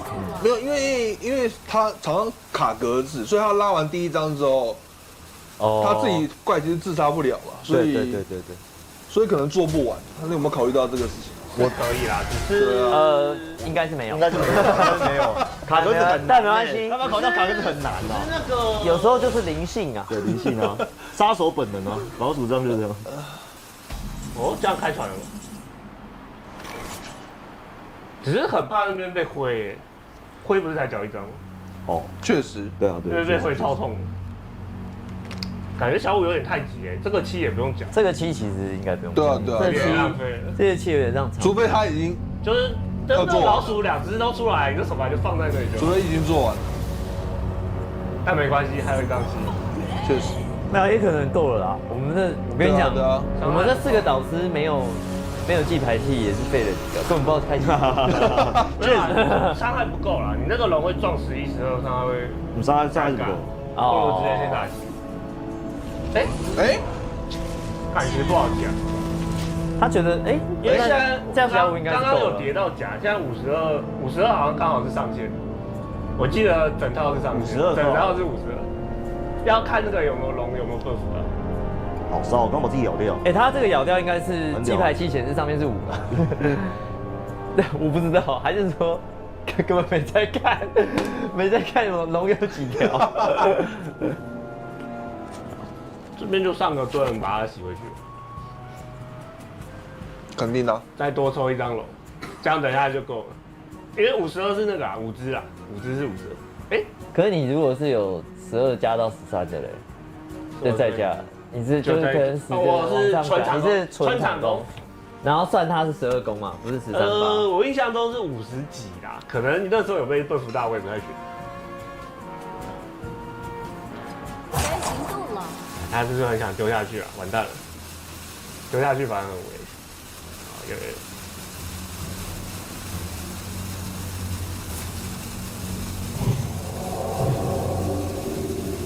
其实他们2个都打得蛮好的。该做的事都有做。强了，这就看，哇，那就是没了。新建 DK 叠不了甲，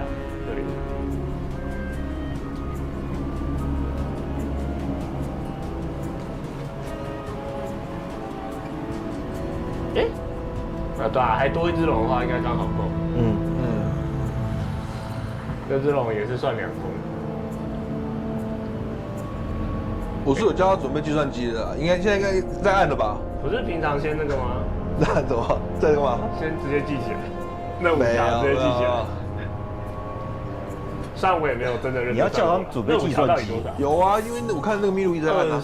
我觉得计算机越按越慢的，哪会？还是我角度超快啊！我在秘鲁有说什么计算机按一按100多滴，一定有地方按错。我说你可能有按到乘哦，加可能要按到100多。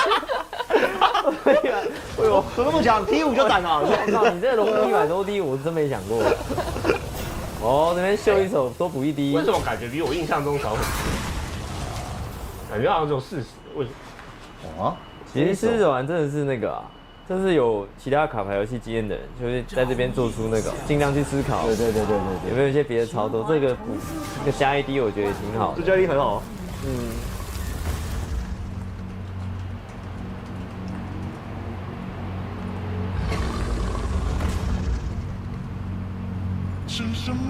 然后老鼠那边可惜了，没拉到，还是我之前都算场上面本来就有1只了，我不知道啊，感觉好像是差了1只。可是这个，这样好像不太对。这样要结束了，这样好像结束了呢。是不是还有点太急？可以先下点怪，下点怪对面很难受。怪怪的，怎么这样？怪怪的。就应该要先下点怪啊，然后逼对面做点事情。就是对面也没老鼠了啊。哎，赏鸟也要先打啦。如果里面还有214的，其实这样整套好像只有40左右，看起来。你没有喷火的话，没喷到的话是。没有你不算握金，不算哦，你就先都不算嘛，你就12乘以2加7加4。对啊，你应该是有算握金啊，因为握金可以让12乘以2嘛，然后加7加4就好。12乘以3，然后加7加4，47。哇，小我刚刚太急了。他是不是也没遇过对手这样搞的？应该没有。他可能这个我觉得对他太难了，我觉得对他太难。因为我看他早上那样的状况，现在打人家已经蛮厉害了。但我有这样搞过淡水，所以他知道该怎么做。严师啊，严师，其实他是在告诉你威霆在告诉你的方针是对的。什么意思？就是你只是刚好揠苗助长而已，但他也是这样啊。对。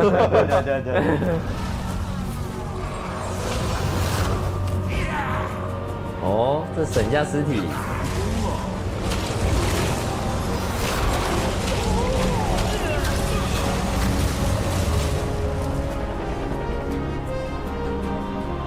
啊？还剩什么怪？这是换名字。这就是大雄宝剑吗？哇，这鱼是可以下去的。这鱼好像没有，其实打到这边要怎么抢最后11点？哇，下一个吃爆没了。其实他这样打拼，把4、5抽上来，下一轮杀是对的吧？是有机会的吧？最有机会的。对啊，只能这样打嘛。对啊，只能这样打。只剩几张牌了。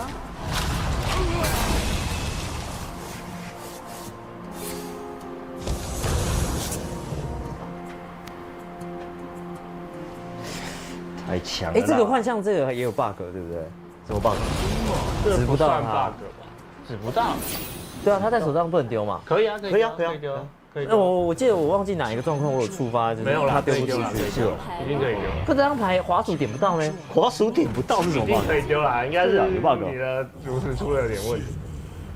不是我的啦，不是我的啦。好像是我的。那个玩那个盗贼不知道怎么样拿到的时候，好像没有用亚夏曼。我真的有点忘记，真有点忘记。听起来像是用亚夏曼拿的。手开始。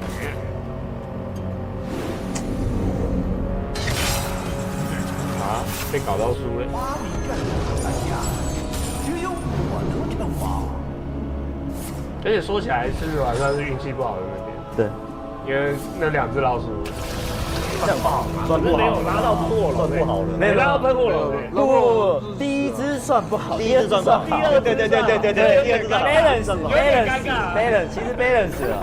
可是第一只不好才会拉第2只嘛，他的状况是这样嘛？对，所以整体来说比较不好。这场没有，我觉得这场至少狮子丸他有把那个他该做他能做的事情做完，打得很好，其实打得很好啊。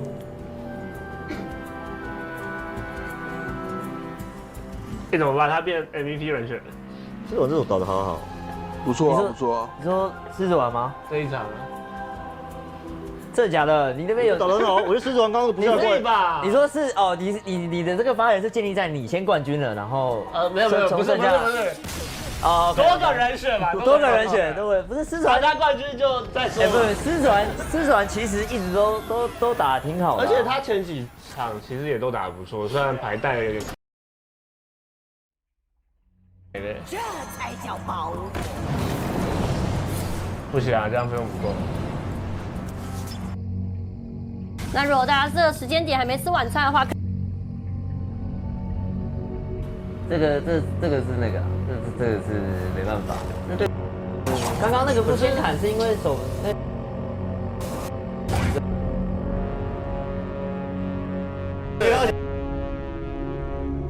觉得他已经赢了哦，你知道 B N 啊？不是那个上面卡狗啊。因为如果不会，带这套就没意义。确实，带幽光比较对啊，所以子弹这套牌真的好用，有很强很强，这套牌真的很强。因为你有商量有目标了。哦，在东西用完之后，然后再来是这个幽光可攻可守。没有啦，他还有这个说的完全对，他还有是非狗狗。对，知道。他这部再来是这东西，就是你熊来的时候可以直接滚出去啊，对啦，没来的话可以卡不到自己的东西，就真的是可攻可守。你可以养幽光，然后你的地标跟武器的那个休眠，然后跟那些狗全部都可以尬在一起。就这套牌，这个大拉列其实非常有学问，好搭哦。但是这套牌太难了。不过如果我有先发现这套的话，我应该会给老大了。假如我发现这套，我也想带。如果我有发现这套，好屌，因为一开始是那个就单纯有奇力的那种，那套真的不怎么样，但它还是有它的上限啊，就上限都会一样。这幽光这么厉害，幽光好用吗？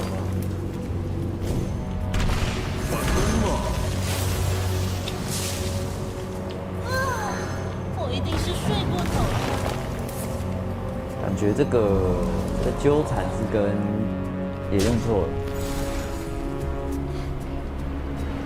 哦，我没升2次出来。但还好，瑕不掩瑜啦。这边你只会，应该会。没有会的话，还有，但是歪掉了。歪了，可惜啊。这很难不会，这2张牌是亮的呢。有时候可能会幸运必失啊。幸运必失的就要看微服有没有教了。如果有太强调这个4，感觉有机会打错。没有，完全没有教。他教我，他教你啊？他教你什么？就那天我教他，就昨天我教他玩一下德鲁伊嘛。然后他就说，那我换一下猎人好了。然后他就问我猎人怎么玩。我就跟他讲说，我1把都没玩过。然后你1把都没玩过？没玩过。然后他就说，那我教你怎么玩。我告诉你，就是这样教就对了啦，对，这样教开心多了嘛，对不对？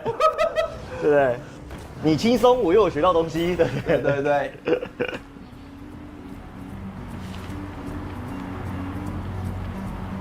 再造灵丸丢这个老爸。对啊，好神奇的一手。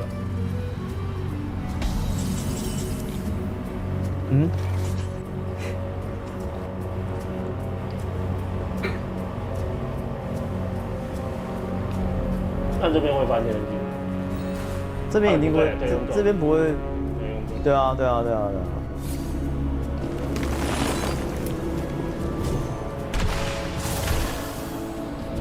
觉得丢这个老爸，不知道为什么突然变神之一手。也没有吧？你刚刚先丢那个加水晶这边丢下去。严格来讲，刚刚连再造灵我都不想打。再造灵我觉得可以，只是刚要加水晶了，要的话就加水晶。对啊，我有讲果仁这张牌越晚打越烂啊。但我猜应该是那个啦。但这边打以他的聪明才智，一定有知道输1把。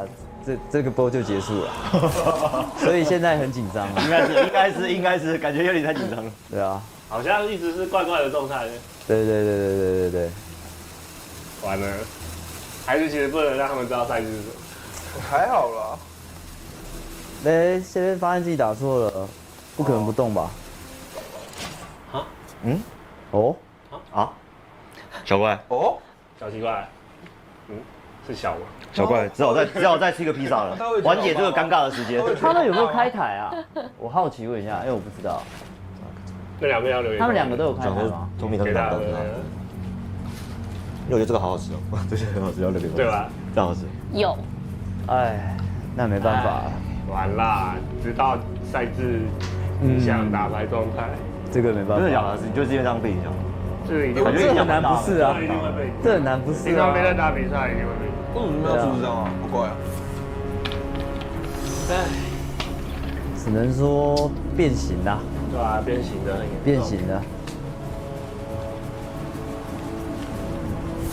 有一天去战前的时候，我有稍微看他打一下，因为被调进去当代课老师，看起来打得还不错，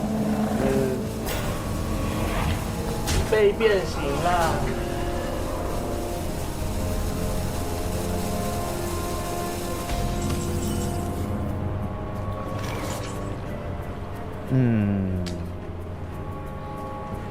感觉不看聊天室这件事情，这还是太困难了。太难，太难了，真的太难了。这一个礼拜干打了上百场，这33都一定会撞掉的。就这一场没撞，确实，就这一场，就是刚好这一场没撞。然后他这个没撞，他发现之后好像打错了，瞥一眼聊天室，会更崩，全灭，世界毁灭，然后就动不了了。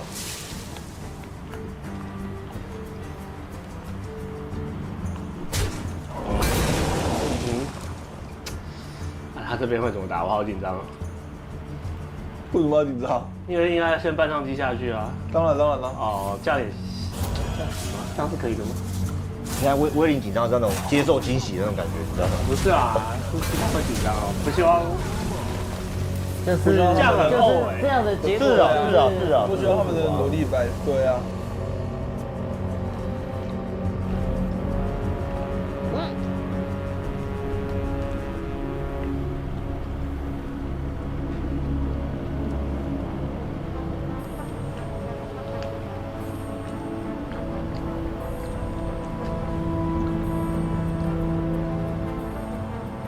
上面，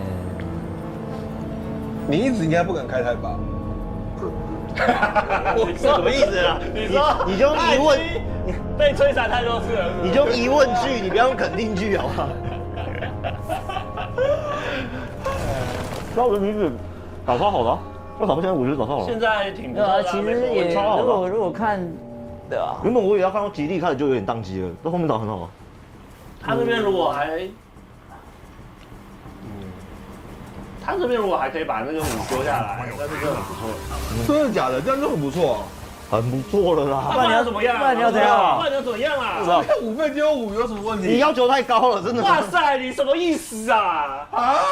所以这样很不错了。其实每回合都打得很不错了啦。你干嘛啦？至少没有问题啊。真假啦？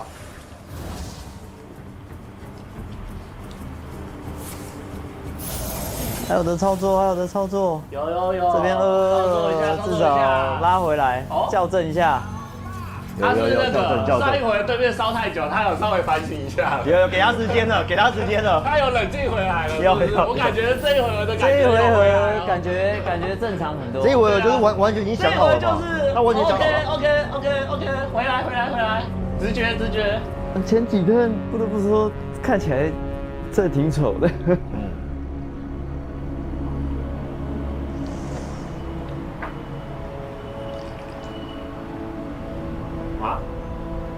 张脸没了，没办法。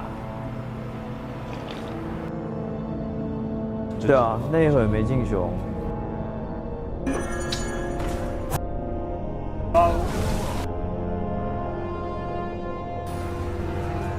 那个淡水的融入法好用，有很强，这招牌真的很强，因为你有商量有目标了。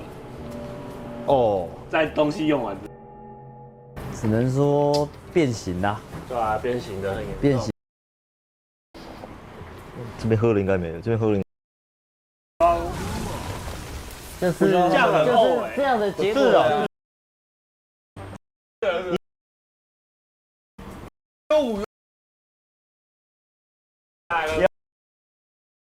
直觉。前几段。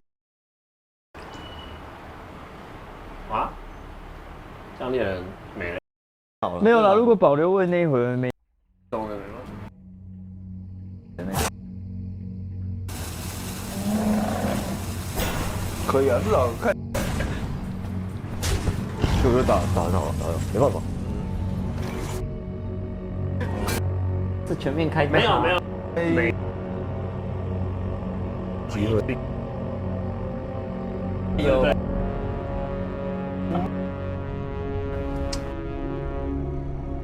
上礼拜我觉得打的也还不错了。也没事啦，下一回也战不了。哦，对对，我们要被之前1个月，主播。然后4+3，对啊对啊，有。下了。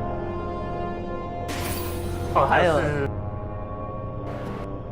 哦，会不会2分之1曲折离奇呀？讲啊！鼓掌鼓掌，打得很好，打得很好的。恭喜！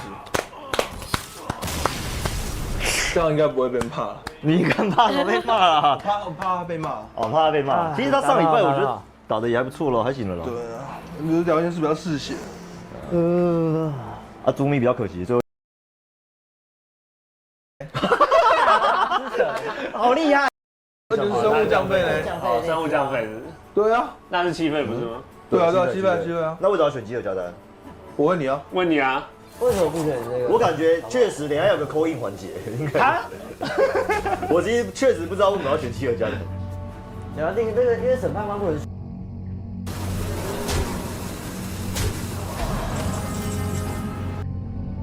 啊？法师有冰。来，先抽。来7，雷克斯，找个7，雷克斯有啦，有在哪？有的，左边抽，左边抽进7，雷克斯，马鱼人，小龙丢下去，还可以，等一下2+6，等一下2+6，还可以继续配。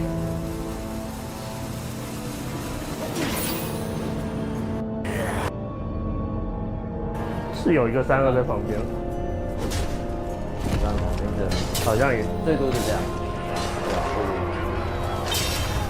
下一回有8，哇，不是10滴血。3场兵这件事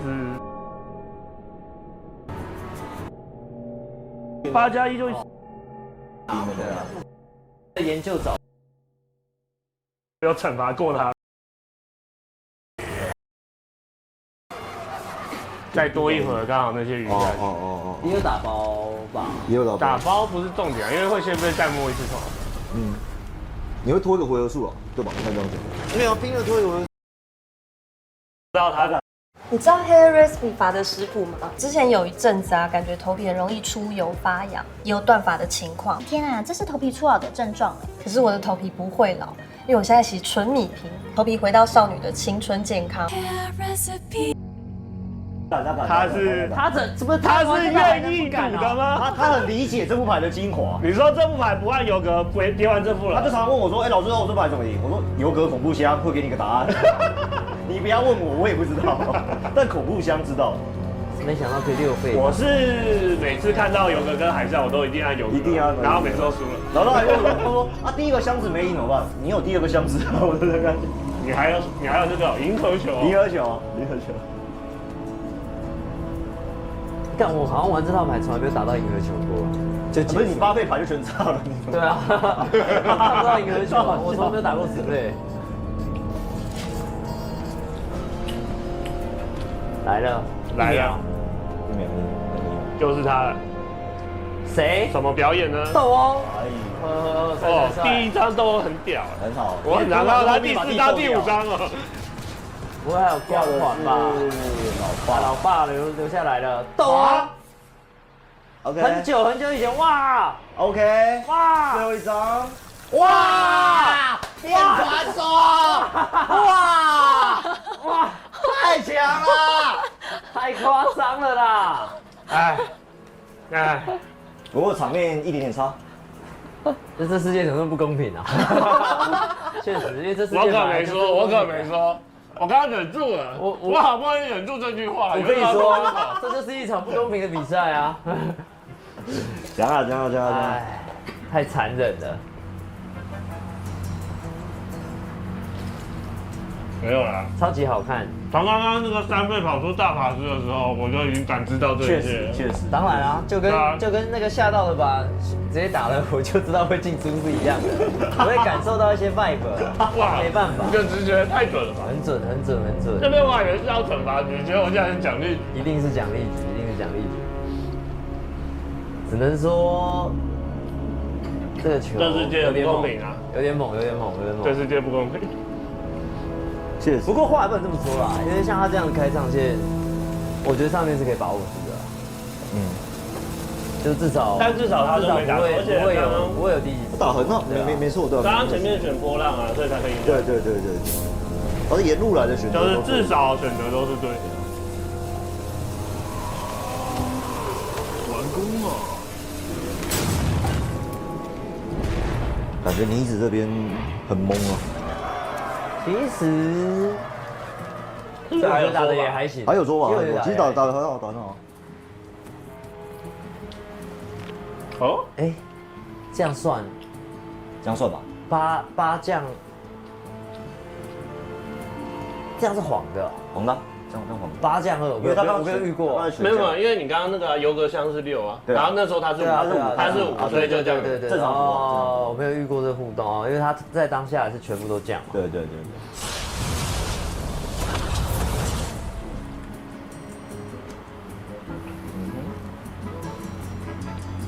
太强了，还是看不懂这样的效果，对不对？太夸张了吧？我说那是嘲讽啦，那是嘲讽是克苏恩的那个吧？打什么双子，效果的确很难懂。吓我一跳，然后零看不懂，太夸张了吧？因为没玩过克苏恩，根本看不懂那是什么意思啊？对吧？那是克苏恩。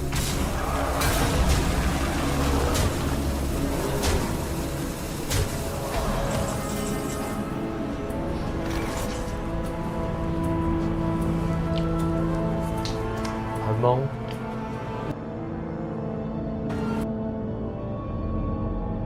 我觉得打得很好，还好。完工了。恭喜进化煞，打得太好了。呀，注想德鲁伊上到底，也没什么差吧。有理，完全有理。是吧？可以出。不要214是不能出的了。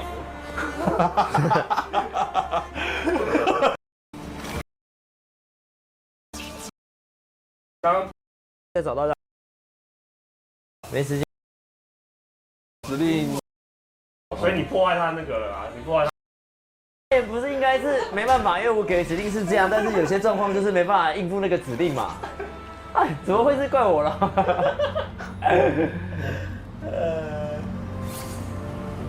完工了。没辙。那这样就结束了。不看。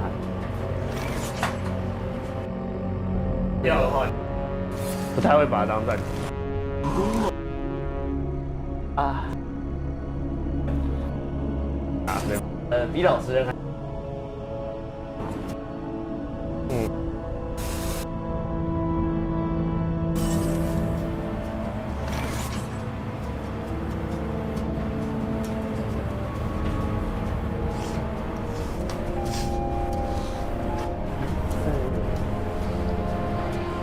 没辙。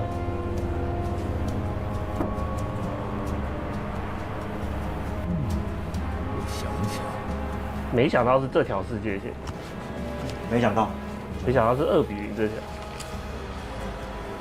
当然了，偷换牌变金光煞，确实回到本命牌。他偷换牌啊。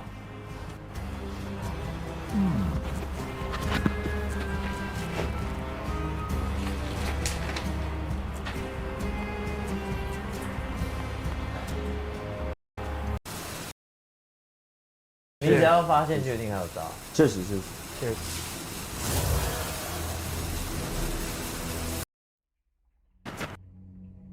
因为我看到，然后大成就问我那个龙木每次都这么白痴，就抽到那个麻将，我就跟他说，其他牌也都很不老实，你以为？这是开始之前一样来看一下我们的赛程表。赛程表的话，在第1把是阿土对上叶子，第2把定义对上乌马，第3把就是淡水对上港。进球一个。开心啊，开心啊！哎，那个时候是有状况。那现在你要。哇，这我可能需要想一下，因为跟老师的回忆有点少，所以很难。几乎都在把这样哦，可能有点难挤出一个回忆，我可能需要思考。你先问。的回忆比较多。你先问他。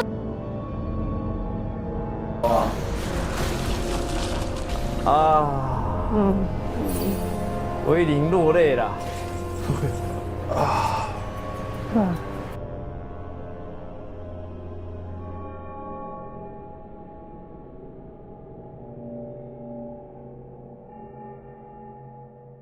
哦，基本。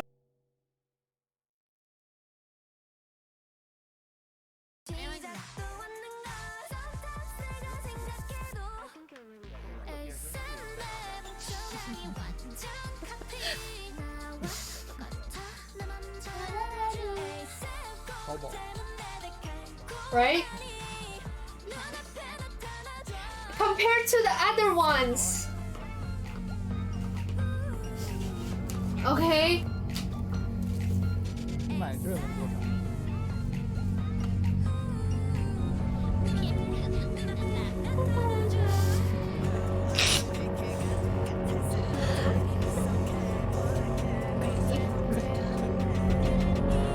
他这是什么宠溺的笑容啊？什么东西啊？他看起来超爽的耶！他看起来超爽的耶！感谢仙人掌的5个月。不是我想象的画面是他会害羞到爆，然后脸红到不行，然后可能就是把头低下去啊，或者说白痴啊讲什么啦，有病啊之类的。他完全没有哎，他接受了，他承认了是不是？细手袋，心脏被咪鲁痛击。send 個 link 嚟睇下。Oh my god！ 对 ，Day one， 我多挑战个几次那很合理啊，他多挑战个2次，不可能。Celsius 21 is freaking hot。暗装的钱好难赚，乱讲，没有暗装。定义是纯情男大生，哎，他下面他的 mod 有没有帮他新增那个标签啊？纯情男大生加一下吧。他也没有否认啊，他笑那么爽。B4 B1 之一那是真的好玩，B4 B 有机会。开拓者跟炉石哪个难？炉石难多了，因为在开拓者里你看得到希望，在炉石里你感受的是绝望。没有啦，哦，炉石超好玩的，要这样讲话，你们是在钓鱼是不是啊？在害我。5 days， 搞什么东西啊？台湾我不去了。在说什么？我去过台湾了，没什么兴趣。要这么绝望哦？没有啦，我认真，我跟你们说，撇除比赛压力，我真的觉得炉石蛮好玩的。就是可能也是因为我没有接触过卡牌游戏，我第一次接触，我觉得卡牌游戏类就除了阅读上可能会有点障碍之外，除此之外，我觉得它是一个会促进大脑，对不对？让大脑可以多动脑一下的，尤其是我平常就不是一个很爱动脑的人，可以放空，我绝对是选放空。真的。休息的时候，我觉得是让脑袋放空发呆，对，什么事都不想，最爽。所以呢，偶尔动一下脑，我觉得也是不错的。炉石应该再也不会开了吧？你是不是在激我？你是不是在激我？你是厂商派来的安装吗？我最激不得了，别逼我，我很生气哦。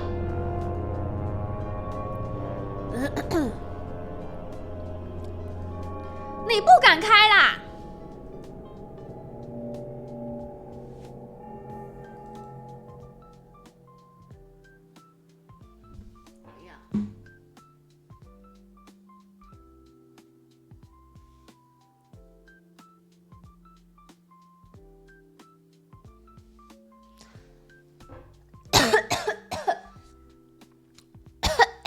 眼睛有东西哦，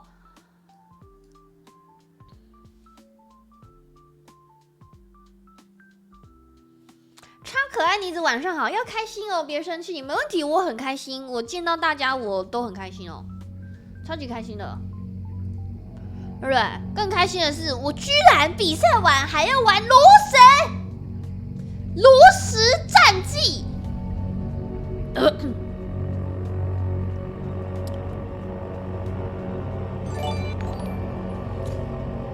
感谢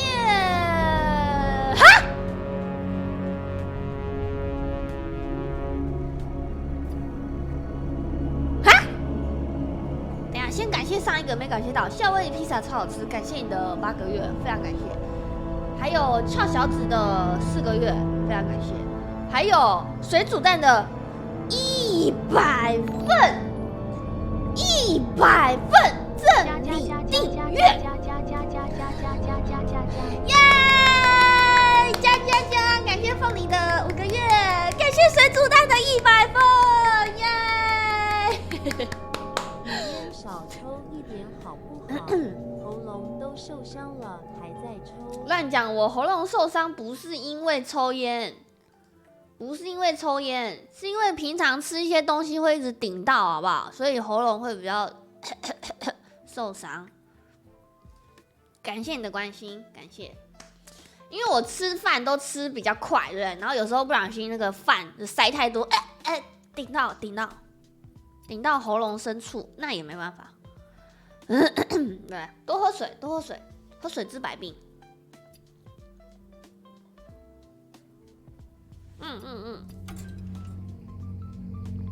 偏到100份炉石可以关了。我让你们看看我真正的实力好不好？这比赛那1个月，我觉得我实力都没有完全发挥出来。在比完赛的那一刻，我突然觉得浑身充满知识跟力量，你知道吗？我感觉我不一样了，真的。我觉得很可惜啦，比赛没有办法发挥我真正的实力。当然，我每一场比赛都是尽心尽力哦，只是不知道为什么就没有办法发挥出来。但在比完的那一刻，我突然觉得，我好像会玩炉石了，我好像会了。来秀给你们看，对不对？OK， 起手有熊熊嘛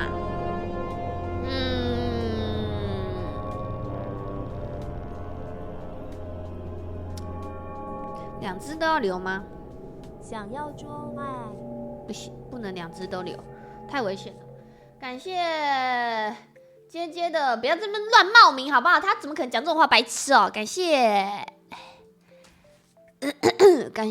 感谢冒名的30块。OK， 留2张，宝宝晚点伊雅吗？好啊，你不是在开会吗？你不是礼拜1固定开会日？你他妈的别过来好不好？不要影响我今天的手气哦！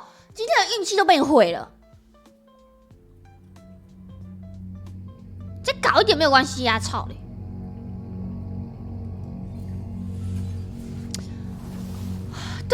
对，你已经浑身肌肉了，要抢我熊熊的肌肉贝贝，你好意思哦？哦，真的很扯啦！哦，我真的不知道怎么讲吉利耶，我真的不知道。对啊，现在是怎样？我很缺手下，是不是？一次来3个，要死是不是 ？OK， 赌一波。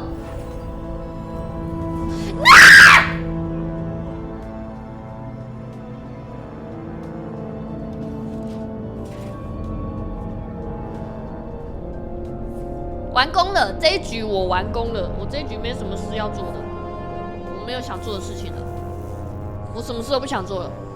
对，你赶快把我头敲破，赶快。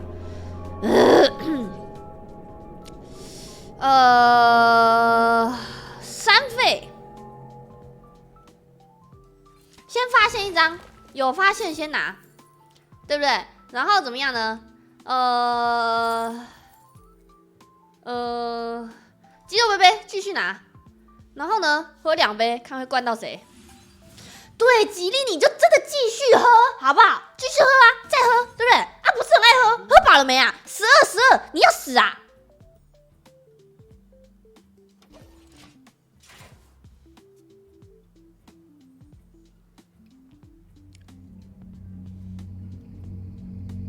3费喝到12是很渴哎。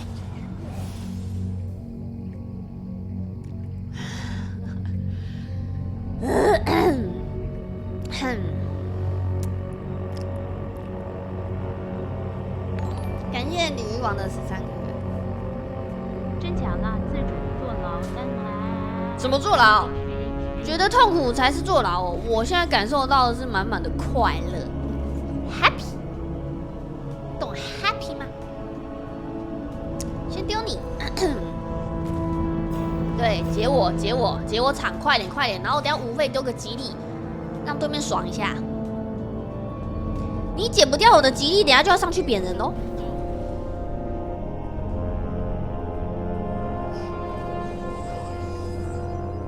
好啊，用圣盾啊，超卑鄙，真的。没关系，我没差，对我真的没差哦。然后我看一下，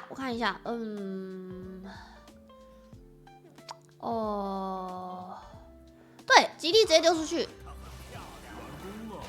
超爽。看你敢不敢不解，哎。结束。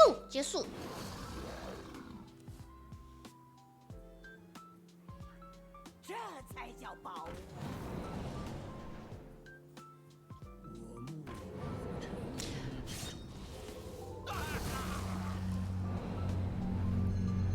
他是作弊啊？他是不是作弊啊？请问那只是幻想大吉利吗？感谢你的30块，吉不吉利我不知道，但我运气是不太好啊。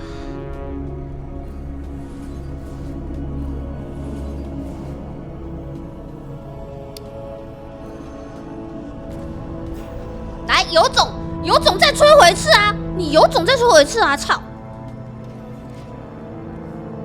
看是谁在浪费时间。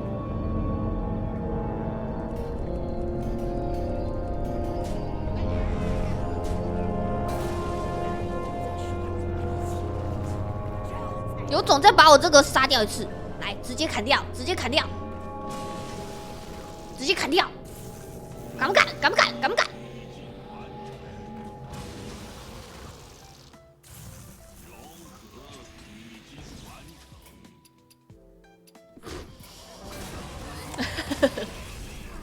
可恶，打到。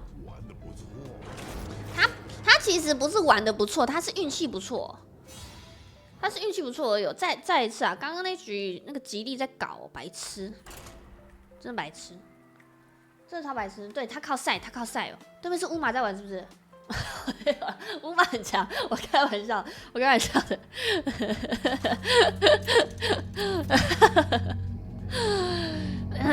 气死我了！圣骑士没有关系，圣骑士我熟的。圣骑士我熟啊。这样子。OK， 还行，这个骑手还不错，还行哦。对了，我等一下有幸运币，我直接跳费赏鸟，对不对？赏到熊2费直接喝鸡肉杯杯。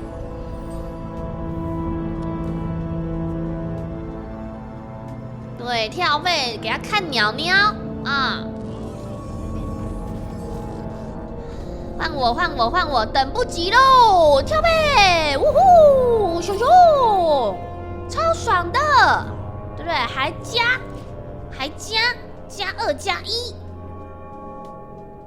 赶快！我已经等不及要赢了，快点！他叫什么 ？Sila，Hurry up！ 快进呢！没事，一滴不痛。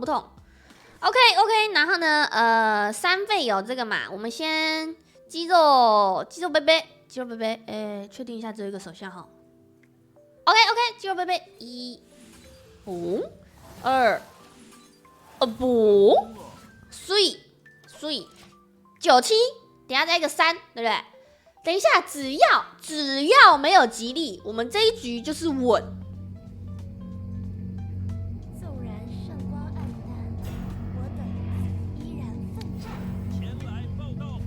前台报到，等下就要下去了。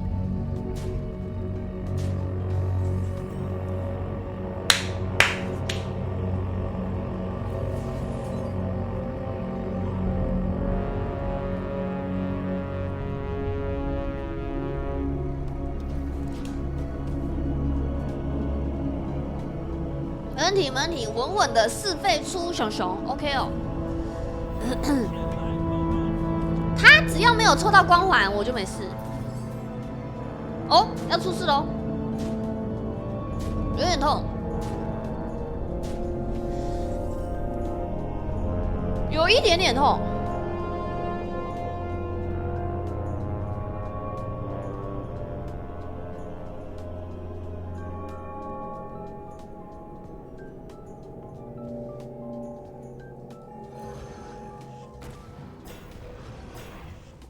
我看一下，等我一下。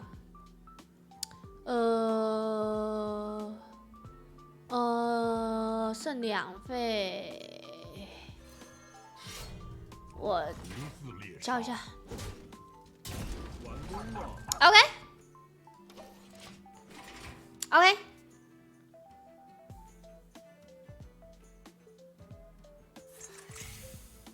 我死了。对，他就是运气这么好。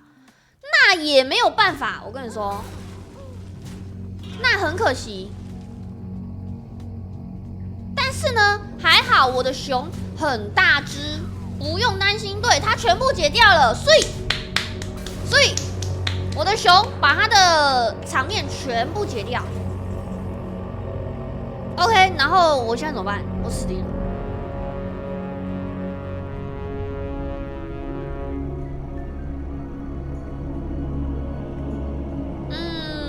没关系，我们先发现一个东西，找一下，搞不好有机会找到好东西。好东西，对不对？好东西就是赶快用。对，好东西继续用。哎，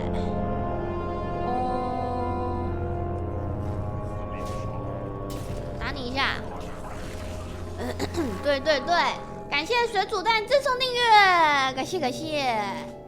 这不喝等输了，喝什么喝啊？我这张卡要4费，我抽卡已经1费了，我再喝，我熊熊就丢不出去了。会不会玩啊？啊，我教你嘛，不会玩我教你嘛。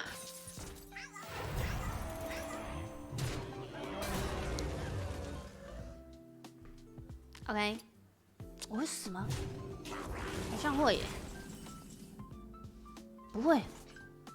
保留为什么现在才来啊？有毛病吧？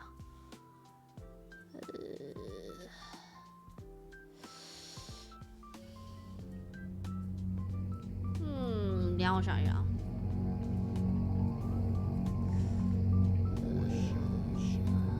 我想想。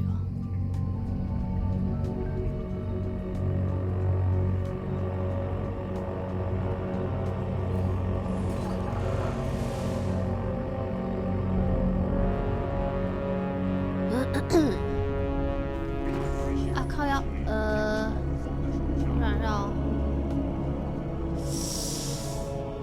哇！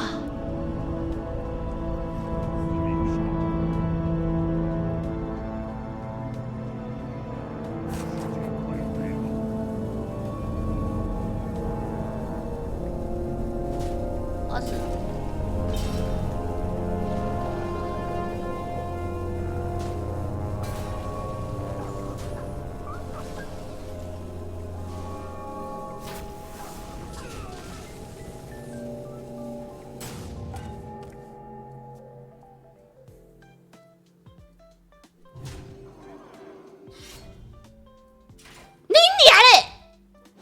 他赛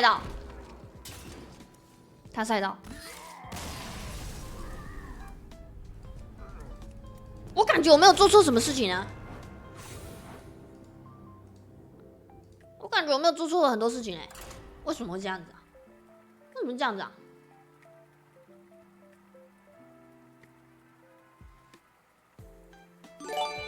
感谢塔卡帽子的10分赠礼，感谢，总不想想自己的问题。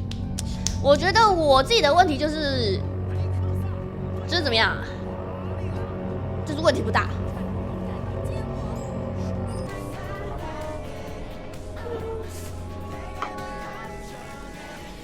OK。 8 of the Women's World Chess Championship match between the challenger Tan Zhongyi and the champion Zhu Wenjun. It's not going well for the challenger. She's now on a 3-game losing streak, which means that, well, we're already in game 8. She has to win 3 in a row just to equalize the match, which is not an easy thing to do, as there are 12 games that the match consists of. So she has to start winning. She has the white pieces, and already on move 1 you will see that she means business. So far went for by the very as usual is the beverage. Not F4, and then fits then black castle. Not recommended H this position. The champion overall not really there. Tap makes sense. Strike with the B5, the B5. Knight not see that stay fighting against. So knight C6. It's how not present F and after and an F2. Now who would have presents the bishop the way and move down G7. I've stopped the it's we have king H5. June of those pawns. June goes all in. She and king captures on G3, clearing the path for the H pawn, and there's no way to stop it.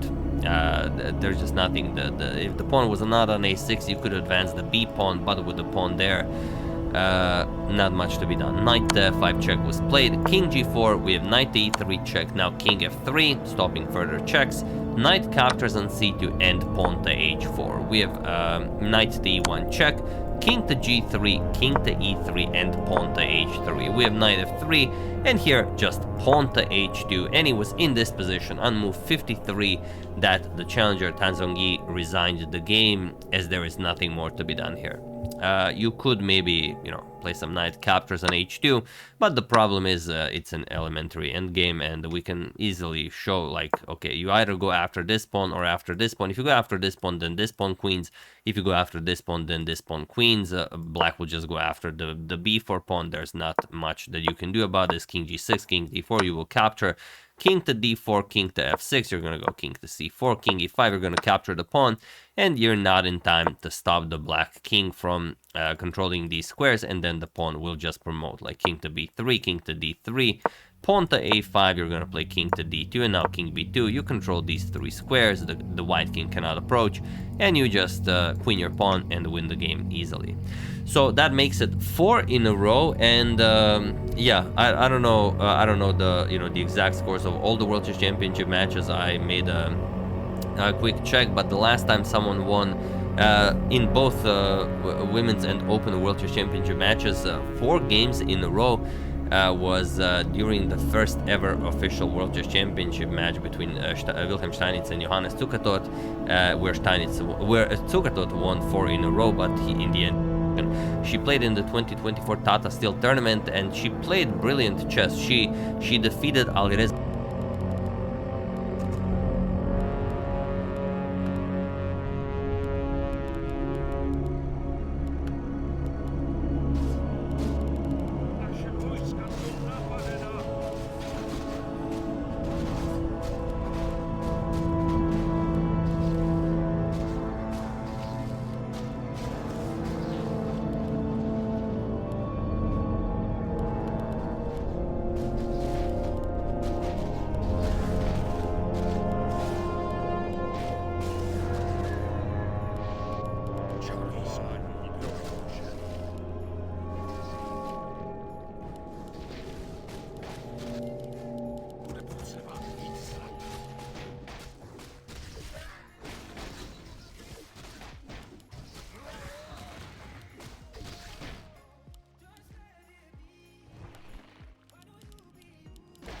Wojska są napadena!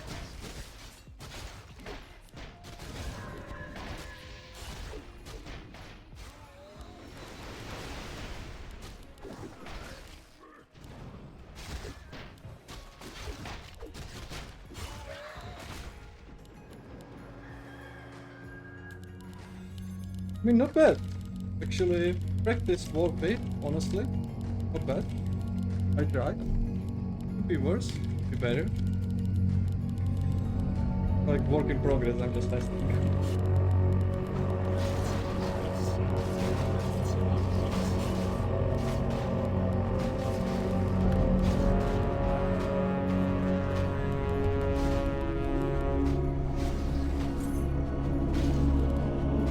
I saved it one thing, it would be perfect.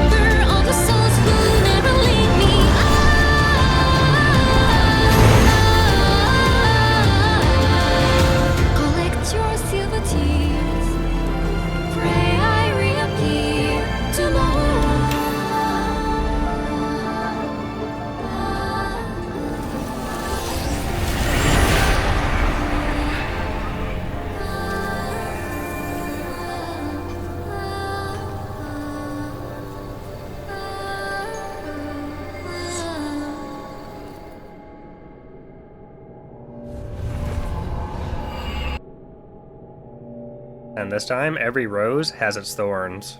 So for this combo, we're first going to start by playing Imprisoned Horror and Sacrificial Summoner to summon Thaddeus on the even polarity. Then we draw all of our cards and play Summoner Dark Marrow. And finally, we play double Naval Mine and double Archdruid of Thorns, and we destroy them for the OTK. Now as you'll see in the games you're about to watch, it may be a good idea to cut Prize Vendor from this deck, because his Death Rattle can be problematic on the combo turn. So I think that's pretty much it for the deck control this time, guys. With a perfect draw, this deck can OTK on turn 3. Remember to like and subscribe, and thanks so much for watching.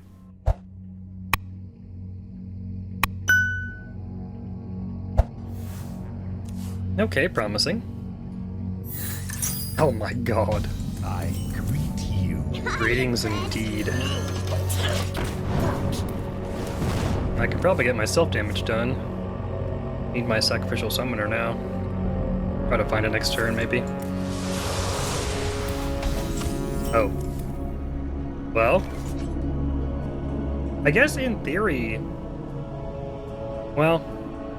In theory, I could do this on turn 3. That is possible. I would need Raised Dead. I'd have to get both mailboxes and a Raised Dead here. Darn. Yeah, I can't go here. We'll wait till 5. I guess I don't even tap here. I could play this, I guess, if I wanted to, but I don't really want to draw Thaddeus, that's the problem. I could still use some more card draw, probably. Oh. That's fine. Maybe I hold that then for next turn. Well, actually, I probably should tap to get this to 0. I could still tap next turn as well, but... Fine. Okay. Just if I top deck Thaddeus here, it feels so bad. Annihilation is the only cure! I'm not destroying myself as well. Alright, that's good.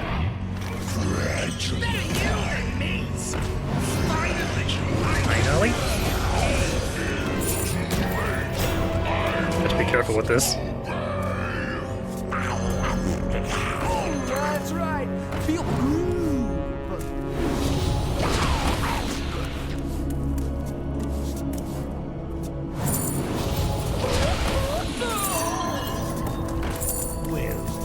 Thanks.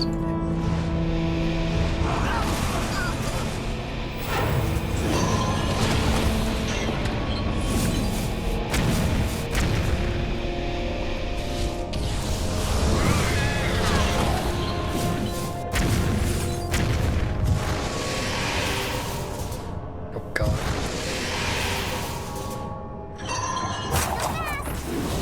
I haven't drawn the new card.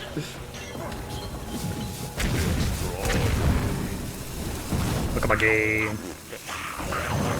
There we go.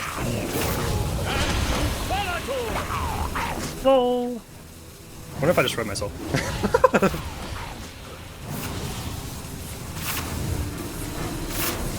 Oh god. That was a lot of prize benders.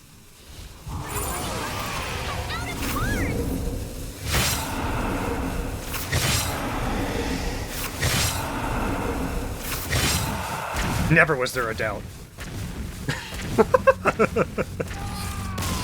Never was there a doubt.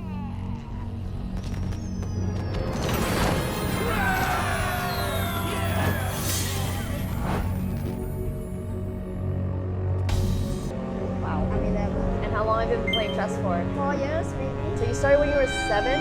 Yeah. Crazy. Do you have a rating in chess? Yeah. You're playing so fast and so confidently. I played for the Singapore International Open. It's all opening repertoire. You know every move in this position? Yeah.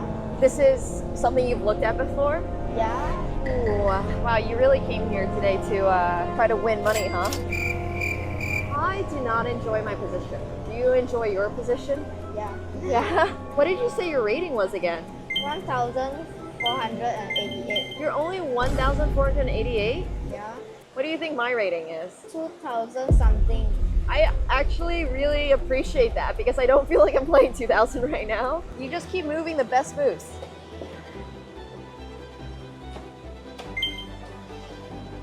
Alright, check. And then I think I have this. And now I can take. What? Okay, you found the best response. Let's go there. That was amazingly played. Thank you so much. Do you think you have a chance to? 不好按，不要。3费可以用这个。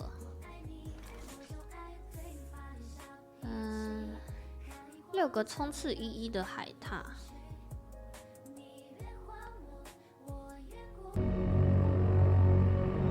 I'm getting paired up a 3rd time in a row. Is this a joke? What is this?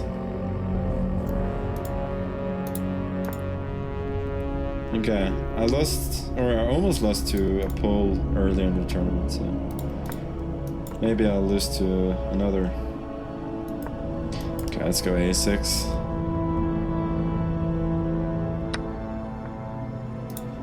This is a very solid line.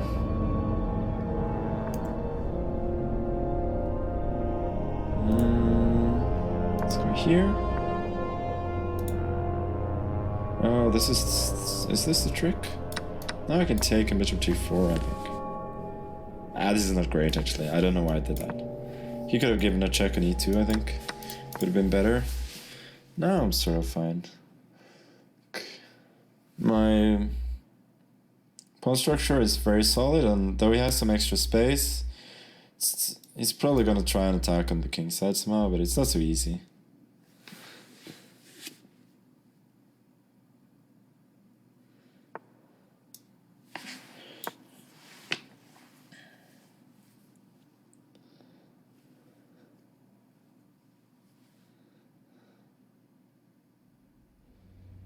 Held a message for erasing swearing. Allow it? Yeah, we'll allow it. Polska gorom kurwa. That's not swearing. That's just how Polish people talk.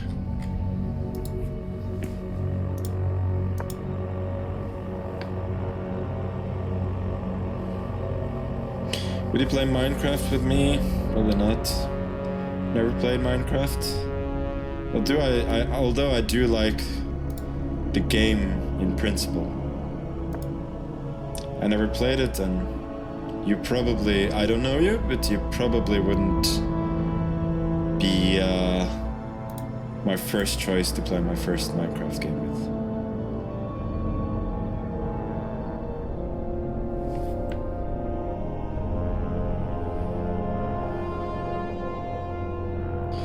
Jokic MVP? Probably. Could be Embiid as well.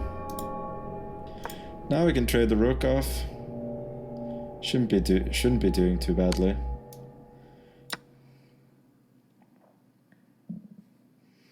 So far, I don't think his attack on the king side is really going anywhere.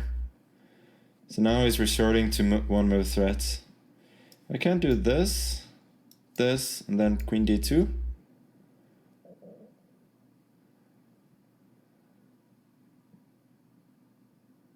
And that actually looks good. If he moves the rook somewhere else, I just go knight f8. I won a pawn for very little compensation. Pinball or a solitaire player? Yeah, exactly. I played a lot of both of those games. Minesweeper as well. Boomer games. Big Real Madrid buying so many youngsters? Yes, I think it's good business. Oh, I just know. No idea. I was not. He could have taken d7, then I take the rook. King moves, and I go for queen d1, which I didn't see first. FPL rank so far, first time chatter. You're gonna brag about your own rating, or your own rank. My ranking is probably below yours, I would say.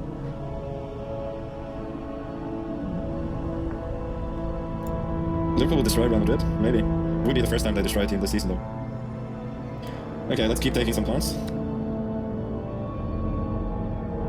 Salah strat not working out. Definitely not. Now I think I have the tactic. Seems to work. So my king is really snug and safe there. Even though he's got some like half-threatening pawns, it's just no. I made one blunder? What the fuck? What was my blunder?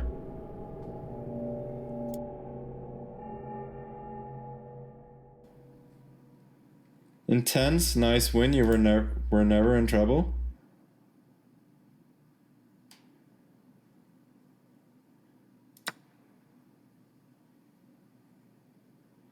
You overlooked an opportunity to move a knight to safety. You allowed the opponent to develop a queen while winning a tempo.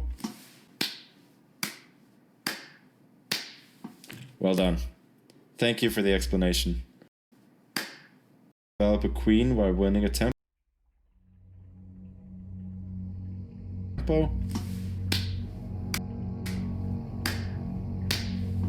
Well done. Thank you for the explanation. Doesn't make any sense though.